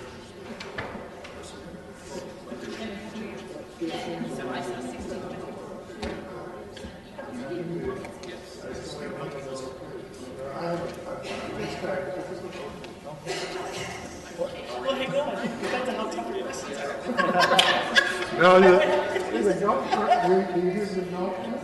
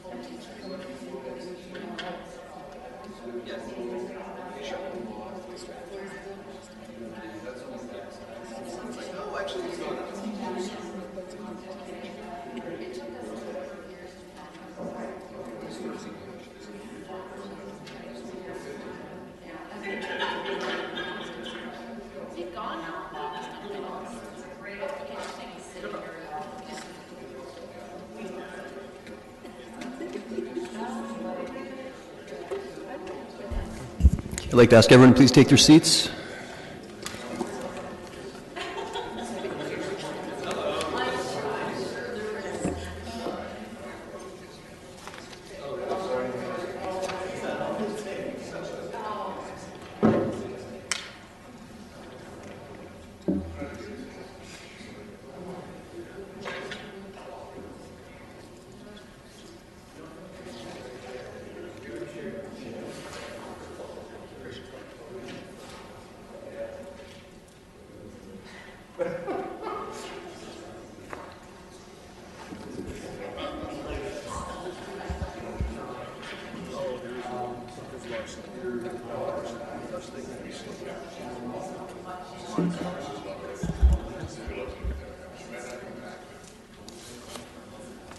Okay, everyone, we're going to move on to Golf Enterprise.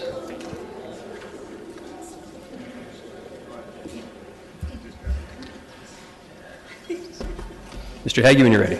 Sure. So next up is golf. Ms. Kugler is here to answer the more detailed question. In 2018, the results are very in line with what was budgeted, and based on the golf's business model and modest growth in its programming. Golf is planning essentially to financially tread water for the next number of years with small projected surpluses. Stabilization reserve has a negative balance, and that will start to be worn down a little bit later in the forecast when some of the debt commitments come off the books. Looking at how golf gets its money and spends it, it's totally user fee dependent, 100%. The major expenses are in salaries and wages for staff to operate and maintain the courses. Next are materials, so that includes things like equipment charges, lawn care materials, and the utilities, and contracted services related to the Golf Pro. Looking at the number side, like I said, halfway down the page, you'll see the net revenue expense box. All the years are positive, but very small. And so that's what I meant when Gulf is treading water, essentially. You'll see that the numbers start to uptick a little bit out in 2022, 23, and that's when we see some of the debt costs coming off, and so that can be, it's a reduction in its cost structure, means that it would have a slightly better positive result at the end of the year, which will help chip away at the stabilization reserve balance, which is negative by about $1 million. I'll pause there and turn questions over to Ms. Kugler. Thank you. Councillor Gazzola.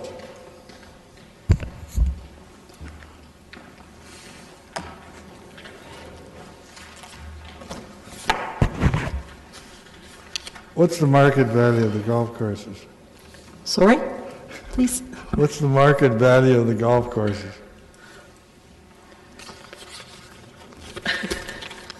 Never mind. It's okay. Thank you. It's worth a lot more than $1 million. Right? Dividend transfers. Dividends are supposed to sort of be in place of municipal taxes. Is that not right? Correct. So why doesn't it go up a little bit every year? Because taxes are going up. Why don't you just give us a little bit more? 2%. So, as asked in the past, currently golf is contributing equal to, a number of years ago, the Golf Association came to municipalities to have the taxes paid by golf courses reduced. And at that time, we assessed our level of payment, and we're still in line with that level of payment that's being paid. Okay. Thank you. There isn't anyone else in the queue. Just a question regarding the current debt load the golf courses have. I recall we made a large transfer a number of years ago. Is the debt repayment that we have, is the percentage locked in, or is it open if we were to want to pay it off? Mr. Haggie. Through the chair, all the debt the city has issued is locked in, so it's like a fixed-term mortgage. We can't prepay, we can't reduce its fixed interest rate, so we are totally locked in.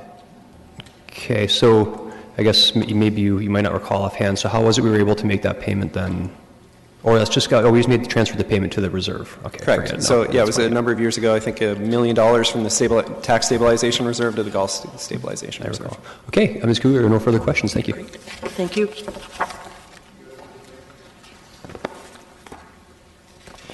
Next up is parking, and in 2018, parking is projecting a strong positive result at the end of the year due to increased demand. And like golf, parking does pay a dividend to the tax base. For 2019 and across the forecast, parking is projecting deficits in the next few years, and that's because of increased capital contributions for things like traffic demand management, cycling programs, as well as a contribution to the City Hall Outdoor Spaces project. These deficits can be managed because there's a positive balance in the stabilization reserve. Looking to the expenses and revenues for parking, we see the main expense is capital and reserve, so that's making contributions to parking's capital program as well as the dividend payment that comes across to the tax base. Interdivision charges, again, are support services that parking receives from generally corporate services and financial services. And materials include things like utilities, equipment charges, credit card fees, and what have you. Revenues are mainly user fees paid by parking customers. You'll see a healthy chunk at the top for interdivision recoveries, and those are parking subsidies paid to parking from economic development, and we'll see that on this slide. So the economic development subsidies is the last line in the revenue section, kind of a quarter of the way down the page. That's funding that's paid by the economic development tax-supported budget to parking, primarily for on-street parking, but there's also for special events, for free parking on Sundays, those types of things. As I noted earlier, there are expected deficits in parking, so the net revenue expense line, you'll see about 2/3 of the way down the page. We're looking at deficits in parking in 2019, 20, and 21, which will draw down the stabilization reserve, but the stabilization reserve does have a sufficient balance to manage those in the short term. With that, I believe Mr. McCormick and Mr. Cronkite are here to answer any more questions. Thank you. There are some questions, beginning with Councillor Gazzola. Yeah, why is the parking fund paying for the outdoor spaces project? I don't understand. First of all, good afternoon. I'm Paul McCormick. I'm the manager of the parking enterprise. Through the chair, we're not paying for the entire repair. As we remove the pavers, my understanding is that project will remove all the pavers out front. When we do that, we'll get down to the membrane. The membrane's 25 years old. This would be a perfect opportunity to replace that, so we are picking up that cost because it protects the parking garage. Yeah, so you're just paying for the parking garage portion of it. Sorry, I didn't hear that. Yeah, you're basically paying for the parking garage portion of it. That's correct. Which is fine, which you should be, okay? Correct. I didn't, but the way it sounded like that you were paying for the tax-supported part of it too. Correct. Last year, when was the amount of the dividend changed for 2018 as to what you originally proposed? Through the chair, I believe it was. I'm just trying to remember the By amount. a minor amount? Well, it's always major when you're talking about parking. I thought it was, what, 50, 100, 25, 75 maybe? Why are we not changing, why are you not giving us a little bit more in 2019? You had such a good year last year that the shareholders would like to get a little benefit in their dividend. Through the chair, we've been trying to maintain the minimum benchmarks and the maximum benchmarks for the stabilization fund. You'll see that we right now are slightly better. However, over the next number of years, one reason for the stabilization fund, as we pay for the outdoor or the membrane on the outdoor spaces master plan, as we retain back the TDM and cycling transportation initiatives, that will start to slowly erode that and get us back online with those benchmarks. But you're doing well. Look at how you did this year. Is there any reason to believe you won't do quite as well in 2019? Through the chair, I think it was mentioned at one of our meetings that I'm very stingy with the parking money. I'd like to make sure that we have enough in those funds. When a garage has major repairs, you can reach anywhere from $1 to $3 million. We've been trying to make sure that we do not have to come back to council and ask for those funds back. And I totally agree with you, and that's good. You should fight for the parking garage. Now I want to fight for the taxpayers. And Mr. Reedman? A little bigger dividend. Sorry, Councillor Gazzola. Mr. Reedman, do you want to add? Pardon? Mr. Reedman would like to add. Sorry. There's one other thing that I'd like to add that Mr. McCormick didn't cover. 2019 is the planned start of the LRT, and so we've made an estimated assumption of that impact, but we don't know what that impact will be. So we are concerned with that year moving forward with what that impact is on parking and the rates. I agree, but you're being ultra conservative, which is fine. I don't think we need to be as conservative as you are.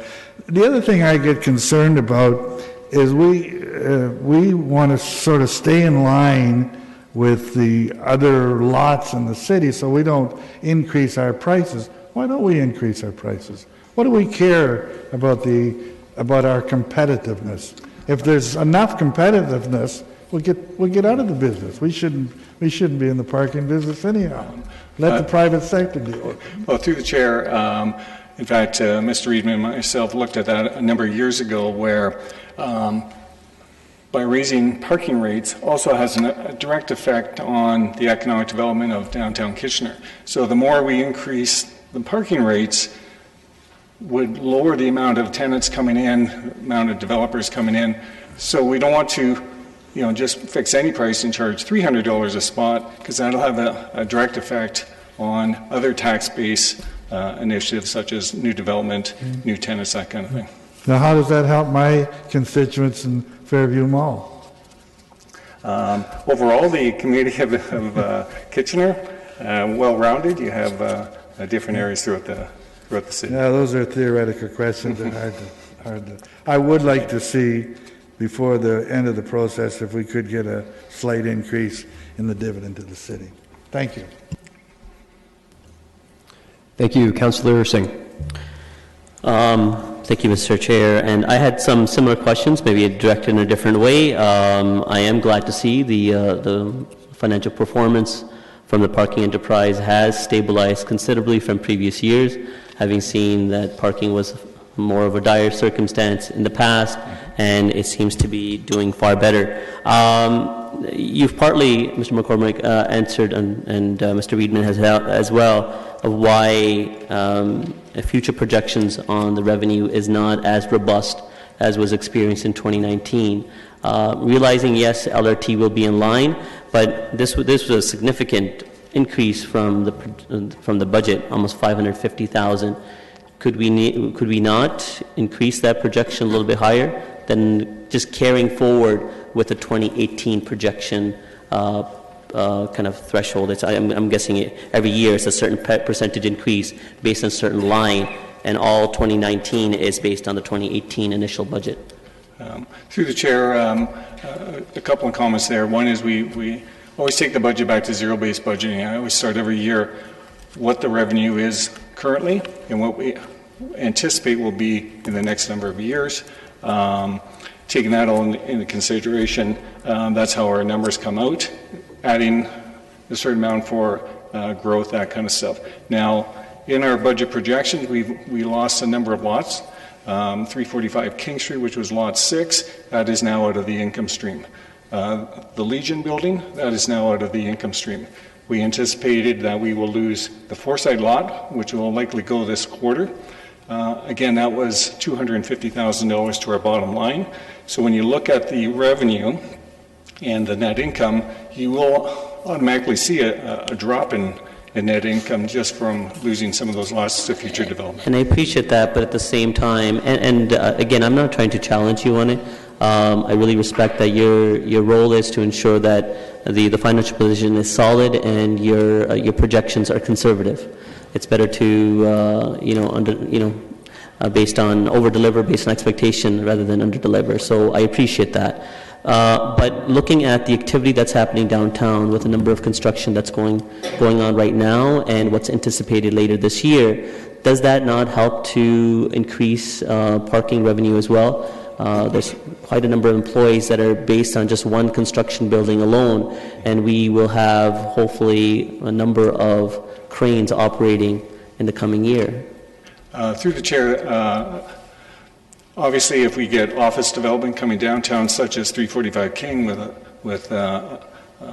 I'm not saying, way in the future, just in the 2019 projection. I'm saying when construction is happening, you got all of a sudden infusion of 50, 60, or whatever number of employees that are working on a building in construction that wouldn't be there otherwise. And that is in effect happening in our core and anticipated in 2019 with a number of projects that are online. And you're absolutely correct. We are working with a number of the construction crews right now for Lot 15 as well as the Brom lots. We've had started discussions on that. Obviously, we don't want to impact our existing monthly customers or our customers right now for short-term gain. So we're looking at how we can move their staff or their construction workers out to some of the not as popular surface lots, so we don't impact our future customers who are here today. 2 years from now, if we tick them off, they may not want to stay here. So we are looking at those type of... And I agree. I'm just trying to speak to more on demand. I think there is a confidence that demand going forward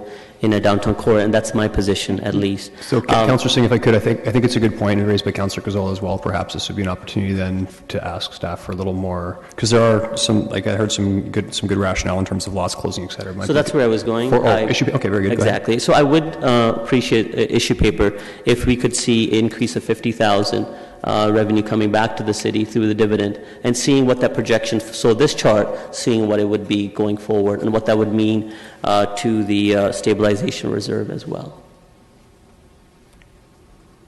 So an increase of $50,000?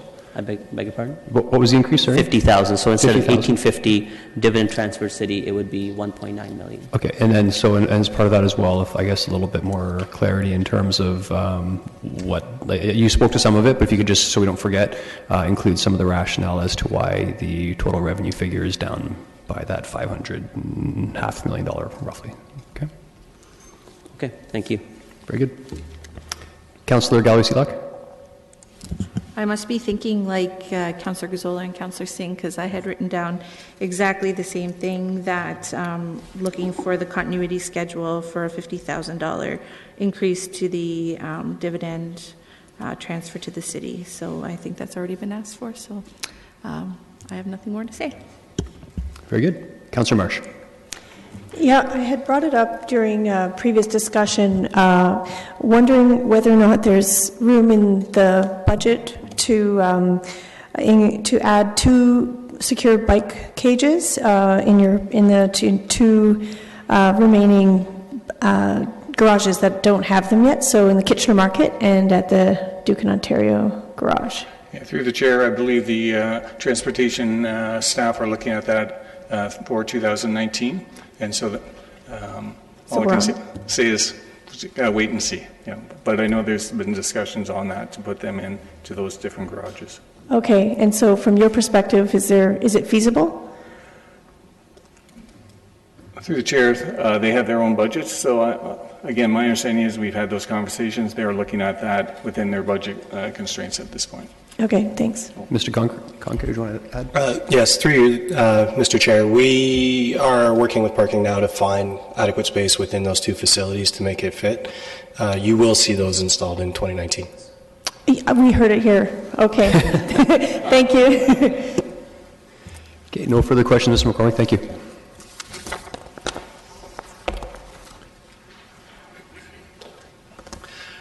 Next up is the gas utility. It's split out into 2 sections. There's gas delivery followed by gas supply.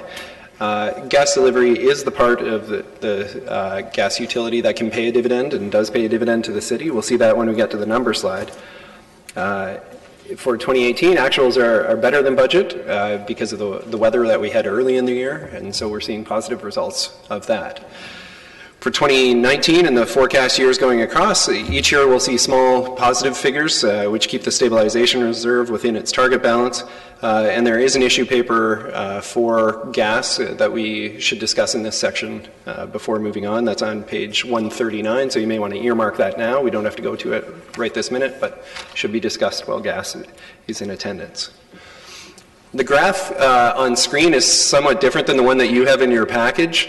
The one that got published was for the entire gas utility. The one I'm showing on screen now is for gas delivery only.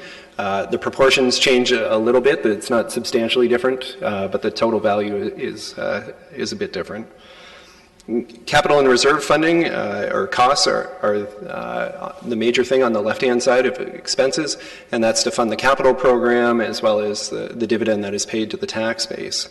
Materials is mainly transportation and storage of gas, but also includes things like equipment charges and operating supplies. On the revenue side of things, revenues are primarily through user fees. The other income that shows here is for payments that are made on people's rental water heaters. They're classified as other income instead of user fees. On the financial, looking at the dollar amounts, like I had mentioned in my overview, you see in the middle, the net revenue expense line, that it's essentially break even in all years of the forecast, while there's a strong positive result of about $1.6 million in 2018. The stabilization reserve is expected to have a balance in around $4 million, which will help mitigate any unforeseen issues that we have, and primarily in the gas area. It's due to weather because the temperatures end up being warmer and we sell less gas. Looking at gas supply, again, the trend we see for 2018 is similar, where we have strong results because of selling a lot of gas. Gas supply is a flow-through cost, so that's the cost of moving gas to the Ontario border. For 2019 and beyond, we see the gas supply rate remain relatively stable and maintain its stabilization reserve within its target balances. This is probably the most straightforward version of this graph that we have in the whole package. Essentially, all gas supply does is buy gas, and it is fully recovered through user rates. And looking at the financial piece, we see projected negative results for 2018 and 2019, but those were planned. The Gas supply was above its stabilization maximum, and so the rate was kept low in order to bring us down into be within the target range. And we see that being affected or effective across all years of the forecast, that we're in and around the target balance for gas supply. I'll pause. Mr. St. Louis and others are here to respond to questions. I would suggest that we start with gas delivery, talk about that in total, and then talk about gas supply separate. Very good. Before we get to questions, Mr. Chapman, something to add? Through Mr. Chair, I just wanted to make a comment, perhaps for the benefit of the new council members, but perhaps as a reminder for all council members, that the natural gas utility is a bit unique in the municipal space. Kitchener is only one of 2 municipalities in the province that actually owns its natural gas utility, the other being Kingston. And as you can appreciate, gas utilities are heavily regulated by the province. A municipal gas utility falls into a unique space in that we are subject directly to some regulations, but for rate regulation, we have dispensation from the province for council to make rate decisions. That said, we've tried to follow the principles of the OEB and modify them to a municipal utility because we have been challenged in the past by ratepayer organizations that question the dividend that we pay, which appears to be fairly high. And at the end of the day, we've justified it based on the modified dividend methodology that follows in many respects the methodology that's been adopted by the OEB. So oftentimes at budget, there will be questions around, can we increase the dividend? What I can assure you of is that we're following the model that has been endorsed by council now for a number of years. You see the dividend is increased by an inflationary rate, but we would not recommend going outside of the model that has been supported and withstood scrutiny for the past number of years. And I guess the point I would make around that is that we enjoy many benefits from not being subject to rate regulation, and I would encourage council not to do anything that would jeopardize that status with the province. Thank you. It's a worthy reminder. Councillor Gazzola.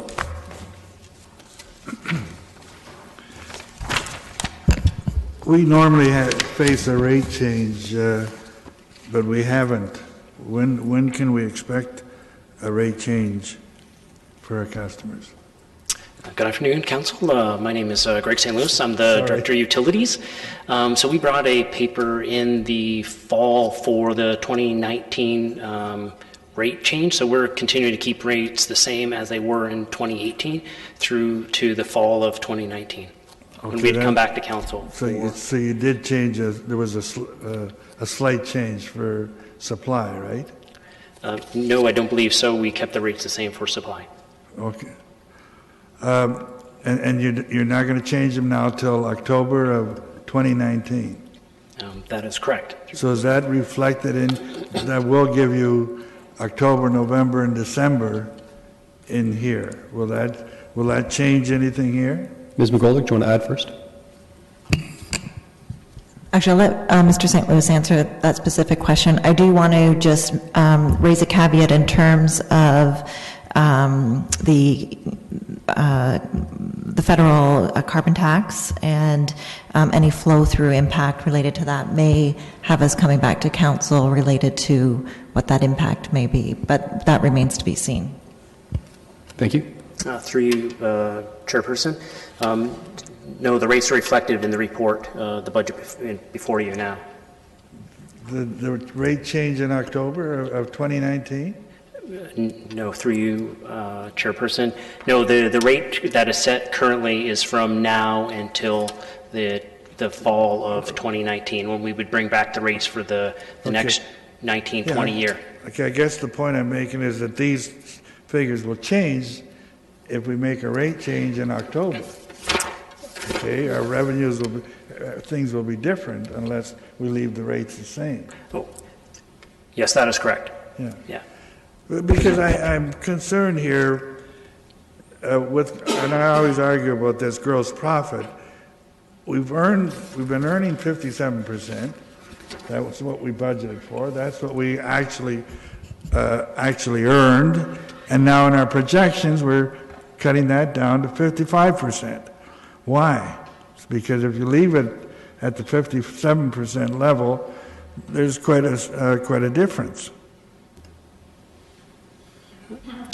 Through you, Chairperson, we're trying to maintain the rate stability in terms of having a rate that's reflective as compared to Union Gas and Enbridge. Well, what happened this year? Were they at 57% gross profit? I don't know what their percent profit is, but our rates were very similar to their rates. Okay, on the supply side of it, we have actually, the concept of, I thought of that supply was that it was a 2 or 3 year thing that we finally get caught up, but we still have way more money in the supply portion than we really need, which means that we're not drawing it down as fast as we expected to, and therefore our supply charge to our consumers could be lower. Is that not the case?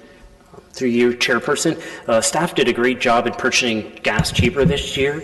However, in moving forward in 2019, the market is changing for gas based on productions. We have the lowest storage levels in storage, the U.S. dollar as well compared to the Canadian dollar. So we've already seen Union Gas increase their rate by 1.8% on gas supply. So we're projecting that we're going to eat up the that percentage there and come out where our 2019 budget is, which would put us within the minimum benchmark number, or just below it actually. Well,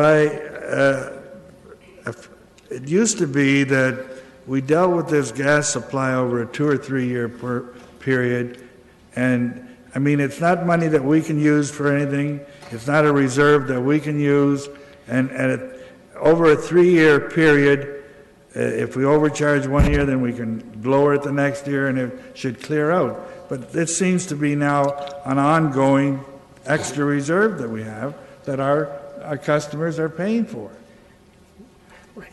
Through you, Chairperson, that's why we're trying to, as the price of gas is increasing, we're trying to maintain rate stability, and we're charging 3.5 cents per cubic meter continuing on into this 2019 budget, where, say, Union is charging 15.004 cents per cubic meter. So we see there'll be a decrease in the 2019 rate, as well as when we're estimating the budget, it's impacted by the weather, the usage, and we're really heat sensitive here in our community. It's really based on the temperature, so it's quite challenging at times to come up with the volume of gas going to be consumed per the year, and so we base it on a 5-year average volume consumption. However, a 1 cent change in the rate is $2 million in revenue, so that we could be short in 1 year if it's a warmer winter, or if it's a colder winter, we could, like this year, be in the positive. We didn't lose as much money or draw down that surplus as much as we wanted to because of the colder November. Well, I was going to ask you that figure. What does 1% equal? And it's $2 million. That's 1 cent. Sorry, 1 cent. 1 cent. 1 cent. 1 cent. Yeah, right, 1 cent on the rate. Yeah. Correct. So we're showing a negative increase in our summary for gas. What's causing that? What's causing that negative increase? So the negative is that our reserve level is, the gas supply reserve stabilization is higher, so we want to draw that down. So it's costing us more to buy gas than the cost right now of gas. Are you changing the gas supply rate? No, we are not. We're keeping it at 13.5 cents per cubic meter. Well, I'm confused, because how are we getting a lower... So the cost of the gas is going to be more than 13.5 cents per cubic meter. No, I understand that, but have we changed the rate? In October, or did we change the rate? No, we have not. Mr. Lautenbach, do you want to...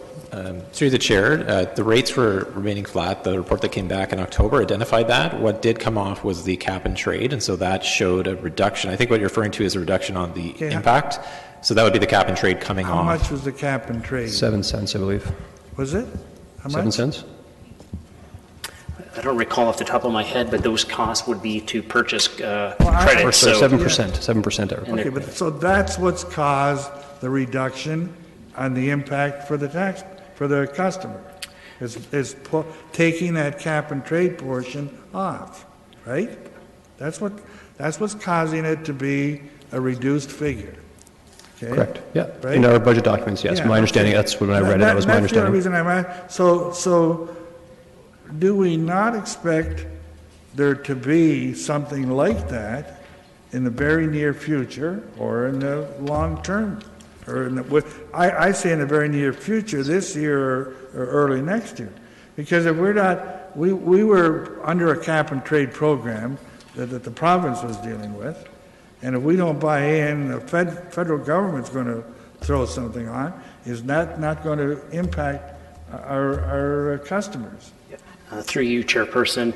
Currently, we're following it very closely with the federal backstop if the Ontario government doesn't move forward with their own carbon program. And basically, what we've learned to date is that it's going to be a pass-through, basically a tax on it. So it'd be similar to HST, where it'd be so much per cubic meter, and we'd have to remit that monthly to the federal government. So, but is it going to cause our rate to go up to our customers? So it wouldn't affect our rate per se, but it'd be an added line item on there to put, it'd be, I don't think they want to call it tax, but it'd be carbon fee. Yeah, but our rates are going to go up. Correct, they will, across the board, the entire that's province. I'm just saying the bottom line is going up for our customers. They don't care who gets it, what level of government gets it. That's what they have to pay. So it is foreseeable that our rates are going to go back up. That's all. I'm just trying to warn us that we're showing a decrease right now, but in the fullness of time, we could be losing that decrease.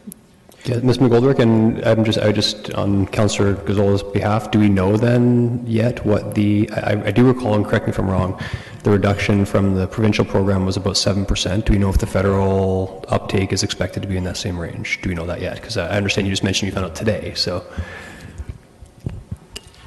So through you, Chair, I'm not sure if we do have that information in terms of what the potential impact will be. I would ask Mr. St. Louis. I haven't received that information yet.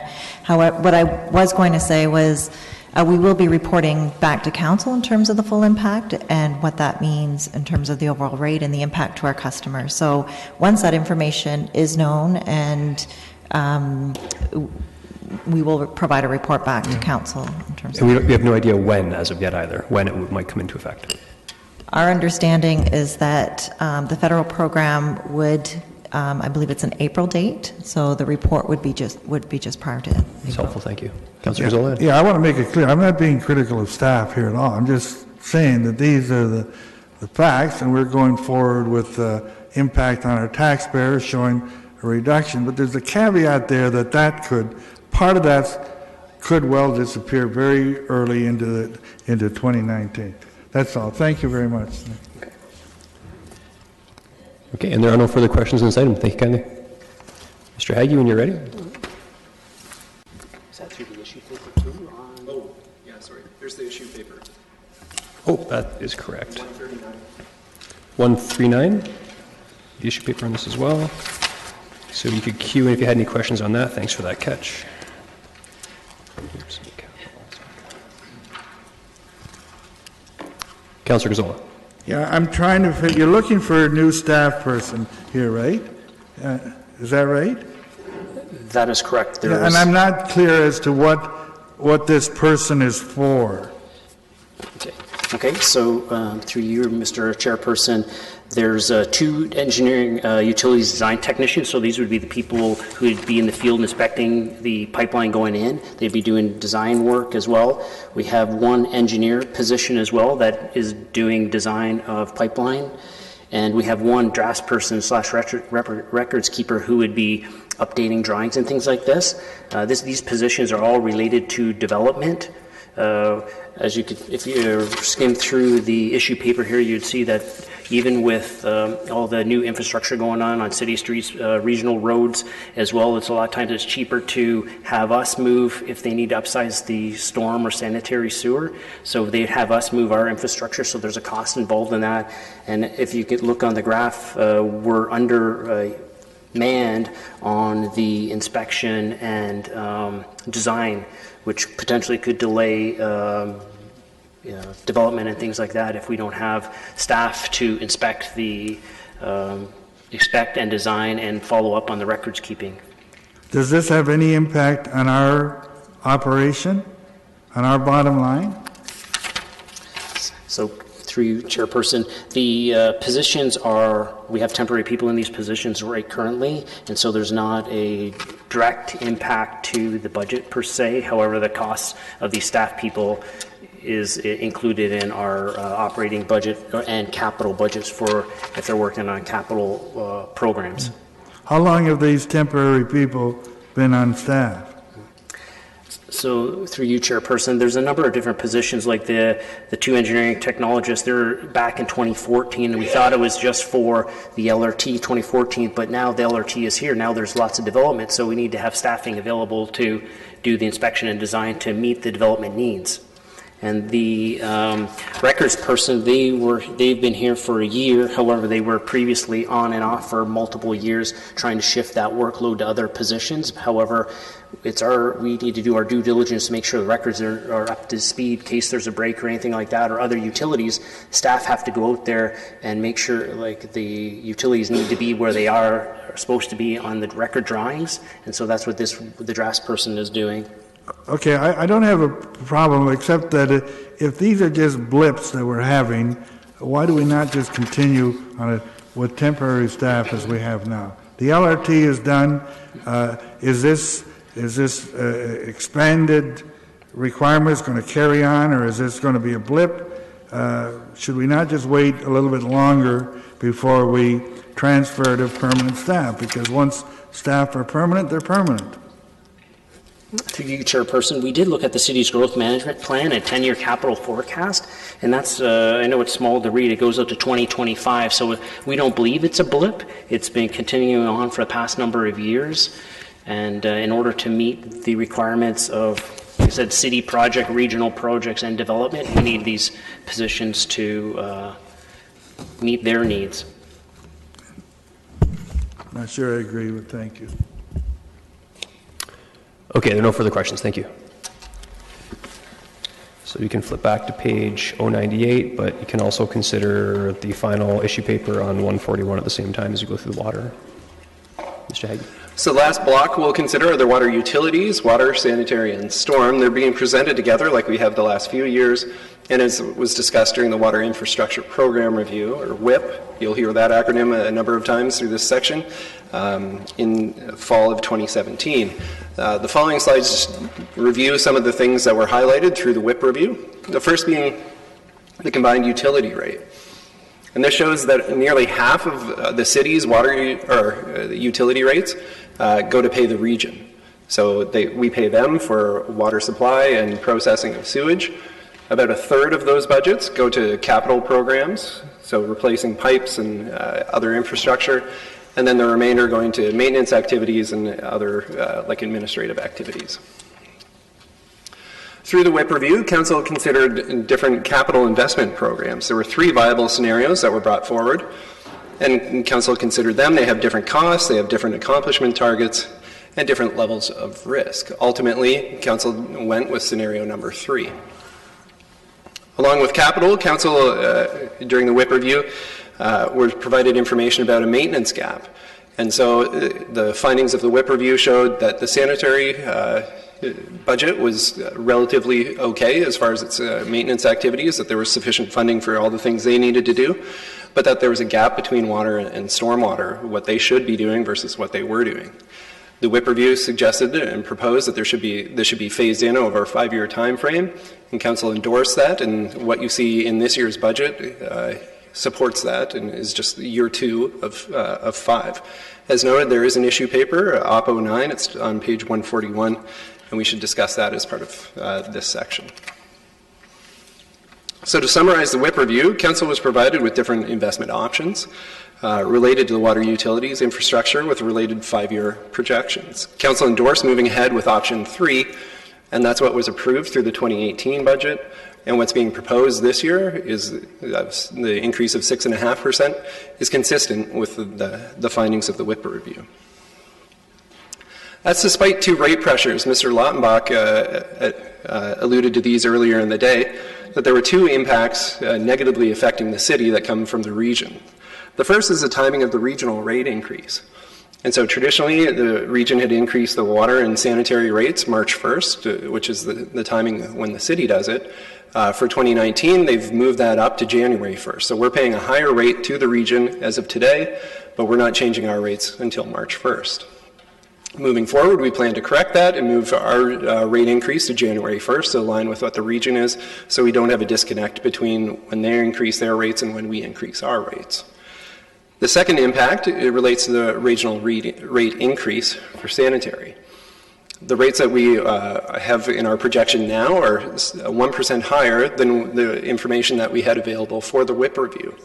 And so we are paying more to the region than what was planned during the WIP review. The combined impact of this is 0.6% out of the 6.5%. But staff believed that it was important to maintain the WIP rate forecast and reduce spending in other areas to compensate for the regional impacts. Otherwise, the proposed rate increase that would be coming forward would be 7.1% instead of 6.5%. This table shows the combined rate increase broken down into its different component parts. You can see that the regional rate increase is the biggest component of it, making up 2.9% of the entire 6.5% increase. The capital change is 2.1%, with maintenance and other activities rounding out the additional 1.5% for a total of 6.5%. We've heard loud and clear from residents that they're interested in what's being done with the rates that they're paying. We got that kind of input through WIP review. We got that kind of input through previous budgets. And so some of the next few slides show some of the information that's currently being shared by Kitchener Utilities. I've seen it on my Facebook feed, and you may have it as well. There's some great news coming out of 2018. We see, because of the investments that were made through WIP, we've seen about a 50% decrease in discolored water quality complaints in 2018, as well as increased repair of stormwater infrastructure. We've seen literally tons of sediment being removed from stormwater catch basins and replacement of over 6 kilometers of water, sewer, and stormwater pipe through full road reconstruction projects. And finally, WIP investments have also protected the drinking water system from becoming contaminated and improved safety on the water system by being able to more quickly isolate sections of water main that are in distress. That ends the overview. I'll pause there, Mr. Chair, if there are any questions about WIP in general before we move on to each of the utilities themselves. Councillor Gazzola, WIP in general or on the utilities? Or do you just want to wait until the... Mainly to do with the utilities. Okay, sorry, you just want to queue back in then and we'll go through this? Oh, sorry, can you queue in? Go ahead. I'm curious as to, we've started collecting this money in advance for the WIP. In 2018, what kind of capital dollars have we set aside for that? I'd have to do the math. The combined capital increase or capital amount for full road reconstruction, I think, is around $30 million. Okay, I got $40 million, but I may have included other things. The question I'm curious is, has that all been spent? Are we able to spend it as fast as we're collecting it? Will I see that when I look in the capital forecast? So I was going to suggest when we get to the existing capital balances next week, you will have a better answer. Tell that? Okay, so I'll wait. Now I want to go back to the impact of the region changing the date on implementation. That's really a minor impact, is it not? I mean, we're moving back the dates, but from now on it's going to be January the 1st. So what is that real impact on it? It's, I'm not sure if I have it. I have the combined amount is 0.6, which is about $7 to the average customer. It's a few $100,000. It's not Okay, it's not, yeah. It's not insignificant, but it's not the end of the world. Yeah. The other thing I'd like to ask our regional representative, on regional council, how did this extra 1% come about, and why were you not aware of it, or what? So through the chair, the information we had when we were doing WIP was in advance of last year's regional budget. So we were going with the final budget projections from 2017. They changed for 2018. No, you've done what you should do, but is there any explanation for this? What's the explanation? Our suppliers increased our price a lot more than they said they would, so what kind of an explanation did they give? So my understanding is that it's the cost of processing is going up for them. They have, the chemicals they use, the processing they have to do to meet legislative requirements, they need the 1% higher than they had originally forecast. Are you satisfied with their responses as to why your prices are going up? It's reasonable to me, yes. Okay. So what is the increase been from our supplier? What is the increase going up? It's obviously going up more than the inflation rate. On the sanitary side, it is going up 6.9% in 2019, and that goes to 4.9% for the next few years. When we were modeling, we had 5.9 and 3.9. So why would we do that? Why would we have a big spike of 6.9 and then go to 4.9? Why wouldn't we work on something for the sake of our customers that's more evened out? So it's that's the regional increase, and theirs is coming down. So it had been, I think, 7.9. Now it's at 6.9. It's going to 4.9. But you said it's higher than you expected. Right. They had forecast in 2017 that it was going to be 5.9 for 2019. They increased it to 6.9. Just like that, boom. I guess I'm going after the wrong person here, but it does impact our customers, because I would like to see if we can decrease our utility rates lower, but if we run into roadblocks like that, it doesn't help. So that's all the questions I have. Thank you. Okay, no further questions. Please continue. So we'll talk about the water utility first. Projected results are very positive for water. There's increased water consumption, and expenses were down because there were some staff vacancies and lower than normal water main breaks. The budget forecast across all years is positive, but the stabilization reserve is still projected to be under its minimum target levels across all years, so we have less resiliency if we have a bad year for water main breaks or we sell less water. Looking at the expenses, the main expenses are materials, so that's primarily us purchasing water from the region. Capital transfers are the next biggest thing, and those fund the water program, as well as full reconstruction program, as well as making contributions to relevant corporate capital projects.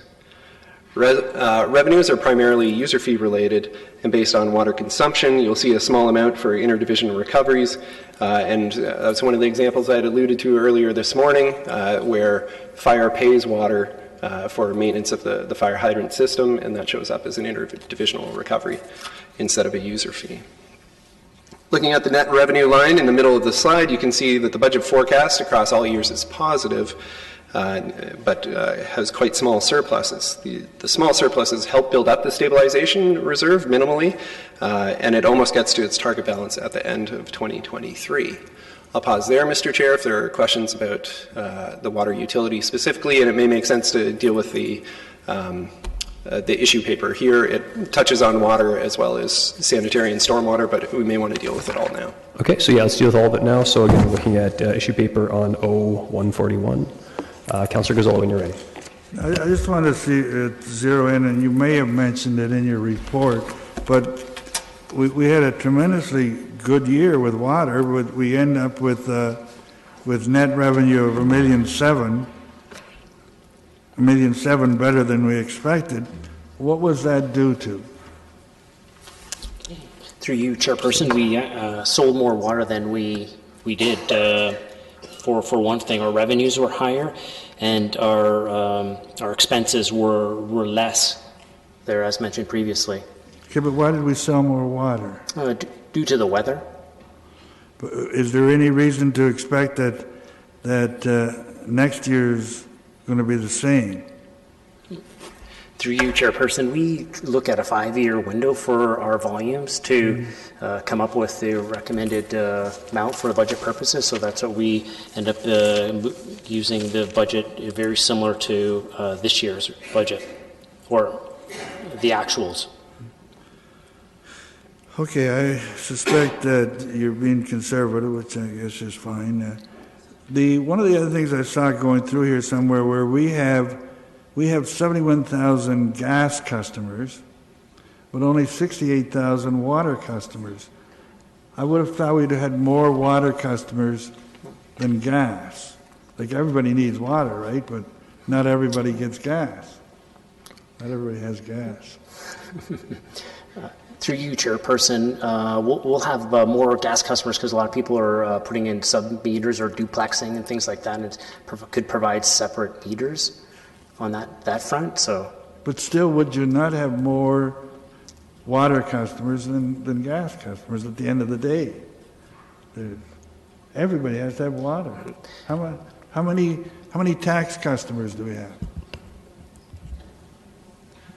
That suggests there are some still on wells. Okay, I'm just trying to drive at, what our revenues are exceedingly good this year, and is there reason to believe that they're going to be much different next year? So those are the reasons for my questions. Thank you. Okay, thank you, Councillor Galway-Selak. Yeah, just one question with regards to expenses. I see that this year you're projected to have almost $1 million less than what you had budgeted for, and you go up significantly. What's the rationale behind being able to save this year, but go back to the same operating expenses as in previous years? Through you, Chairperson, what we looked at here, to be quite honest, is in terms of the number of water main breaks in the projected 2018 budget. We had a number of water main breaks. We actually doubled the amount in November and February that really aren't reflective in the projected numbers, I don't believe. So once those play into that, because we're just dealing with the costs, and even the restoration costs will come into this year.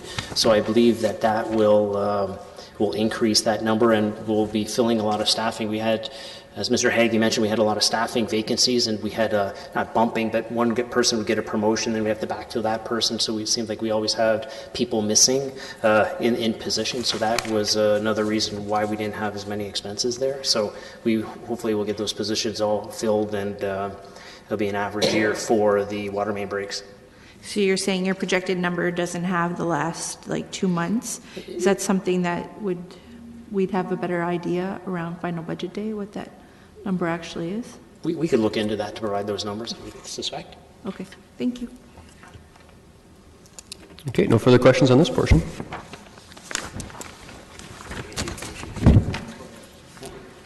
Any issue?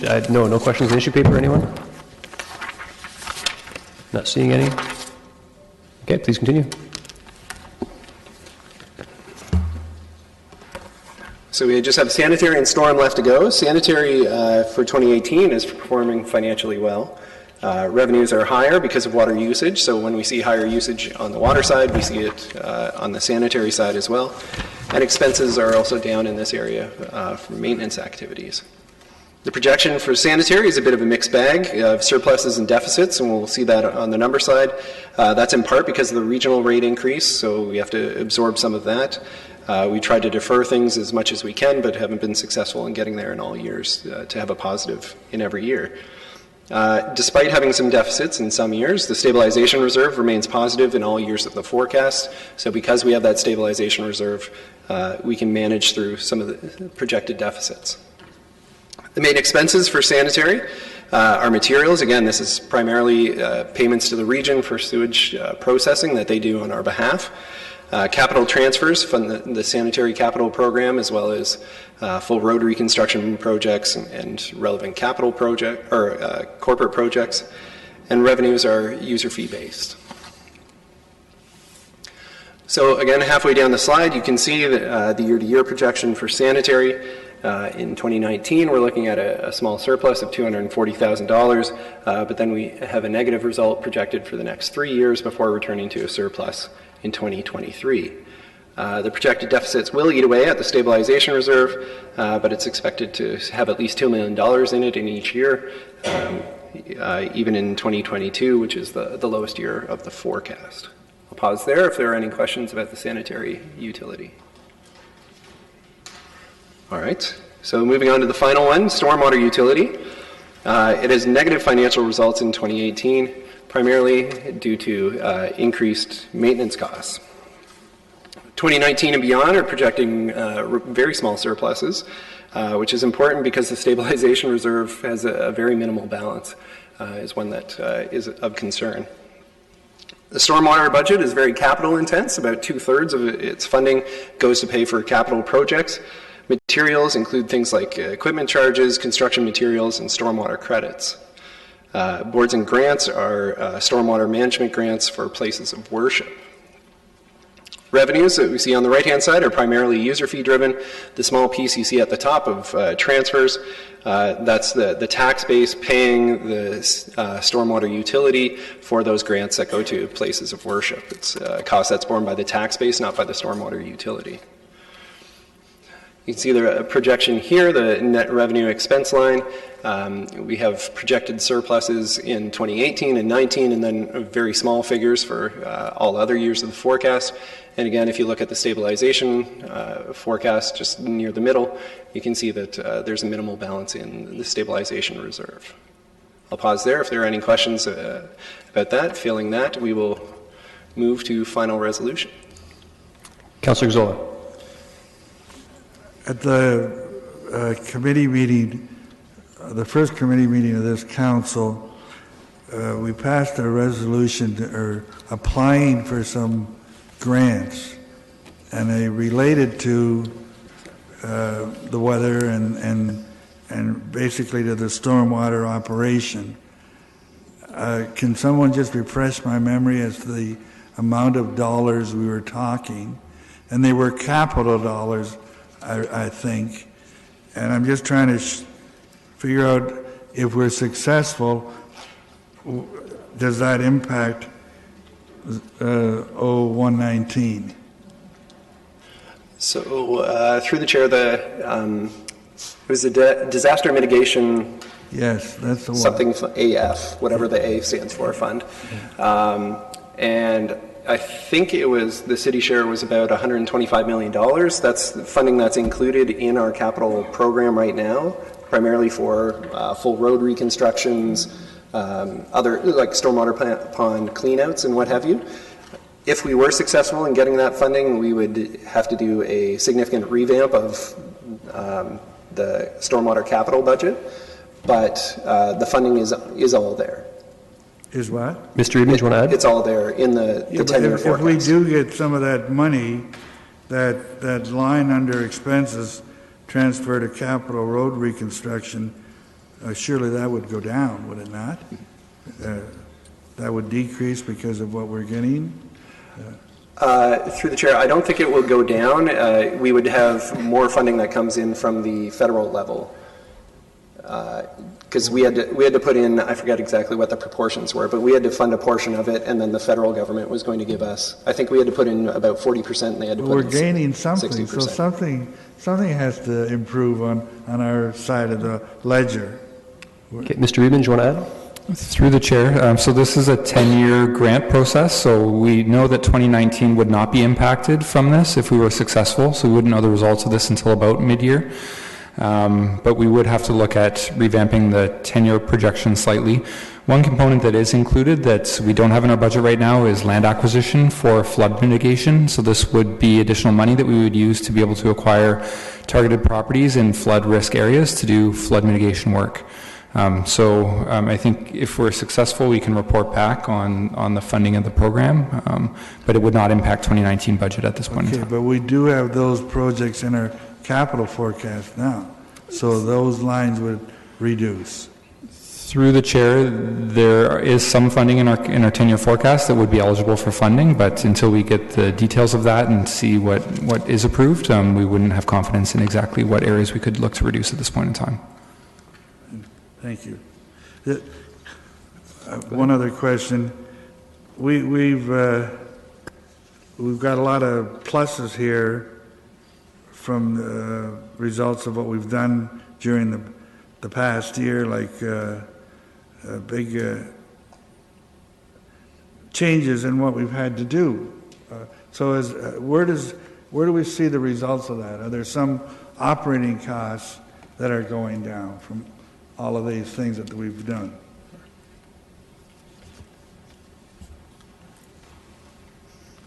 Could we speak to that? It's easy, like you look on 0141, middle paragraph. It talks about benefits realized from the 2018 funding allocation. It gives all of these good things. Now, where do I see that on your financial budget page? Ms. McGolder? Sorry, so through you, Chair. In terms of, so we have been looking to collect data in terms of the benefits realized through investment in the water infrastructure and have quantified where we've seen those benefits, and that's what's reflected in here.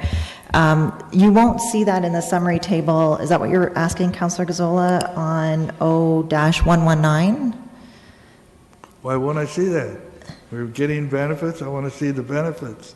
Correct. So we're reporting it through performance metrics, in which you saw earlier in the presentation and in the issue paper, and communicating through our website and through social media. It doesn't equate necessarily into, it's additional investment in the system, which provides for a better quality. So you saw a decrease in the number of discolored water complaints. That doesn't necessarily translate into a cost savings that is reflected on a line item. We got more efficiencies. We're doing better work. We're not having to send out as many people. Our costs should be going down. I mean, sooner or later, we have all these efficiencies that we're always working on, spending monies for efficiencies. We need to see some of the benefits. So I'm just wondering here, where are the benefits? So I appreciate the question. I think one of the important things to remember about the water infrastructure program is that every 5 years we do a more fulsome review in terms of looking at what those maintenance costs are, the maintenance trends, our capital investment, and indicators related to that investment. How many water main breaks we've seen, how many sewer repairs are required, what the average condition index of the system is. And so that is that comprehensive review that we undertake every 5 years. That's where I see we would continue to report on where we're seeing savings, and then we're also where we may be seeing some costs. All right, because when we were dealing with the water, we talked about less stormwater, less breaks, okay? And we could readily see it in our expenses, that our water expenses decreased, as Councillor Galloway-Seelock pointed out. And that's the sort of thing that I would like to see continuing on if we've already done that. So, thank you. Okay, thank you. There are 3 people in the queue. Councillor Marsh. Oh, I don't know at what point you're inviting issue paper ideas. Just queue in afterward on the water, and then if there's anything unrelated. Thank you, Kelly. Councillor Galloway-Seelock. Mine's the same. Same? Okay, sir. Do you mind queuing back in? And Councillor Singh's on this? Yes, okay. Go ahead. Yes, thank you. And to Councillor Gazzola, what his question was or concern. Now, I appreciate, obviously, the increased investment into our infrastructure, specifically, we're talking about stormwater, has just started. So we're not going to see immediate improvements the year 1, year 2. But over time, anecdotally, we can compare. And some things that we could place some greater emphasis on, and I'm just giving more of a suggestion, it speaks to, through the report on O-141, where is it? resulting in reduced flooding. We can compare that anecdotally compared to past results, regulatory compliance, reduce risks of litigation, and improve customer service. Not the customer service, but at least reduce litigation. So we can compare on what our experiences were in the past as to in a couple of years from now, when we do that review, exactly what those results are. And it doesn't necessarily mean with the efficiencies. Obviously, we have a huge backflow of deficit on infrastructure. That means because we have efficiencies, now there's a saving coming in. If it means that we have efficiencies and we were able to dedicate that man hours where we're repairing as opposed to improve, extending or building a new infrastructure, how that the efficiencies was redirected, that can be shown as well. Thank you. Okay, just one quick question on that. Line flipped over, that's fine. The grants for charities and places of worship, council formally, basically that's just exempting those entities from paying stormwater fees, is that correct?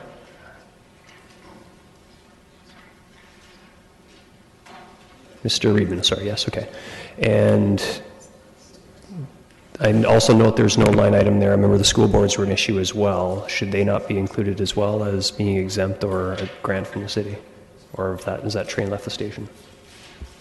Through the chair, so I believe there was a request to the province at the time, so we were told at that time that we weren't eligible to charge school boards, but the grant was applied to churches or places of worship. Okay, thank you. That concludes all the questions on that. So we do have a couple, I think, requests for issue papers, beginning with Councillor Marsh. All right. Thank you. I was planning to bring forward just a request for an issue paper regarding how we could ask planning staff to give us options for how we could provide them with better resources to proactively move forward with some of the longer-term planning goals. So earlier at the beginning of this meeting, we talked a lot about, it came up a lot about how we have a joint services initiative with the City of Waterloo that is looking at affordable housing options. But it's my understanding that we don't have currently a staff person whose role it is to optimize how much we are able to currently within our own policies to look at how we can move forward on more affordable housing options. And so I just want to see an issue paper that just asks us to ask staff to come back and let us know again how we can be better resourced to proactively move forward with longer-term planning goals that would include affordable housing policies, but not limited to them. Okay, I'm going to ask staff if they would like any clarity on that and if they think they can reasonably accommodate that. Mr. Reedman. Through the chair, so my understanding of the ask is that they would an issue paper is requested to look at options to advance longer-term planning goals, so existing work program like things like Crosby and those types of work that's underway, as well as affordable housing. Can I just confirm that that's correct of what's being asked? Yeah, Crosby. I know that we're looking at non-residential Crosby implementation in 2019, but I understand that we're under-resourced for looking at the residential components and also implementing things like the parts planning, secondary planning as a result of the parts planning, etc. Through the chair, staff can accommodate that. The one thing I do want to point out is that planning may not be the appropriate home for the long-term affordable housing program. It could be somewhere else in the organization, but we can include that in the issue paper. Okay, that sounds fine. With me, yeah. Okay, very good. And one other, I have two. Do you want them both at the same time? Okay, so the other one was when we talked about user fees, we learned that the leisure access card has become more flexible in how people can use it, but the value of it is not enough for one person to participate, say, for example, in a week's worth of a summer camp or that type of thing. So what I'd like to just ask for is an issue paper to look at what would the impact be of increasing the value of the leisure access card per person? Okay, Mr. May comments, can you accommodate that? Any questions or clarity? Go ahead. No, through you, Mr. Chair. So we'll bring back an issue paper that talks about it. I believe the limit is $400 per person, and I think what I'm hearing is look at increasing that limit so we can bring that back for final budgeting. Okay, I suppose I would ask at the same time then a little clarity too on the checks and balances in place with respect to getting the leisure access card. I'm curious how we measure that. Okay, good, very good. Councillor Galway-Seelock? Yes. If I added correctly, there's about 14 FTEs that are being recommended in this budget. So I was wondering if there could be an issue paper on whether or not any of those FTEs could wait and the impacts of those delays. I think that's pretty straightforward. I'm not sure who specifically from staff would be able to respond to that because it's across the organization. But I assume that's something that could be reasonably accommodated. So, Councillor Galloway, your question is not necessarily cutting them, but can we delay them 3, 6, 9 months, that sort of thing, and what the financial impact would be. Okay. Yep. Yes. Okay. Seeing nodding from staff. Very good.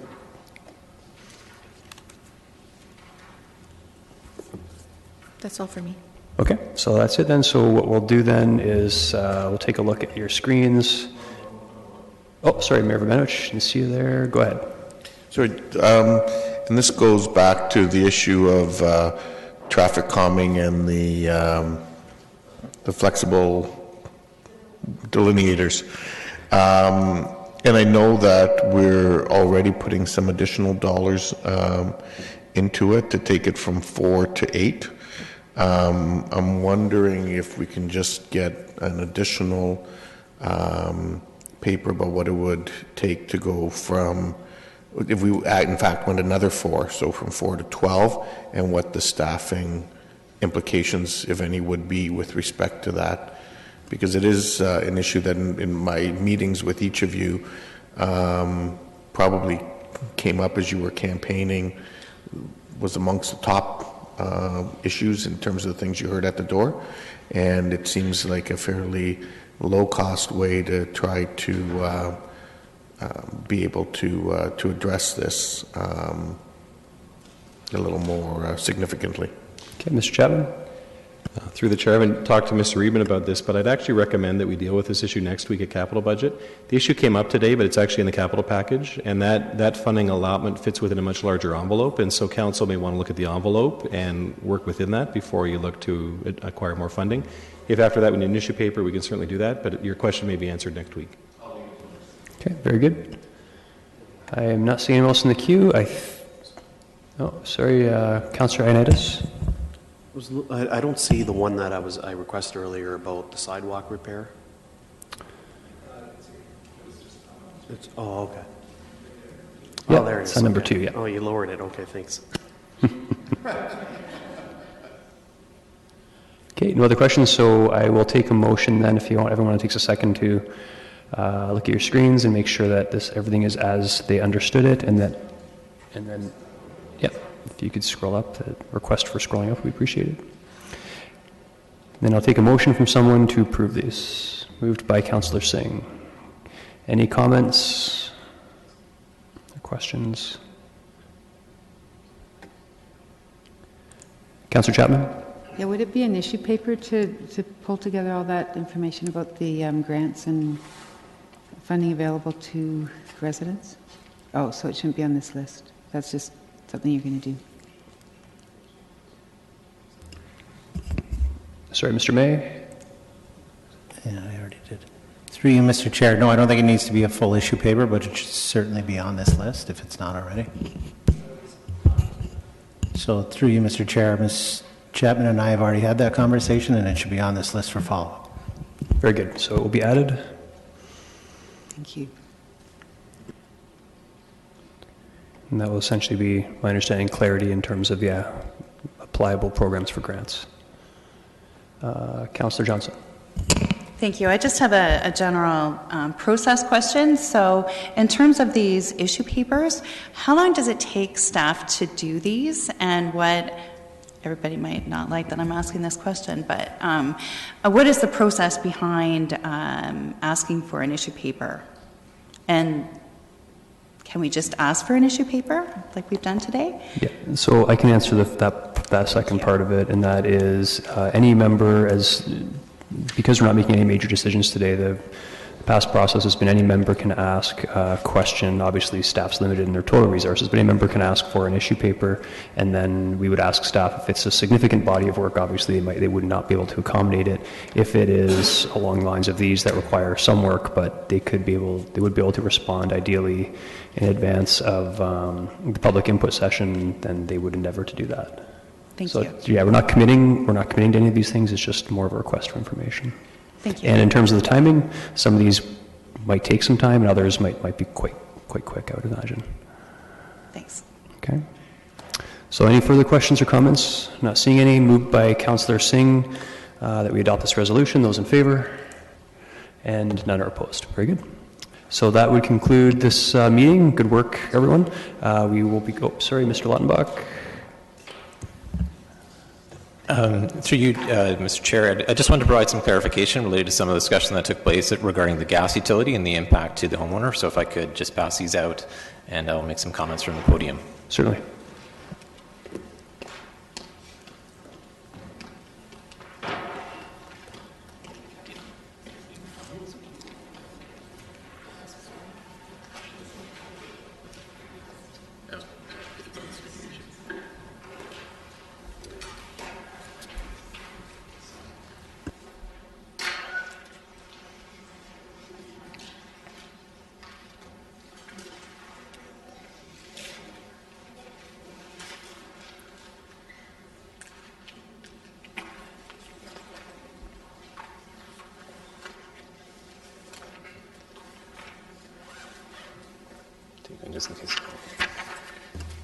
So the question was raised by Councillor Gazzola regarding the impact to the homeowner on the reduction that you see in terms of $7. It is related to the reduction in terms of the cap and trade, but what we have included in the forecast as of April 1st is based on the information related to the carbon tax, including that in as well. So the $7 reduction, if you look at the top supply, we are expecting to increase basically at the same time for next year when we bring rates back for council to consider. So there's a slight increase there where you see the $5.15. And then on the bottom line on carbon, we have the full impact of the cap and trade coming off, which is the $56.70 under 2018, and 2019 where you see $44.20. That is the carbon tax coming in, but with an April 1st expectation in terms of the timeline. Now this could change, but in terms of the question related to the impact that might be in terms of adding the carbon tax, it won't be as large as was originally thought in terms of the discussion that took place earlier. Okay, so I'm getting a few questions on this. I'm going to go to Mr. Chapman first. So I think the bottom line is, if this is treated as a tax and a flow-through, we've likely, in fact, overstated the impact to the homeowner in the 2019 budget. If that impact were to have come off, there would be a further $44 savings shown as impact to the average homeowner. We've assumed a new federal carbon program as of April the 1st and built that into the cost for the homeowner in the projection. That's right. That's the purpose of the Councillor Gazzola on this? Well, no, I was questioning then, in fact, you have budgeted for changes. Like what I was getting, the message was that you hadn't looked at that, and there was nothing in this year's figures, but you have basically taken that change into account. There could be a further change, I gather, in October for the delivery portion of it. That's correct. So where we forecast and showing that, based on our forecast, sorry, not for delivery, but for supply, slightly increasing next fall. But when you look at the carbon tax, it's based on April 1st moving forward implementation of the carbon tax, and that's based on the information we know at this time. It could change, but the impact or the reduction that you're seeing in terms of $7 for the homeowner will be a 2019 reduction for them because it's been built in. No, and I see that, and that's why I wondered, the whole 4420 would have disappeared, and the impact would have been considerably larger. So That's fine.